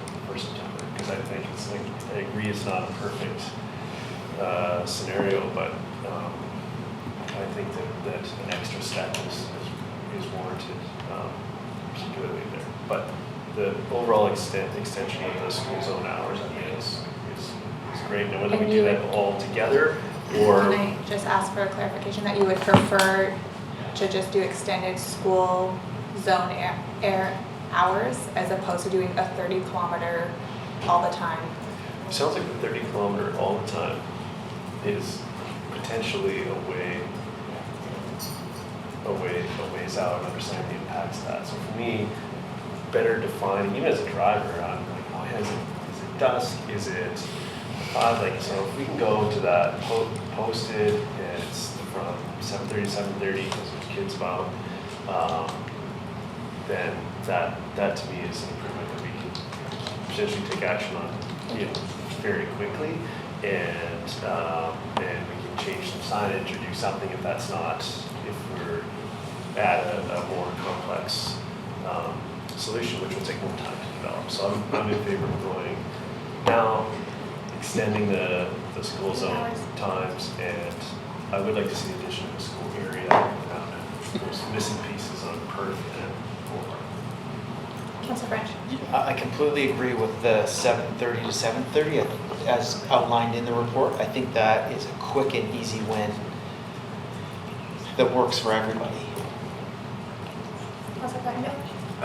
Just my thought would be, we've heard that people are going 50 regularly in the 30 zones. It seems like from the data we have in most school zones. So I might see this as an opportunity to try, the signs in one neighborhood and some more bubbles in another, and let's see what impacts these various things have, and maybe that'll inform our discussion about a broader, generalized 30 zone and residential. And I think we had a good experiment in government. The data is what it is, and so do some more of that sort of thing. See what actually happens when we try different things. So can I ask a clarification there? So you're requesting that the signage for the school zones be changed in some schools but not others, and other mechanisms are applied at different schools, and we test to see which ones are most effective. That would be my proposal. It's not a hard line in the sand, but yeah, that would be sort of try different things and see what works. Who wants to take that from the other side of the table? Through the chair, I think my preference would be to go whole hog, so we can just be really clear with everybody, and we can get out there on social media and we can kind of bang the drum that new in Squamish. And I guess it's also something that we can implement fairly quickly. You know, I think council's been pretty clear that want to see see us making sure that we're doing what we can in these hot point areas as quickly as we can. And certainly we're as I mentioned, the delineators on Islands Way North and Perth are one thing that we're talking about, and how to handle that area around Garibaldi Highlands. And this would be a great part of that fast rollout, because we can move quickly on it.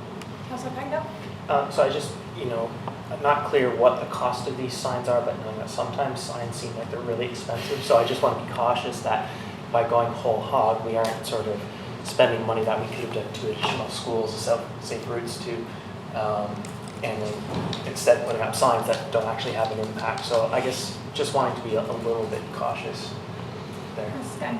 Through the chair, we had already budgeted for improving the school signs this year anyways, so this is a part of this year's budget process. It's also a capital project as opposed to a special project or an operating project budget, so we couldn't transfer it to something like the other one anyways. Ms. Goldbeck, did you want to add? I just want to add a little bit of color to that point, that from a policing perspective, best practices in enforcement for behavior change is that people need to, first of all, not get naturalized to a solution. So signs alone is not going to be a complete solution. Changing the speed limit and putting up signs is, people will get used to it and then they'll continue to go 50 in a 30 zone and so on. So a rotating suite of reminders is an important factor. And then the other thing I just want to mention is that the literature suggests that behavior change comes because people have the perception of surveillance. So part of that is having a guy there, or a woman, or a scarecrow with a gun, and like a speed gun, not a real gun.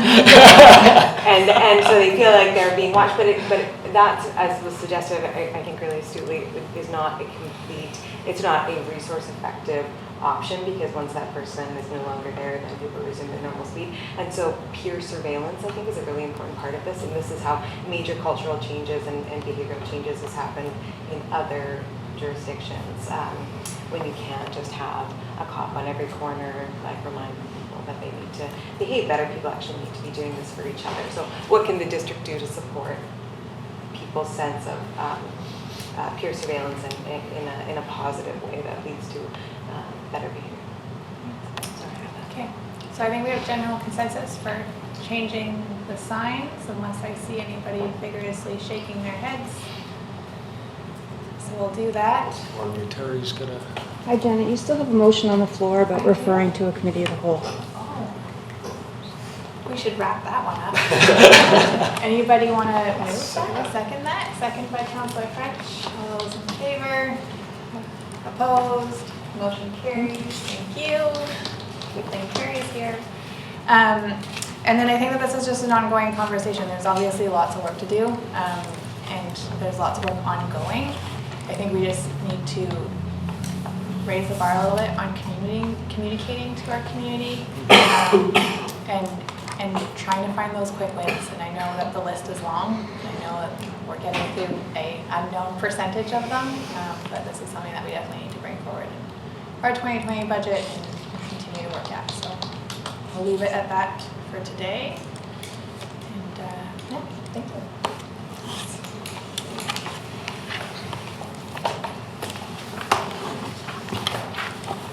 All right.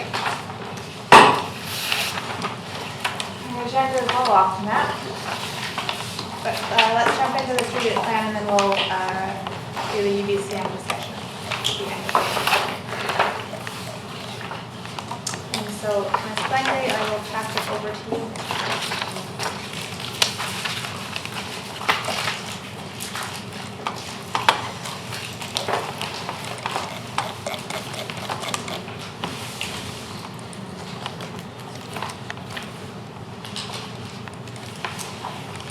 Good afternoon, Council. Before you is our strategic plan update. Midway through the year, we did do an update recently, so not a lot has changed, but we did want to make sure that we kept on with our schedule of updating you biannually, and especially as we move into the budget process. So I have some slides. Each one targets each of the goals. In front of you is your more detailed matrix. This was also included in the agenda for the public. So I'll just get started.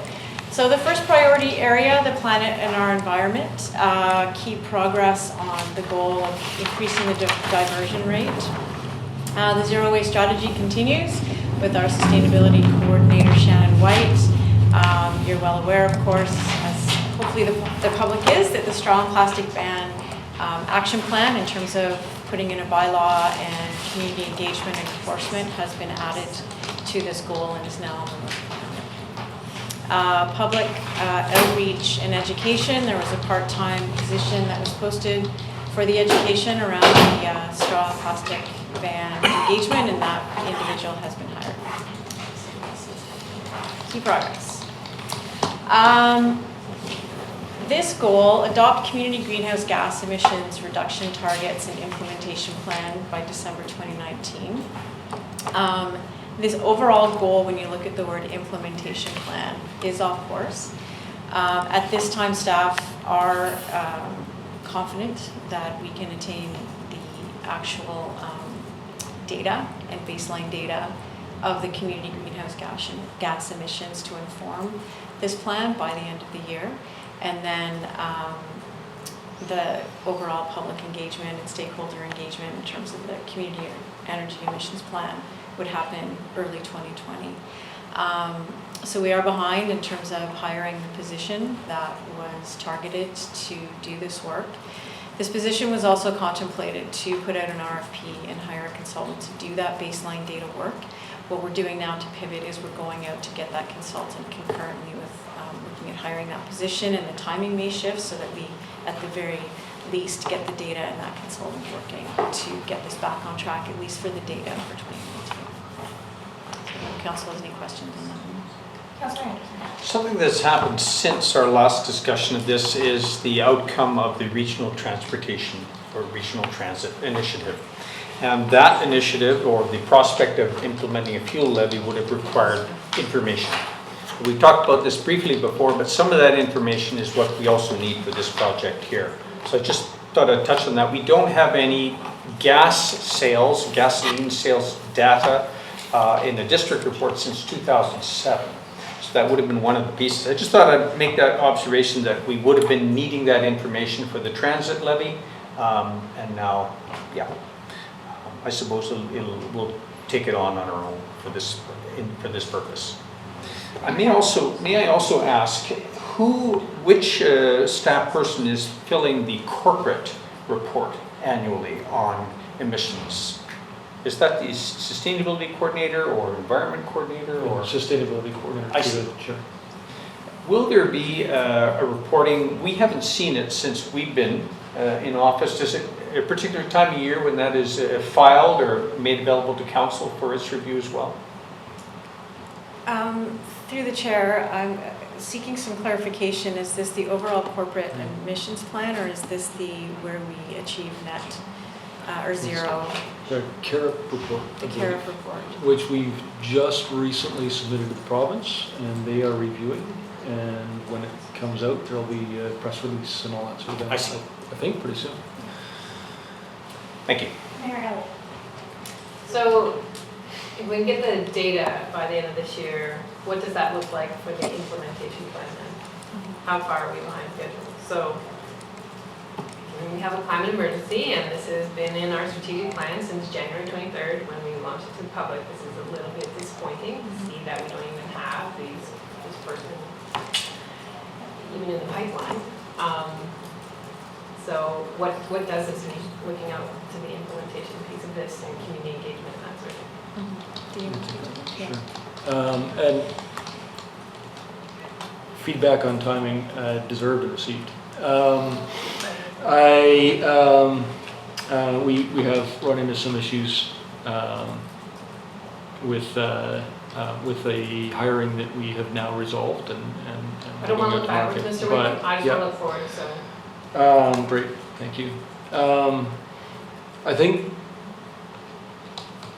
my assumption in our sort of preliminary plan, not having talked to the experts yet or gone out to market, is that is looks like at least a couple of months of heavy community and stakeholder engagement, and then sort of wrapping up the plan and everything, probably another month or two. I think what we really, in my mind, I guess, and from what I'm hearing from people who know more about this than me, is that a lot of what council can do and what the municipality can do is to influence indirectly, as well as things that we have direct ability, and you have direct ability to affect. And so the community and stakeholder engagement portion of it is really important, not just for receiving information, but also for really getting the whole community behind it and as a cheerleading exercise as well. So we really want to make sure we do a very good job of that and don't rush through that.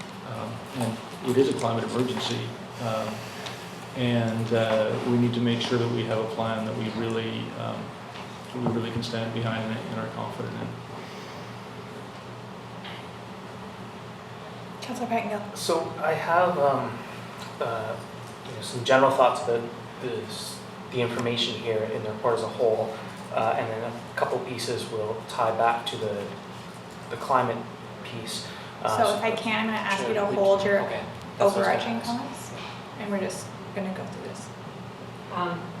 The one question I had under this one on the accountable piece, so I know sort of the work will get done through engineering and the sustainability, but given we now need to put this lens across the organization, I'm wondering whether that accountability for one of these boxes needs to sit with someone else. Me? If I might, through the chair, I would agree, absolutely, given that the climate emergency is something that, as we discussed last council, or as I mentioned, I was quoted in the paper, we don't know what that looks like yet as staff. So say it again, thank you, Steve. But yes, given that needs to be a culture shift within our organization and the lens over everything, that element of it, the accountability would rest with me, given that emergency motion has happened.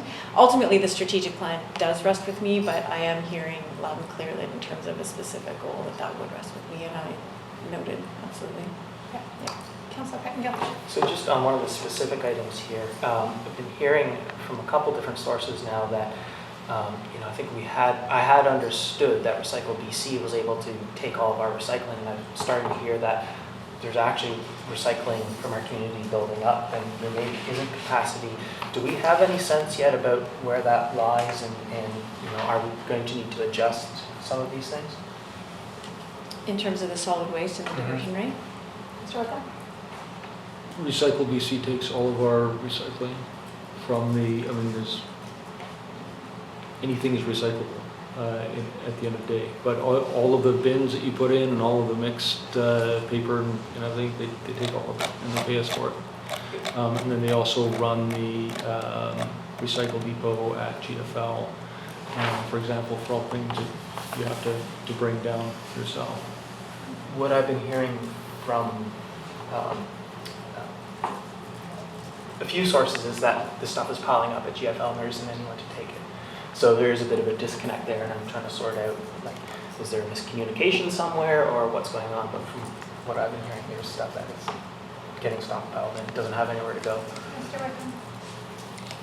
The only thing that I'm aware of that maybe related to that is that there was a time of about 2 to 3 months between when China closed its doors and we signed on to Recycle BC, where we had nowhere to send that mixed recycling stream. I believe they've moved that out now. For a while it was stockpiled, as it was in many places. So that's all I'm aware of. let's not wade into the ifs or buts, but maybe we can get Shannon to do a quick follow-up and just make sure that that is indeed what is happening. If there are complaints coming from the community that they're potentially stockpiling, then we should be informed about that, and we'll get an answer on that. Anything else on these points? Councillor French, you have your hand up. Yeah, GM CPI, what is that? Through the chair, General Manager of Community Planning and Infrastructure, Gary. Councillor Anderson.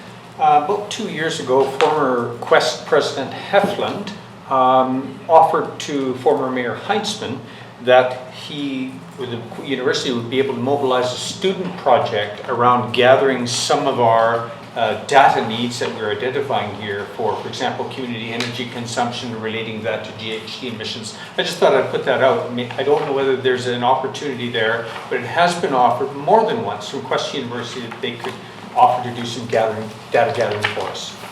Noted, thank you. That's a good flag. And I do, I want to thank staff for their creativity on trying to pivot on this issue with the hiring somebody for greenhouse gas emissions piece. I do have concerns with the suggestion of hiring a consultant to do the data gathering and then passing it off to somebody else and doing that concurrently. From the perspective of whether there's actually alignment there in those two people, and then are you just creating a redundancy in terms of passing it off? And if you could just hire somebody quickly and then they can do the whole project, I'll leave it to staff to consider that in terms of what works best. But I don't think it's going to be an easy lift to gather this data. I think even the assumption of us being able to gather this data by the end of 2019, even if we had a consultant working on it 100% between now and then, my limited knowledge of these projects is that data is hard to find. And I think Councillor Anderson speaks to it a little bit, that we don't necessarily know where to get that data or have up-to-date data on that sort of thing. So I think that I appreciate the optimism of staff, but I think that that 2019 deadline for data gathering is optimistic at best. Councillor Anderson. Oh, some of it is easy. It's calling Fortis and calling BC Hydro, but some of it is not, and it requires some footwork. All right, I'll pass it back over to you, Ms. Glenday, to keep going. Okay, thank you.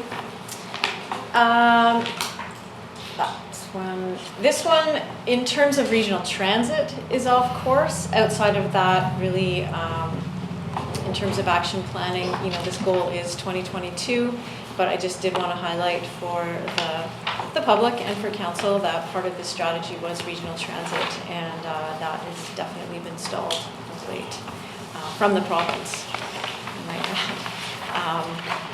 The Regional Transit Committee for the Sea to Sky area continues to lobby the minister to move this forward, but it's been a tough road to hoe. Slip. Okay, beyond 2019, so this is our organizational carbon neutrality, which is what we were just talking about, CAREP report. We are still purchasing offsets, but again, working once the staff capacity gets bolstered, working on programs to ensure that we do it through money and offsets. What does the asterisk mean? The asterisk means that this year we are gathering baseline data, so that in terms of measurement for the goal, we're able to measure it year over year. So our first step in this is measuring our baseline data.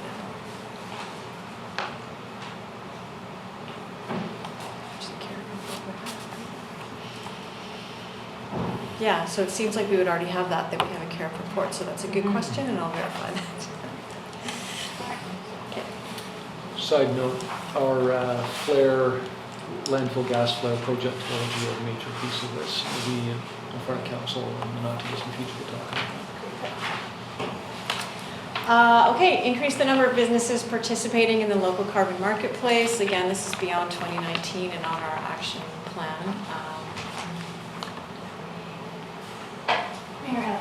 It says Sustainability Coordinator Work Plan 2019. But you're saying it's beyond 2019. It's commencing, sorry. Just wanted some clarity on where its actual status is. Yeah, this is on hold pending hiring staff. We have, sorry, just to add to that, we have spent some money this year maintaining and upgrading the marketplace as part of the budget. It was a small amount.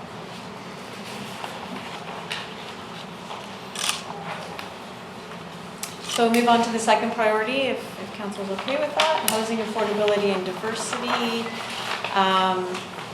So establish an affordable housing governance structure.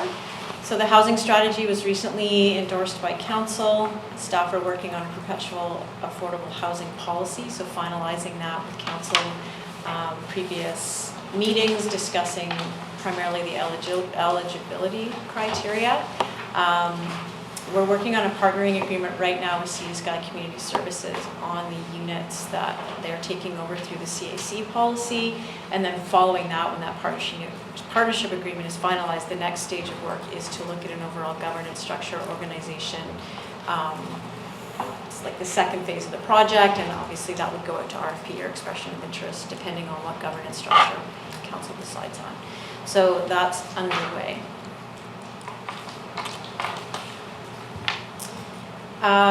Identify and facilitate securing land. So real estate has completed this work. There's not much of it, unfortunately.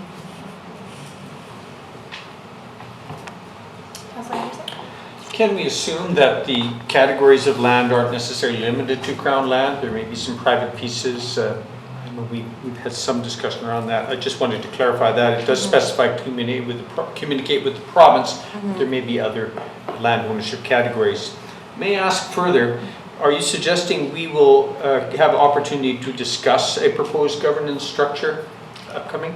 Through the chair, absolutely. Very good. Absolutely. Yeah, along the same lines as Councillor Anderson, I thought this work would also include looking at upcoming private parcels that might be under development. So looking at where we might be able to get a land trust, or else just a larger number of units from a private land development perspective.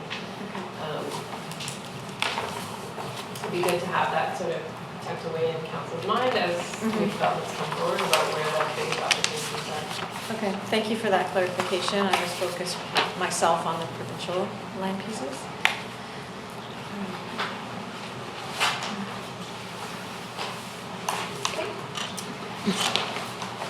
So ensure an additional 125 affordable purpose-built rental units are built by 2022.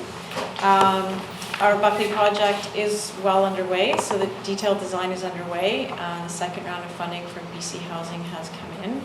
The project has transferred to Sea to Sky Community Services with the district in a support role. 72 units or 76? 75.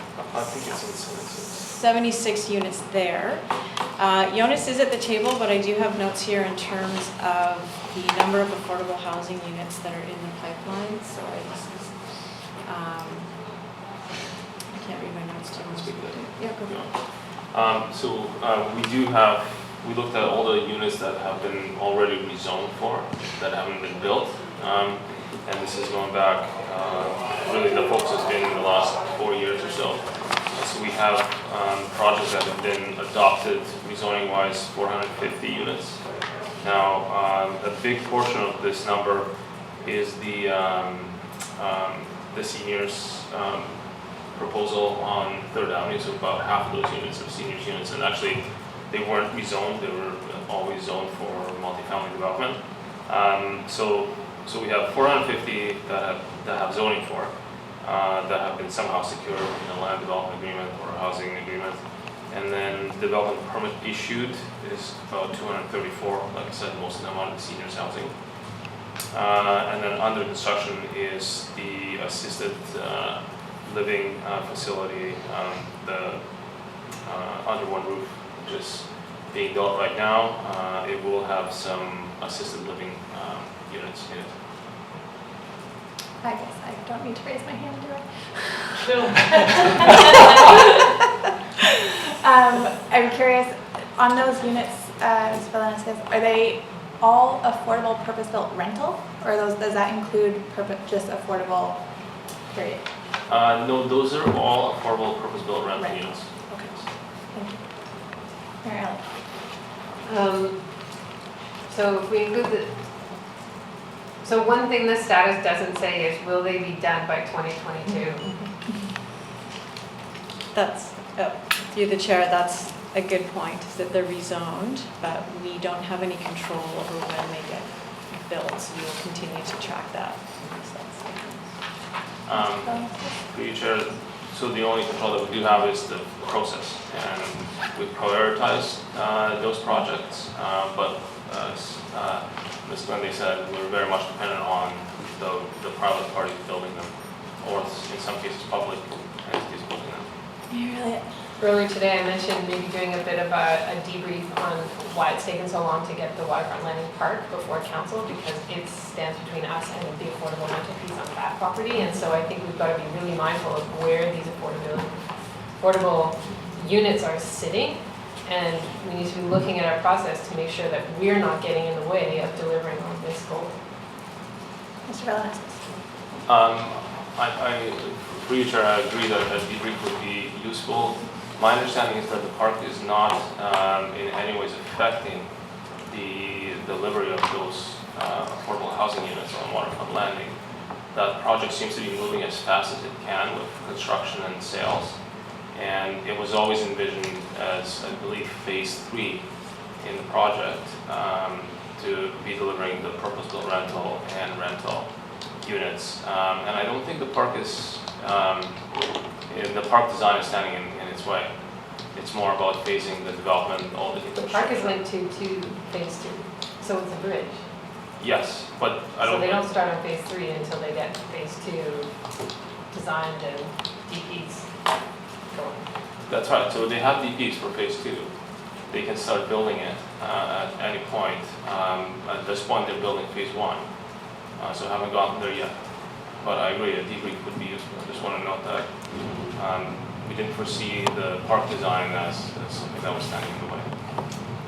Councilor Herbert. Thank you. When we said all recent rezonings, how far back?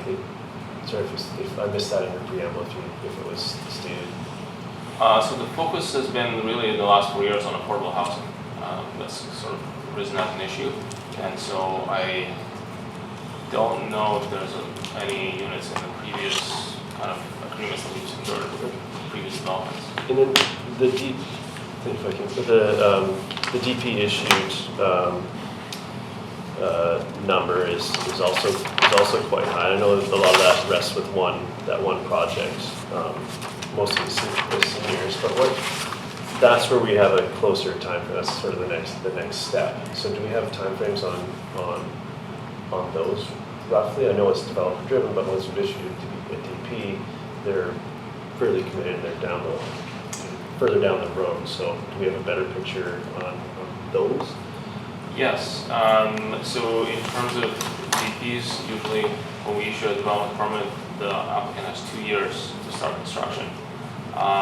So what happens is once council approves the development permit, there's usually some conditions that the applicant have to fulfill before it gets issued. And so with the senior DP, I believe those conditions have been fulfilled now. The development permit has been issued and we're waiting for a building permit application. And that's as much sense as we can have. That's good. Thank you. Any further questions on this one, Council? All right, I'll pass it back to you, Ms. Glenday. Thank you. So the next is increase the number of affordable housing form options. So to date, the 1 and 2 bedrooms are primarily in the pipeline. Garibaldi Springs does include some townhouses, and going forward, now that those forms have been targeted and there are critical mass of them, the target going forward is to widen that scope to include 3 bedrooms, cottages, etc.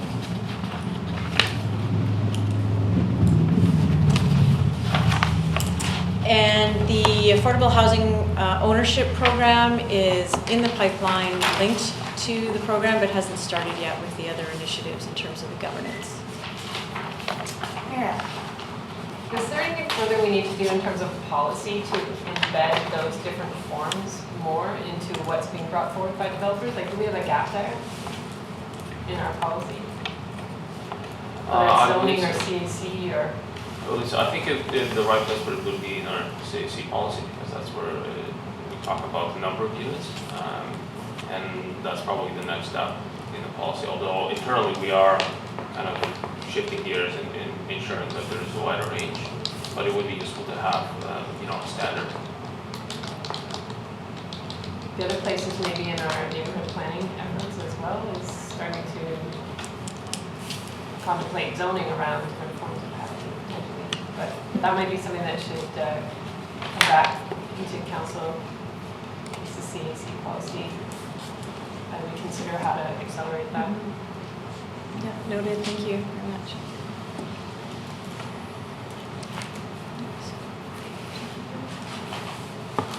The economy and local jobs. So the third priority area is to generate a net increase of employment lands.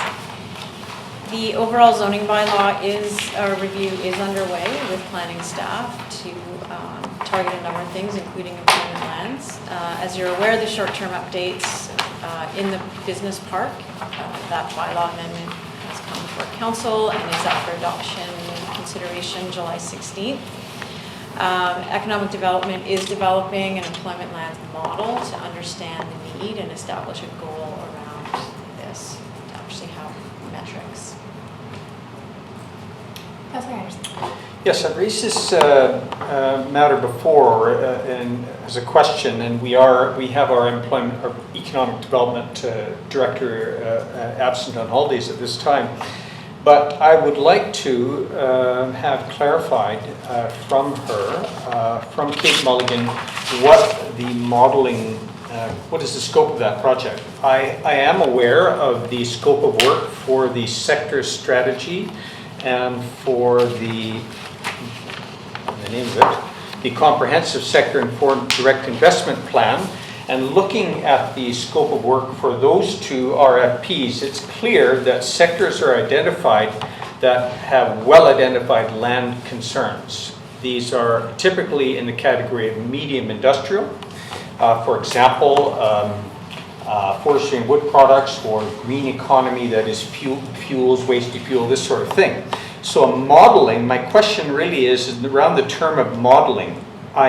I simply am skeptical that infrastructure needs, some industries have infrastructure needs that will never be identified in a modeling exercise. So my question would be to the Economic Development Coordinator, what can be understood by modeling? Because we have several initiatives in employment lands, whether marine strategy related or Chi-Kai-Fan eventually, that are in addition to what we are doing with this present zoning bylaw review. So I would like to see a clarification of the scope that is addressed there, economic development, developing model to understand needs. Well, they're actually well identified and they're not so difficult to. Certain industries need certain things, and you don't need a modeling program to determine that. Where modeling may be useful is linking population growth to needs in commercial and light industrial sectors.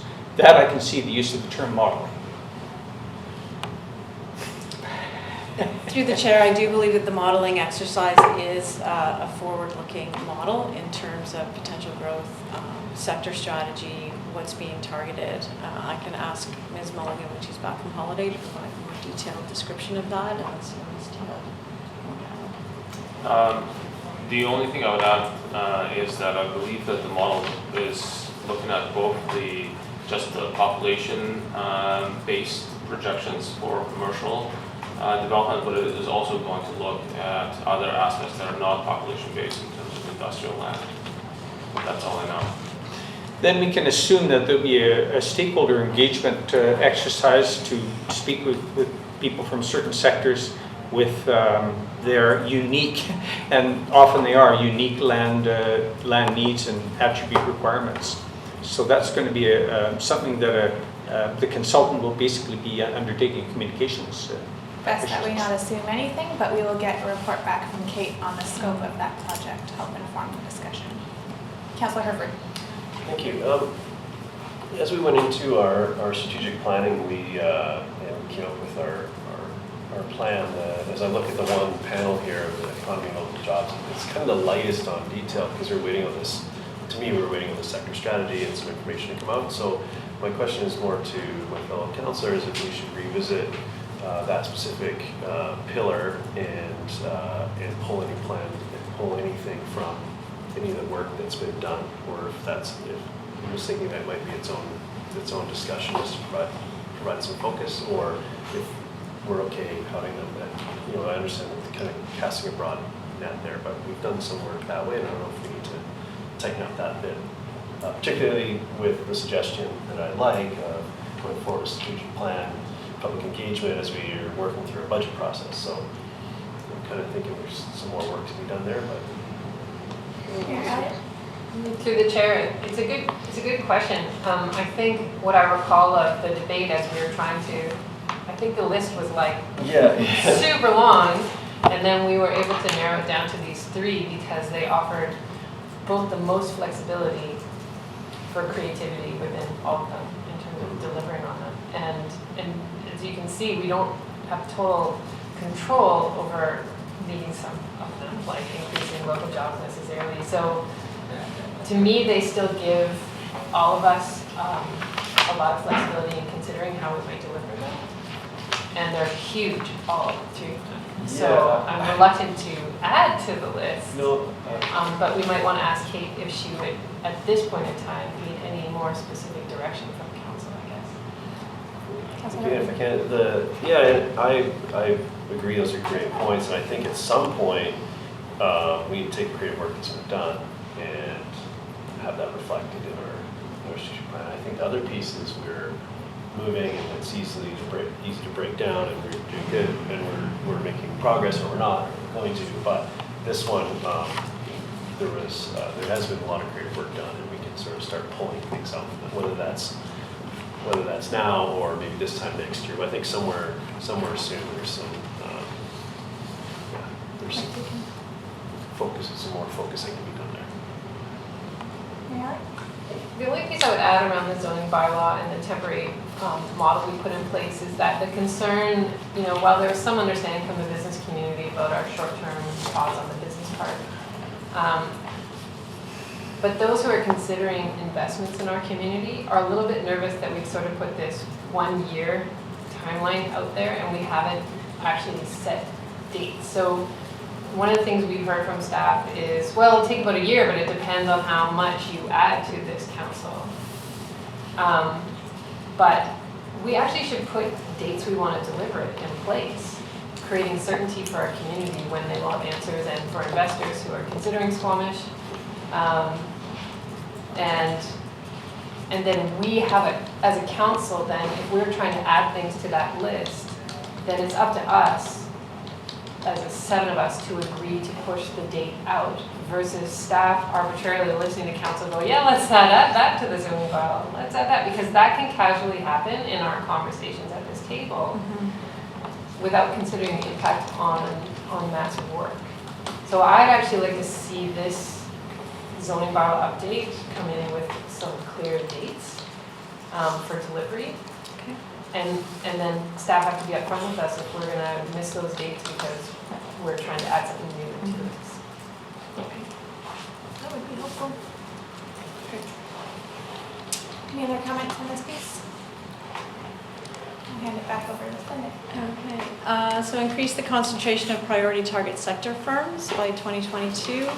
Council has endorsed the sector strategy, target sector strategy. The clean tech project is underway in terms of marketing, for lack of a better word, generating interest around that. But that's really the first step, and then economic development is going to continue to work on the action plan out of that sector strategy. Increasing the local jobs per capita year over year. As Mayor Elliott has indicated, the locus of control to achieve this is not 100% within the district's control, but that said, economic development has been working very hard with a number of different tools to support existing business, to support potential investors. The data that economic development has put together in terms of our OCP monitoring and their separate page that provides tools for businesses looking to locate here, as well as our current businesses, has been very helpful. There's a data project that economic development is looking to launch with SFU, Simon Fraser University, so that would be led primarily by academia. They've also partnered with the Chamber to provide training for local businesses in terms of hiring and recruiting and leadership, and that anecdotally from feedback from our local business community has helped immensely. So there are definitely programs underway through economic development to continue to work towards this goal. Okay, neighborhood connectivity and public spaces. Sub-area plans for 2 residential neighborhoods. The Loggers Lane East sub-area plan is currently in progress. The public engagement about this neighborhood plan is launching this summer. And then completion is targeted for 2020, after which the Garibaldi Estates is next in line. Can staff explain the link between completing the sub-area plan for Loggers Lane East and completion of the stormwater plan? Yes. So one of the major considerations for growth in the Loggers East area is stormwater management because of the high water table. And the district is currently undertaking an integrated stormwater management plan to cover the whole area, essentially south of the Mount Guam River. And so the plan, the sub-area plan can't really be finalized until we sort of know what's happening with the stormwater strategy for this area. Okay, thank you. I forgot about that. Progress to shovel-ready or beyond stage on 3 priority district facilities identified in the real estate and facilities master plan. We're very excited to say that the master plan is complete. The fire hall design, the RFP for that has gone out. It was the first priority in the real estate facilities master plan from a life safety point of view. Construction in 2020, and then 2 other facilities. Well, Public Works is the next priority in terms of the real estate facilities master plan. So that is on track.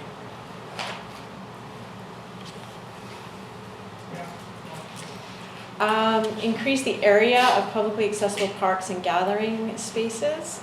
There's an asterisk here because we do need to get a baseline of how much we currently have, and GIS is working on that. 2 large parks that will certainly affect this number, that the oceanfront construction has commenced on the oceanfront park this year. Waterfront Park was before you today. The design stage and construction, design is this year, construction next year. And the Dentville Park design, which will be built at the time that the Buckley Avenue housing project goes in, that design is underway as well. Yeah. Okay, and then year-round utilization of our multi-purpose space and our public spaces. In terms of our public spaces outside, or I suppose it's all of them really. Mr. Buxton, our General Manager of Community Planning and Infrastructure, is working right now on creating a survey to understand where our baseline is. And then the other is considering a staff advisory committee with the community, similar to our OCP community, and getting some feedback and input and contribution from the larger community. Arts and culture and heritage strategy planning is underway. The community engagement is underway currently right now for that. Recreation capacity optimization planning is also underway. In terms of our recreation district-owned facilities, and planning and discussions with partners is underway as well for shared use. Youth strategy and hub planning also underway as it pertains to the Buckley Avenue housing. There is a space in there that's earmarked for that. And the recommendations on the youth strategy and hub planning are coming forth in October 2019 to Council. And those are the strategic planning goals and the update. And as mentioned this morning, as we go into budget, just a check-in with council that these still meet your priorities, that using this strategy as we go into the budget makes sense. So one question that I have in terms of kind of those next steps is that there are a number of these that are either identified as completed or close to, but have identified next steps. So I think it was real estate and facilities master plan. What is the process for building out, updating this with the next set of work plan? I'm not sure I understand. So if I'm thinking about the specific goal of progressing to shovel-ready or beyond stage on 3 priority district facilities, and the action that has been completed as the real estate and facilities master plan adopted, but there's clearly next steps to actually achieving that goal. So what does that look like for next steps in process? I see Robin with a hand up. Yeah.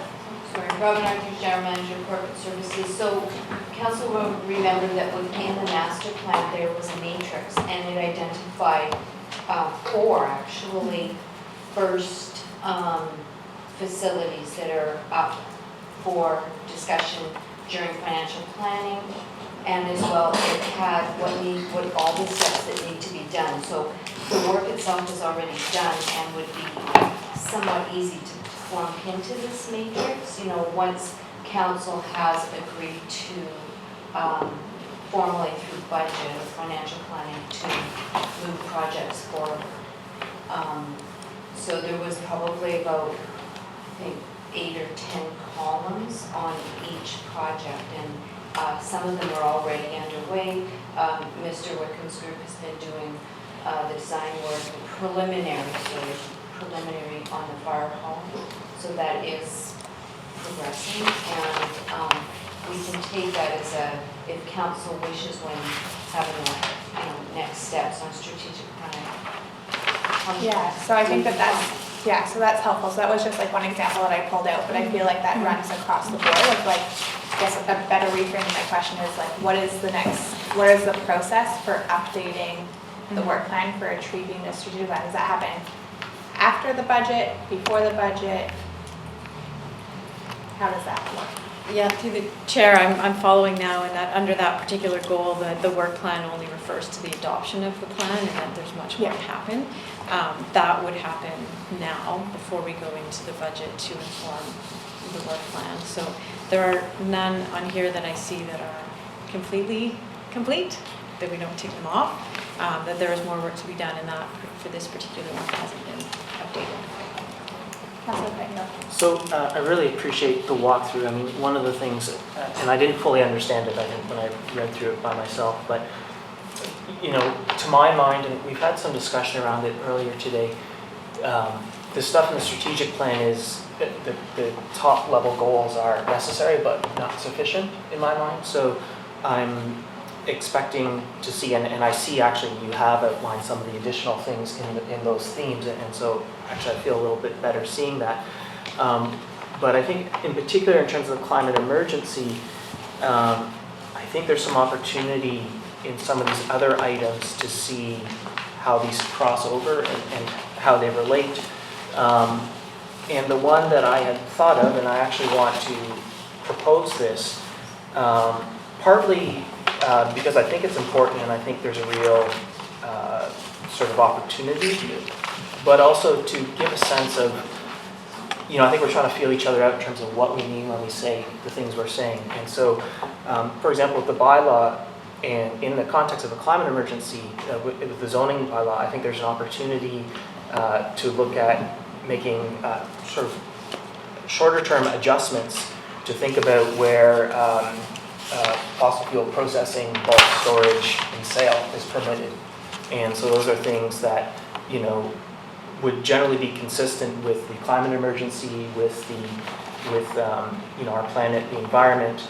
And also, partly the thought there is, I am nervous about the delays in hiring the staff, and I understand, some things have been out of our control, but I want to be careful that, very careful that we're not using that as a reason not to proceed. I think we have to move quickly on these things, and baselines are important, but they don't need to stop us from taking action, I think. And we can still measure if we take action sooner, I believe. So I guess those are some of my thoughts, and if it's appropriate, I would like to move, put forward that resolution on doing that bylaw work and adding that in. So, would you like me to read? Can I move that, or is that? Sure, move, if you'd like to move something. That staff report back to council with options to make interim adjustments to the zoning bylaw in a manner consistent with the climate emergency, particularly with respect to the processing, bulk storage, and sale of fossil fuels. Anybody like to second that? I'll Second by Mayor debate. Elliott. All right, I will open that up for debate. Mayor Elliott. I think there's a lot of complex issues around this, so I'm glad it's being referred to staff. I think ahead to carbon engineering and the potential for one of their plants to be situated in the district, which would require bulk fuel storage.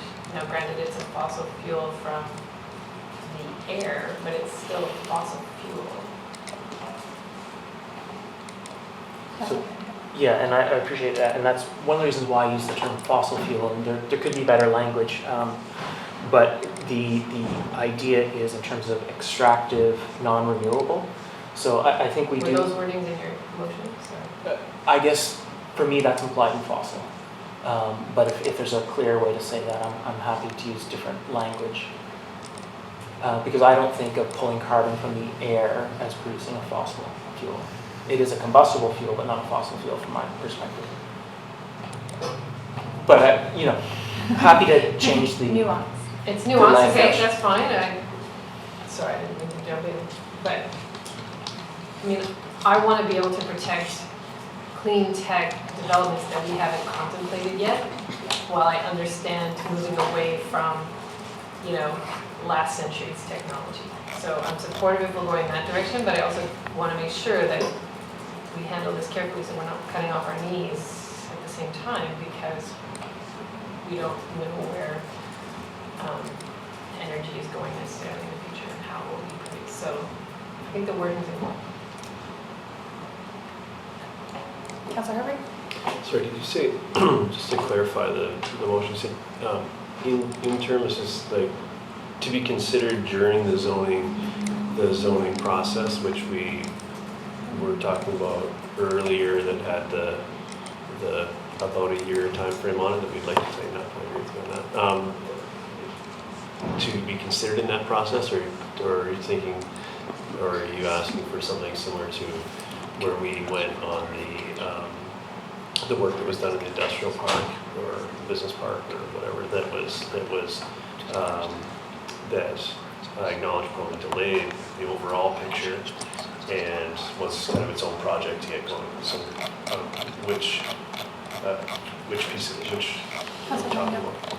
So from my current perspective, I see sooner. I see some real sort of cost benefit wins to doing this piece smaller. I think there's only a very small number of places where this is actually permitted, these uses as it is, like only a handful of properties.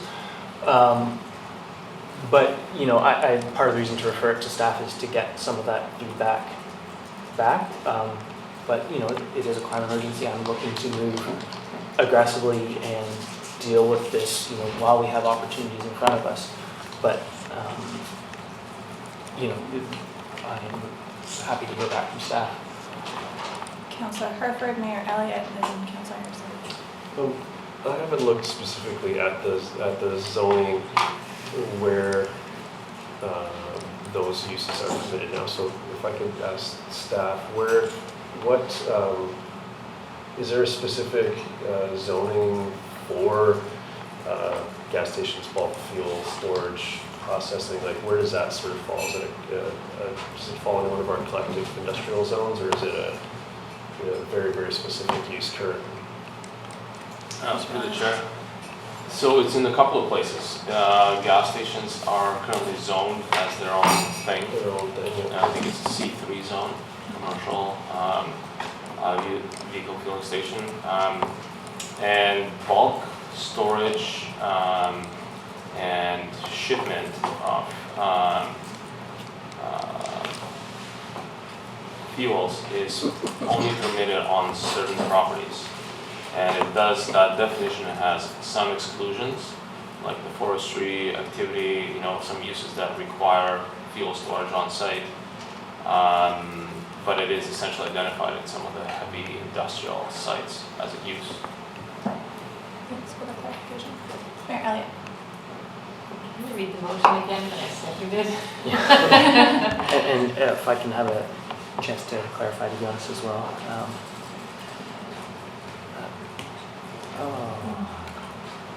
Sorry, can I clarify just while I'm... Oh, sorry. I thought I deleted it. I deleted it now. That was not a Freudian deletion. That staff report back to council with options to make interim adjustments to the zoning bylaw in a manner consistent with the climate emergency, particularly with respect to the processing, bulk storage, and sale of fossil fuels. And if I might add, my intent was to, if you have an operational need, like you are a forestry operation, maybe there's an opportunity, when staff come back to sort of talk about how that's important to deal with that. I guess the thinking behind this is, there's social, economic, and environmental impacts with continued reliance on fossil fuel sector. So for people that are using it as a primary revenue generation source, that's where I think economically, socially, and so on, we are more vulnerable, and I have more concerns. So I'm less concerned about, a forestry company that needs some fuel on site to continue their operations. And so, in some of the, this is some of the discussion I was hoping to have when I brought forward this resolution to clarify some of these things, but that's sort of what I had in mind, that we wouldn't look to exclude, it's not about shutting down the forestry sector. I have Councillor Anderson, then Councillor French, and Pepperford almost. This zoning bylaw review we'll be engaging over the next year has been awaited for a long time because for one reason that it will have a focus on industrial zones that we haven't done in a while. And for that reason, various industries have been anticipating and waiting for clarification of, for example, accessory uses. What does that mean?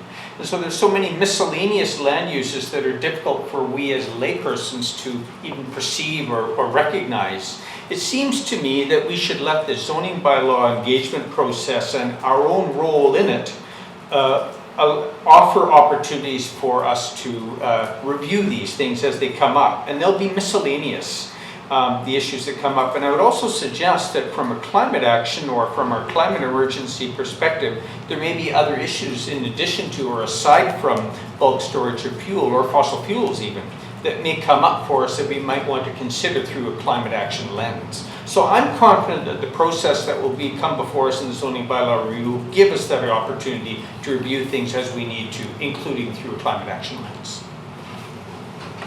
Councillor French. I wanted to hear the motion again, and we've had that.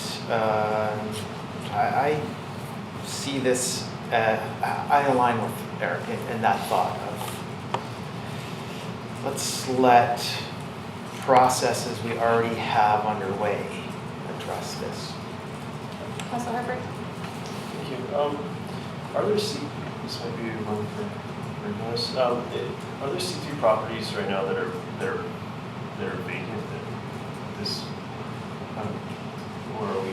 I'm just trying to understand if we're looking at sort of trying to protect certain properties from this future. Sort of focusing on the gas station piece of this right now. If we're going to be sort of slowing down rezonings, or if this, if there are some properties right now that are vacant, three that are just sort of waiting for an opportunity, or waiting for the market or the opportunity to develop. Through you, Chair, there are some vacant C3 properties. Don't think there's a lot of them, and I think most of them are decommissioned gas stations, essentially. So I think we have a few of them downtown. They're all going through the decommissioning and the cleanup process. We'd be surprised that another gas station was looking to open up on one of those sites, given all the cleanup that has been taking place. And yeah, some of those properties I think are looking at rezoning to something else. Councillor Gunn. If I can just respond to some of Councillor Anderson's comments, I guess what I would say is, one, because this is a climate emergency, I am looking to act quickly and respond accordingly. I think if we did come across some just crazy situation we hadn't thought of that turned out to be a fantastic opportunity, we can always amend the zoning. So I don't see this as a, stopping that. And in terms of other things we may not have thought of, other opportunities, fantastic. I'd love to see those come forward too. So that sort of, I don't think this precludes any of that. And I see moving quickly though, it's following through on our climate emergency declaration, moving forward, moving the needle, sort of stating as a community how we are looking to move forward. I see this as supporting what I've seen so far in terms of sector strategy and what types of business we would like to see and incentivize, and what sort of support they can expect, and the brand that will wrap around them if they come here. So I see this as a piece of all of that. So I'll put myself on the list and go back around. In general, I am supportive of exploring this. I do have some hesitation given the discussion we just had about trying to create some known timelines and boundaries for our business community around the zoning bylaw. And I know that already we have thrown a few additional things into the list.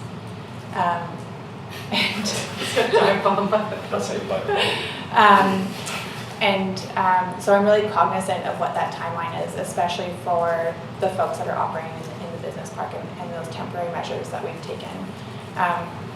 That being said, I understand the urgency with which we have a climate emergency declaration, and this is one step that we could take. I, at this point, am not likely to support this motion, but if it does fail, I will probably put forward something else that is slightly amended. Or more than amended, which is why I'm not actually amending the motion on the floor at the moment. Mayor Alex. I think for me, the direction is that, again, this lens needs to start to go across everything, as Councillor Anderson said, that the climate emergency lens now has to be applied to the zoning bylaw rewrite. And so, I think I would be happy to support a motion that looked at, directing staff to apply the climate emergency lens to the zoning bylaw rewrite, and with a consideration of how our zoning allows us to reduce the sale, transportation, and whatever things you said, with our zoning. I mean, the zoning is a tool for us to change patterns, behavior, uses. So I would much rather incorporate it into Matt's thinking on all zones, commercial, industrial, residential, versus singling out one particular use. Overall, our zoning bylaw should be trying to reduce the use of fossil fuels. So I just see a lot of complications with trying to do this one piecemeal without putting that lens across the whole zoning bylaw. I mean, I think you're targeting one specific user.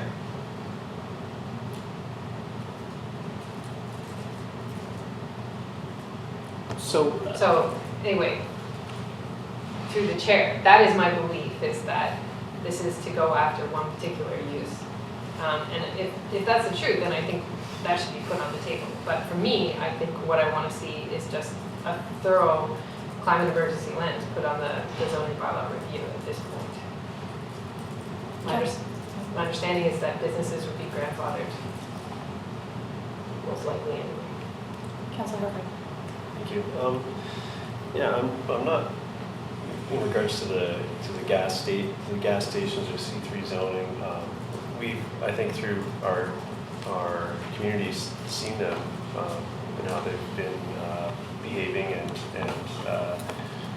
with the pricing issues that we're all well aware of, and they haven't really proven to be great corporate citizens for us, and I'm not really interested in having more of them lined up, and I don't like the idea of having more of those facilities, particularly behaving in that way in our town. But I'm also conscious that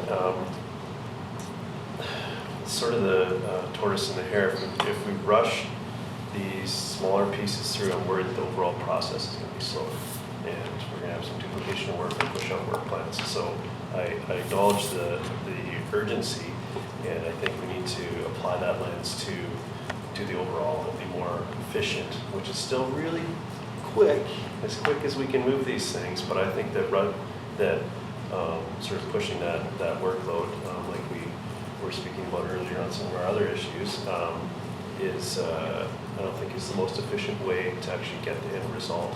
Because this, as much as you've highlighted a few areas that the sort of that emergency lens can be applied to, I think that's almost slightly short-sighted. When it's applied to the overall piece of our land use, I think we're sort of underselling it there. I think it's really, really important, and it's going to be a piece of the whole thing. And our land use is one of our most powerful tools. So I don't think we should be rushing these pieces. Councilor Becker. So I guess in my research for this, some businesses may or may not have all the permits. This may or may not impact that. I don't know. And so that is part of the reason to think about, the longer we wait and leave zones with this and allowed use, we really have no tools to stop that use from occurring. If we do this sooner rather than later, then we have more tools to build the economy and so on that I think this council has said is important to build. And part of the reason to put this over to staff is to get that feedback of, we looked at it all, it just needs to be part of the longer review, or actually no, we can reasonably do this quickly, and there are benefits in terms of where we want to go as a community. So I was hoping with this resolution we would get that feedback. This isn't come back with the amended bylaw. This is look at, I can't remember what exact words were, but I guess I do say options to make interim adjustments.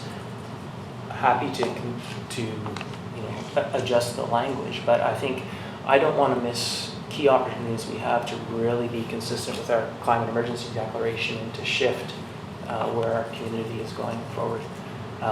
And if those opportunities aren't there, then maybe we proceed differently. Councilor Herford.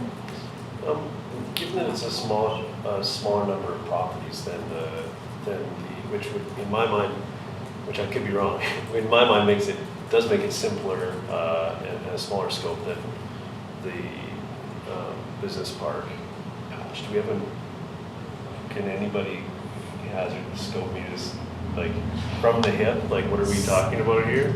Or is that what the motion is for us to go and explore that and come back with something that we can sort of hang our hats on if we want to go that way? Councilor Pagel, you want to clarify what your motion is? I've heard it a few times. I'm like, is that? So are you looking for it to be incorporated specifically in the zoning bylaw review, and it come back as part of the bylaw review that this is the way that we phase out fossil fuel storage, or that you're directing staff to come back with an understanding of how much capacity it's going to take to do that? I guess, I was sort of trying to frame it as I think there's this opportunity, so let's sort of try and head that direction, but ultimately this is to to staff to kind of look at it and bring some feedback in terms of this is reasonable or it's not, or like this is a 6-month project, or this is 3 days of research, and go from there. It's sort of a starting point. Ms. Glenday, I saw your hand. Did you want to? Probably stating the obvious, but any work that council directs regarding the zoning that's outside of a general review slows the general review down. Maybe only a few days in terms of the work, we don't know that, but. Jonas? I'll just add that it might have pretty significant implications in terms of, the amount of resources we have to put forward to answer this question, because we're talking about a broad change that would apply to all properties. And whenever you do that, then you have to worry about, what are the unintended consequences, and also what are the legal parameters with which we are allowed to operate. So that aspect of it would require some extensive research. All right. On that, I am going to call to question on the original motion. All those in favor? Opposed? Motion defeated. Councillor Councillor Herford, Councillor Anderson, Councillor French, Mayor Elliott, and Councillor Stoner opposed.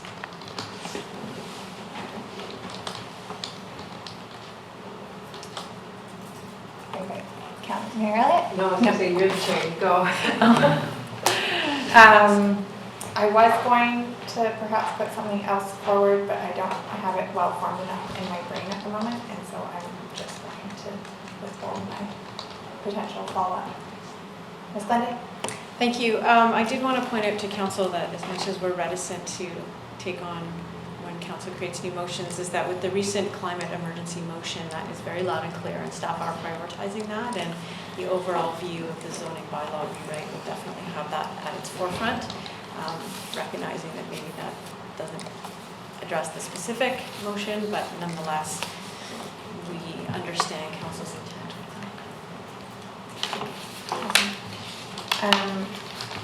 Any other comments on the strategic plan update? Councillor Anderson. Just a clarification, if I may ask Linda Glenday, follow-up from the Economic Development Department concerning that section of the report.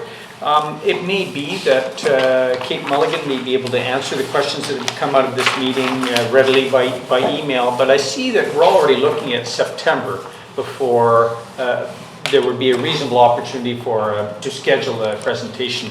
And that is when we're scheduling our next a presentation on an exchange on the strategic plan as well. So I would perhaps leave it to Ms. Glanday's discretion and Kate Mulligan as to whether it would be timely to have a reporting from economic development between now and September or not. I suppose there's a few things in play, the FDI plan and the sector impact studies. Who knows when they may be ready to be reported on. But so there's a clarification regarding terminology and scope of her work, but I really would be interested in a presentation, but if it comes before or after the strategic plan presentation in September, I'll leave it that to, I suggest we can leave that to your discretion. Noted. All right. And with that, we will wrap up this discussion and go on to the next one.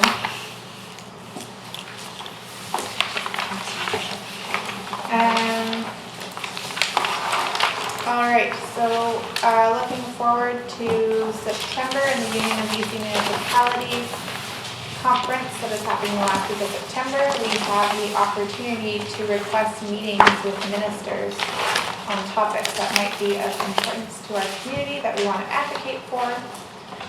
We do have a late agenda item that has a short list of proposed minister meetings that we may want to target.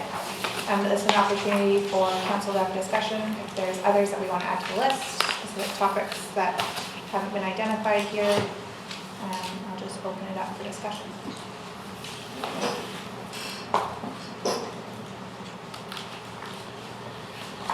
Councilor French. just noting Ministry of Transportation and Infrastructure, Minister Trevina. We've got Loggers Lane / Brennan Park. I'd also like us to tag regional transit into any discussions with that minister. Definitely noted. I think that it would be good to go back with the regional transit. Oh, yeah, sorry, BCRP is BC Rail Properties, not Brennan Park. Yes, okay. Yeah, good clarification, thank you. And maybe I'll look to Mayor Elliott for some clarification on who's best suited to speak to the regional transit issue, and if the SLRD is looking to set up, or the Regional Transit Commission, proposed commission is looking to set up a meeting with her on their own, or if we should also add that to our list of things. SLRD will be talking about their asks at their meeting this month, which I hope is before the deadline. The other one to add to this is all of our highway infrastructure needs, of which there are many. So I would prioritize, and I think for BCRP, it's the mandate. So this is follows on our resolution to LMLGA, and now going to UBCM, which is to change the mandate. And we talked about it with the minister last year, or the year before? Last year. And I think we should reiterate that message again along with our resolution. So I think that, and probably we can get the highways in, and let's hopefully get the SLRD to champion a meeting on regional transit, because then all the mayors and chair can be there. And a note that the meetings that you do end up getting with the ministers are like speed dating sessions. You get 15 minutes. So the idea is to go in with one, maybe two specific asks that are clear and concise, because you don't have much face time with any of them. Councillor Pettengill and Councillor Anderson. So two that I wanted to highlight, and notwithstanding my wild success with my resolution just now, the oil and gas and WLNG implementation group in particular. And my thinking there is, we have a lot of stuff maybe or maybe not coming up soon. I was rather struck, I saw an email come in, I think from the BC Oil and Gas Commission through a web form on our website. And to me that, wondering do we not have a better communication with this group given the impacts on our community and some of the stuff that's going on. So I think I would really like to have, make sure we have a strong relationship, a strong understanding. They understand where our community is and where our community's values are, and at the very least have a conversation. The other one that jumped out at me when I read the sheet was the Ministry of Indigenous Relations and Reconciliation. And that's just recognizing a number of the discussions we've had where Squamish Nation is acquiring through different agreements various pieces of property and has desires to do things with them. And I'm sure the nation isn't interested in having another level of government get in the way of what they're trying to achieve. But I think we've all seen the struggle with us trying to do good municipal planning and not having that strong, there's sort of all these different groups, not all talking about how these pieces are coming together. So just if we could have a conversation about how we gain a better understanding of what we all want to do so we can move forward together. Councillor Anderson? Yes, as regards Ministry of Transportation, I think we should always take the opportunity to quickly remind them of outstanding concerns on Highway 99 intersections, Cleveland and two others at least, and I think we should always take that opportunity. I've been closely involved with one of those situations, and it is simply a matter of pestering them. It's so easy for these issues to be lost off the agenda. We should not let that happen. They're important safety issues. Secondly, this is maybe for consideration. Keith Mulligan organized a high-tech seminar workshop here a couple months ago, and a few of us attended. And there was a representative there from Ministry of Jobs, Trade and Technology, and something came up that she responded to right away. And that was the fact that Squamish is not part of any zone for economic development grants. That is, to the north of us, Pemberton and north, I'm not even sure of Pemberton, but Lillooet and north, they're part of the Northern Development Institute Trust. And the Kootenays are part of the Kootenay or the Columbia Basin Trust. And this representative recognized right away, and she's part of conversations elsewhere besides Squamish, that in fact that we do not have such an organization to apply for economic development funds. And so it may not be something we want to address this year, but we are in a gap. We don't have such a thing. I think Vancouver Island does, but we don't. We in Sunshine Coast. And that might be something, if they may not have a lot of traffic, we could take that up. And I'm happy to put together a little briefing note or links to those other trusts that exist elsewhere in BC. And these are for applying for money for feasibility studies, infrastructure, economic development related projects. We don't have that opportunity from Squamish.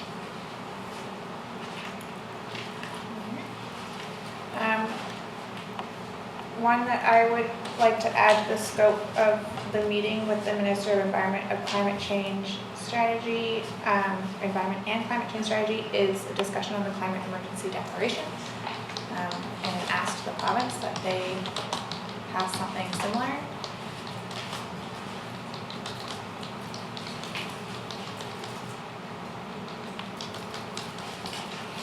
Yeah. I think one thing that council hasn't discussed, that we're not included in the speculation tax nor the empty homes tax. And so it's on here, but council's never discussed whether we want to lobby to be in or lobby to stay out. I'm not sure the province is actually contemplating extending it at this time. I'm not sure we have any data necessarily which way to lobby, and we certainly haven't had a discussion here on that. So that may be premature, because today is not necessarily the day to have that debate. But I'm curious how other folks feel about that. I know we did ask the minister why we weren't included, and did we ever get a response back from the province? Not that I'm aware of. I have to double check that actually. On this point, Councillor? Yes. Yeah. So this may have been a topic of conversation between the previous councillor and Jordan Sturdy, who certainly was ready to express his views on this, mainly that we don't have any data, do we? I would also just make the observation that we have at least one major housing development here in Squamish that is advertising Squamish as not being within this zone. It happens to be Waterfront Landing, and they are explicitly in their sales pitch saying that these taxes don't apply in Squamish. Councillor Tiger, Councillor Harper. Yeah, just anecdotally, I've heard similar things, and also looking, I'd asked, and I can't remember the numbers off the top of my head, I'd asked staff for some data on how many homes are lived in by the owner versus some other owner. And the numbers were a fair bit higher than I expected. Now there's maybe more of a story there, but I'd definitely be interested in looking at the speculation tax here. Yeah, I think this is really interesting, and we're close enough to Vancouver, which is on the speculation tax, that are a high percentage of our communities happily making that drive, and I think that whether we like it or not, we are part of that sort of ecosystem, and I think it's worth exploring. I'm still unclear on whether that's exploring to be in or exploring to stay out, or just exploring to ask for more information on how, like if the province now has data and understanding how it's impacted the market. I personally feel, based on not enough data, that we could maybe have a better discussion amongst our council, but I believe that we're part of the same market, and I think that I personally feel that we should be exploring being in on that.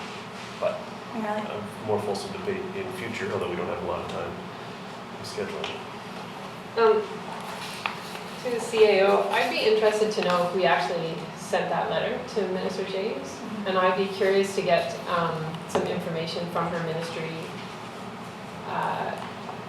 about what the process is, who collects the data. Do they want us to collect the data? Are they collecting the data? Like, I don't want to request this meeting if they're just going to out and out say no. But I'd like to know what they base that decision on. And I remember we discussed it in the last council, and we asked the province for clarification about why we were left out.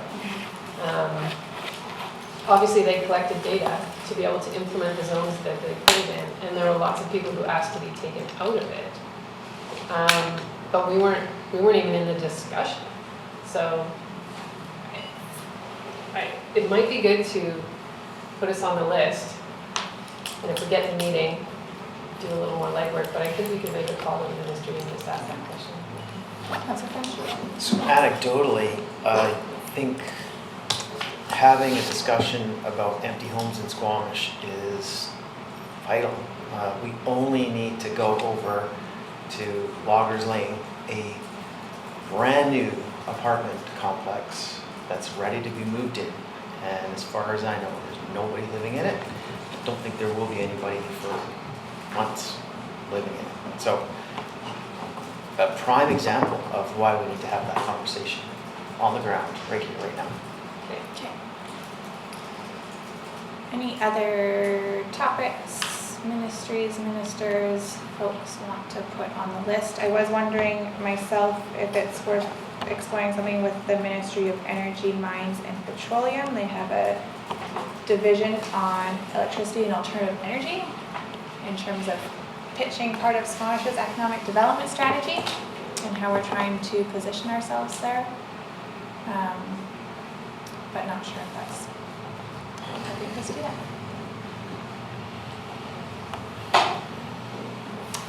Robin? If I might, one thing that UBCM does require is that's quite a list. They require you to identify your top 4 because it is very unlikely that you'll get all of them. So they ask that when we make the submission that you've identified your top 4 priorities, and it makes it a lot easier for Ms. Murray when she's juggling schedules. All right, Mary Elliott? So we could go to the Ministry of Mines and blah, blah, blah. Petroleum Resources. Sorry, they give them such long names. Energy, Mines, and Petroleum Resources.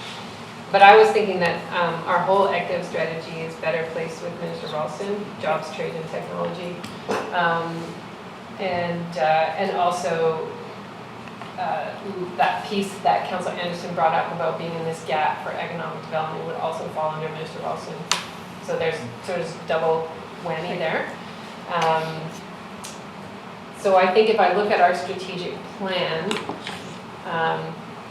other one that is a priority is it Minister Donaldson that would be campgrounds, or is that BC Parks? Like, I know Flinroe has some land use planning and can put in recreation sites, but then there's also expansion of BC Parks infrastructure, and so I feel like I want to hit up both those ministers.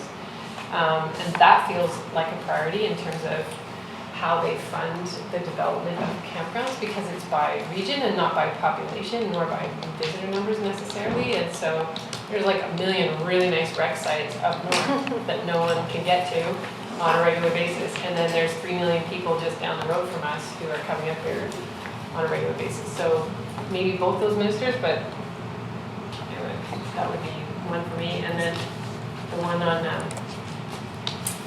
anything attached to our resolutions at UBCM should be a priority. So the BC assessment one, the BCR, BC Rail Properties Mandate is another one. You had one on funding SARS, so who's that? Carol James. Carol James. Finance. I mean, so remember, there's like lots of schmoozing too. So we got to figure out which ones we need meetings for. You get 15 minutes, and then you can make 2 points in that meeting. That's it. And the rest you want to hit up, like Mr. Farnsworth, to say, hey, we sent you a letter, and you're not going to get your cannabis store until we get answers on the ones that are private operators. That might be more of a cocktail party conversation versus trying to get him in a meeting. So I saw Natasha's hand go up. Like, I just wanted to comment that I would believe Mr. Minister Donaldson would be the right approach for campground funding. Well, there's campgrounds in Crown Land, Flinroe, and then there's expanding campgrounds in BC parks, of which we have several. So it's both, but in terms of lower cost campgrounds, we would probably pursue Flynn Road first. Okay, Councillor Herford, Councillor Pettingill, Councillor Anderson, did I see your hand? Not the same. On the campground point, I was thinking what the tourism tie-in is there, and if that drives the other ministries to do something, because to me it's tourism funding, it's tourism driven, like are we barking up the wrong tree, because these are people that put the campgrounds in, and I wasn't clear, I don't have clear in my own mind how that flows, because to me, it's tourism infrastructure, but if the way that the campsite goes into the ground is through Finro, then is that far enough up the tree to have the effect? Or, I don't know, I'm looking for advice on this one. In response to that, to the chair, never assume that the ministries are talking to each other or that pots of money are ever shared. So we have to hit with the person who can do the approval. I think is more important to us in the short term than, and I think they already are doing the tourism development strategy through that ministry anyway, and there's engagement in the corridor ongoing on that. So I think we have to make sure we're getting our points across in that, and then we've got to hit up Minister Donaldson for actually investing more in this region. Okay. Councillor Pettingill? Yeah, so, I'm not sure if this is a cocktail thing or a minister meeting thing, but BC Hydro and a couple of these actually might be BCUC, which I don't know if it's some other ministry, but there's 3 pieces came to mind. One is Chikai Fan substation, and asking them again if we're going to do a barrier and all of that, having BC Hydro be a participant in that. And then also as we look at the climate emergency and dealing with that, the ability, I think, for people to resell hydro or electricity, that is something that I think needs to be discussed, as well as ease of setting up local utilities as people are start doing microgeneration, looking to exchange power and all of that. And maybe that is a bit more of a cocktail one, but I think those are things that should be on our list to talk to people about. Happy to put that on a longer list of things that we need to corner ministers about. Trying to wrap up this conversation. I was trying to narrow, see if I could. I was trying to narrow down a list. To me, those top 2, or maybe the top. We can go top 4. I know. So I'm going one. Transportation, Flynro, and then municipal affairs and housing. The BC assessment piece, I think, is really important. And then I'm open to what the 4th one is. But to me, those are the top 3. And given that there's a laundry list of things, I think that sort of boils down. So I don't know how everyone else feels about that, but in an attempt to bring things. Thank you. Councillor French? That's my top 3 as well, with the question specifically with Minister Robinson, the BC assessment. What is that? What's the specific issue? So there's 2 parts to that. One is trying to identify if there's further granularity that we can see through BC assessment in terms of the different classes. And then the other one is the implications that, well, it's tied to, but the implications that has had for businesses on High Street. Yes, okay. Highest and best use versus current use assessments. Those are my top 3 as well, and open to 4. Councillor Pettingill? I would say in the top 4, I wouldn't necessarily put it at 4, is I think then Ministry of Environment, Climate Change Strategy. We are the municipality that put forward the LMLGA resolution, and touches a lot of points, as they do everyone, but I think it's something that if we're serious about emergency, we need to talk to the province about it. LMLGA. Yeah, so the LMLGA is requesting a meeting with Minister Heyman on the climate emergency resolution. So that is, whether they get it or not, they give it to both of us, I'm not sure, but that is one of, so to clarify, the LMLGA is requesting meetings on the climate emergency, and then there's no others that overlap with this. It was things that came out of high priorities from the resolution session, so the All On Board campaign, at DCC, Policies and Bylaws, and there's 2 others. I'm blanking on them right now. Do you want to list your top priority? Oh, you did already. So yeah, it's hard Less for me to time pick, change. but I would put that one on. I think Okay. having the minister hear that message multiple times is important. Yeah. Councillor Anderson, top priorities. I'll go with the flow. I'll also suggest that on the jobs, trade and technology and BC assessment, there will be good opportunity to link up with others with allied issues. The regional trust, the missing regional economic development funding trust for this region, we can link up with others on that one. And on BC assessment, there's a number of other municipalities with shared concerns. So in the months ahead, we can craft our pitches and link up with those other folks. Mayor Elliott. Minister of Transportation, for sure, number 1, mostly for the highway issues, as well as the BC Real Properties mandate. Number 2 is Mr. Robinson, BC Assessment. I also want to touch on with her the fact that the Women's Center housing was put into competition with the Lower Mainland rather than with rural communities and lost out on their transition housing funding. So I want to talk to her about, hey, let's not lump us into the wrong pool of people. We don't service people from the Lower Mainland. So those 2 things with her. Number 3 is Minister Donaldson on campgrounds. Also want to talk about our community forest because we actually might have a management plan by then, potentially. But anyway, just here we go. More of that conversation. And 4, I'm going back and forth between Mr. James and Mr. Ralston. I think with Mr. James and the speculation and empty homes tax, we can do some more homework on our own and then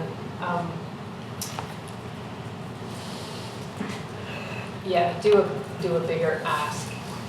The implications are that Whistler won't want it. We will, so it has some implications in the region. So I'd actually rather do a little bit more homework on that before we request a meeting.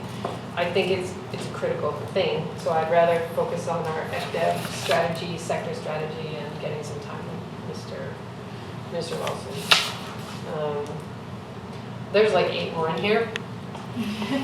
But I think what we want to do as a council is do the homework and figure out who their key staff are, and then use your time at UBCM to get in front of as many key people as possible and sort of reiterate some of the points we've agreed on in our briefing notes. The other piece too is I know that we're supporting the childcare planning table with funding, and that was the other one, was maybe trying to get some time with that minister to talk about some of the issues in Squamish just to support that work. But also I could find that minister and just chat with her about the Squamish context. So I could go on and on. There's no shortage of issues. That's the thing for us. But she was the other one that I was thinking about. And did you know there was a wood fiber implementation group in the Ministry of Energy, Mines and Petroleum? What's that? They're supposed to liaise with federal, provincial, and municipal governments. Has anybody ever heard from them? Through the chair, I've spoken to specific staff in that ministry, but never understood that they necessarily formed that group. So I will follow back. It's news to all of us. That was interesting to me. Cocktail hour conversation There's right there. people dedicated to getting one project off the ground. It's not I didn't see LNG Canada, which is 10 times the size. Curiosity. Sorry, just going through my list. I think there's a topic for the SOID around Ministry of Health. Just making sure there's proper investment in this corridor on the health front, so I'm going to pitch that to the SOID. I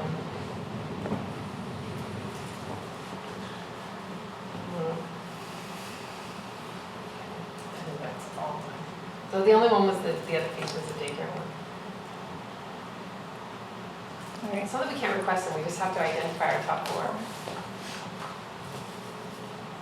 Does it reduce our probability of getting our top 4 if you have a laundry list? There's the other question. Nope. All right, so if I'm looking at the list here, I think my top 4 are similarly in line, MOTI, Flynn Minister Robinson, Municipal Affairs, and then my vote will go to Ministry of Jobs, Trade and Technology.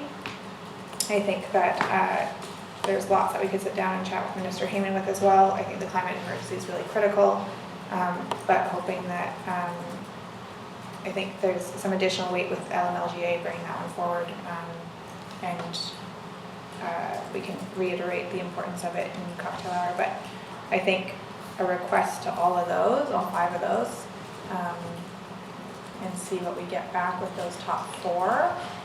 Are there others that we want to add to the request list? Robin's shaking her head. Strategically, you don't really want to ask for too many, because what happens is there are the favorites, and everybody asks to see. I would think Minister Trevino would be one of them. And if you ask lower down the list, maybe somebody who's a little bit less popular, for lack of a better term, more obscure ministries or specific ministries, they may try and shuffle appropriately so that they do have some times booked. Did you want, Terry, did you? I was just going to suggest that meeting with their staff is also an option that we have, that we can request meetings with the minister's staff. Yeah, on that point? Yeah, so maybe speculation tax, we could try and meet with Minister James' staff on that at UBCM, that would be helpful.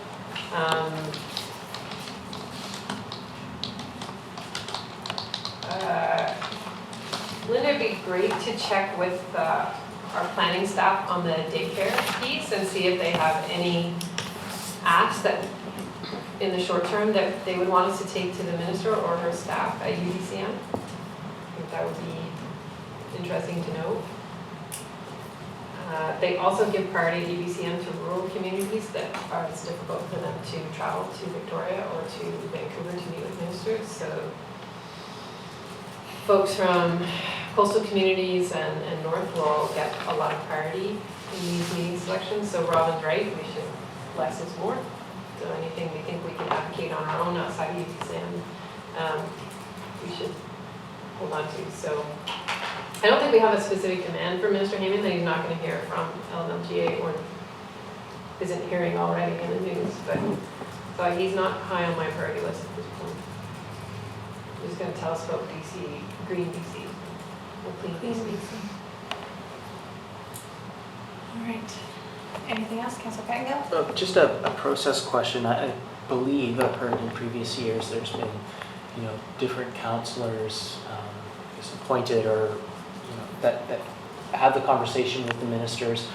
So I'm just wondering what our plan or process is, and is there an opportunity, the committee of the whole before UBCM, can we spend the day as a council sort of, being very clear on our talking points and so that we're all kind of coming with a clear message when we're speaking to all these people, or is there a different way to manage that?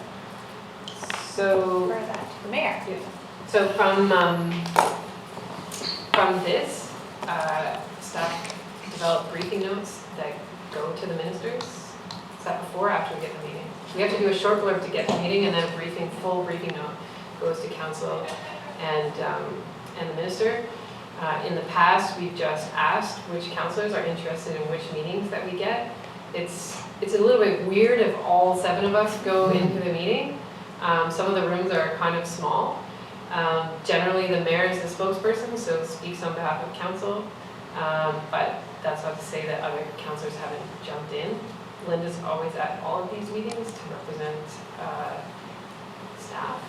And the other thing too is that you may have other things at UBCM that you're busy doing, so you can't make the meeting, or we may have a resolution going to the floor when there's minister meetings, so we divide and conquer, leave people to talk to the resolution and take other people to the minister's meeting. But we work all that out before we go. But yeah, our talking notes are like clear. Councilor? So just to follow, I mean, that sounds good for the minister meetings, and just to clarify for the cocktail meetings, though, where it's a little less formal, still appreciate some sort of discussion or talking points or something, so that, I think, assume we don't want to give our personal opinions in those cocktail things, that we're trying to represent the municipality in this event more. And so, is there a way to make sure we're kind of saying the same thing at the cocktail hour as well? Well, I've always found it challenging for councillors to all say the same thing, because you all have your own opinions. I think it's just always important to remember that you don't speak for the community. So you are expressing a personal opinion unless you're being guided by a resolution of council, in which case you can speak that our council believes fits. Otherwise, it is your personal opinion and it should be couched as such. So if you're talking with Mr. Heyman's staff about our climate emergency, you can be really guided by our strategic plan, and you can sort of say, our council said. If it's, a pet project of yours that, you want bubble gum available in all campsites across the province, then that's a Chris Pettengill project and not related to council at all. And so I think people just have to be really, really mindful of that, that they can't speak for council unless there's a resolution or approved plan or something that's sitting there that they can speak to. So it sounds like we don't really have necessarily a specific group strategy for the cocktail hour. It's the ministers, that's what we plan around the cocktail. We kind of individually do what we can. I'm happy to put something on the agenda pre-UBCM to sort of talk about, hey, if we're going to talk to people, who would they be? I mean, last council, lots of councillors didn't go to UBCM, so there was just a few of us. And so sometimes it was the mayor and I sitting down before the BC government reception and saying, all right, who do we need to find and what do we need to talk to? So if everybody's going, I don't know who's spending how many days there. Or is everyone going for at least part? Yeah, so that's like a whole new conversation for me, and we can do that prior to about who wants to deal with who and who we would likely target. Because there's more ministries than we'll get meetings with, and if we don't get some of these meetings, then we definitely have a conversation about who we're going to try and find over the course of those four or 5 meetings. All right. Any further comments? Yes, Ms. Glenday. If I could ask for clarification on the specific ask, so that when Ms. Marie and I put together the short request and the top 4 for that. Yeah, so I have in my notes for MOTI, it's highway infrastructure, the BC Rail property mandate, and highway intersections. For Flynn Row, I have campgrounds and a potential note on community forests. So the campground ask is More asked. Okay.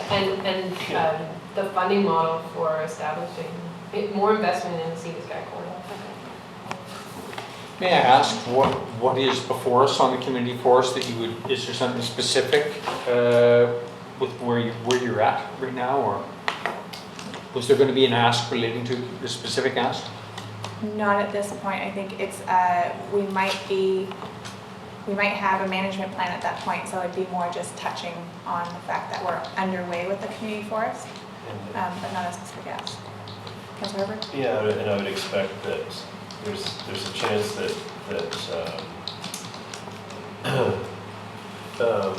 Flynn will have that management plan at that time. So just to follow up and show that we're going to be working closer together going forward.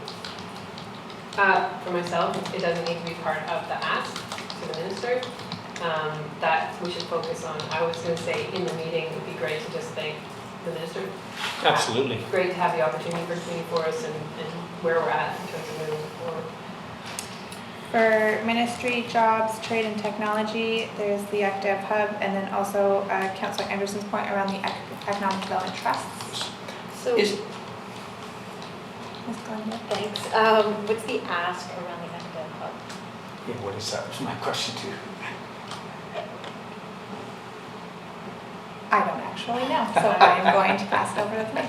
I think this is staff's wording and not council wording. I think we would have said our sector strategy and looking for investment around infrastructure. And this is another one for Minister Trevena, is the rail yards. That's the layout of the rail yards. And I would like to reiterate that message to Minister Ralston to show that there is economic gain to be had by using our port more strategically and those laydown yards and rail yards. If there was a layout, a road system, some sort of plan, but they weren't leasing them to businesses that aren't going to bring jobs, and let's use it for what it is, and that's what that land is. So I think there's a crossover there, so maybe add that note to Minister Trevena's as well. So I think it's around what Squamish is doing around the oceanfront and around its sector strategy, and looking for provincial investment within that realm. I support Mayor Elliott's comments regarding Minister Ralston and the rail yards entirely. As regards the Regional Economic Development Hub, we can refer explicitly to Regional Programs and Engagement Branch. They are in charge of regional economic development trusts. The issue is lack of such a trust for this region. Thank you. And then I have for Minister of Municipal Affairs, the BC assessment piece, and then the Women's Centre housing being grouped in with Metro Van as opposed to.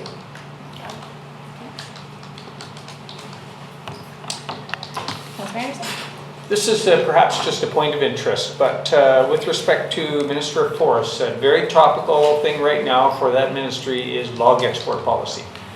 And it so happens that our region is the most vulnerable in the province to changes to that, in that policy. And among the stakeholders in our region that are most vulnerable is First Nations, because they don't own any mills, they just sell logs. Recently, we received some correspondence regarding geotech exploration in the Meager area for geothermal.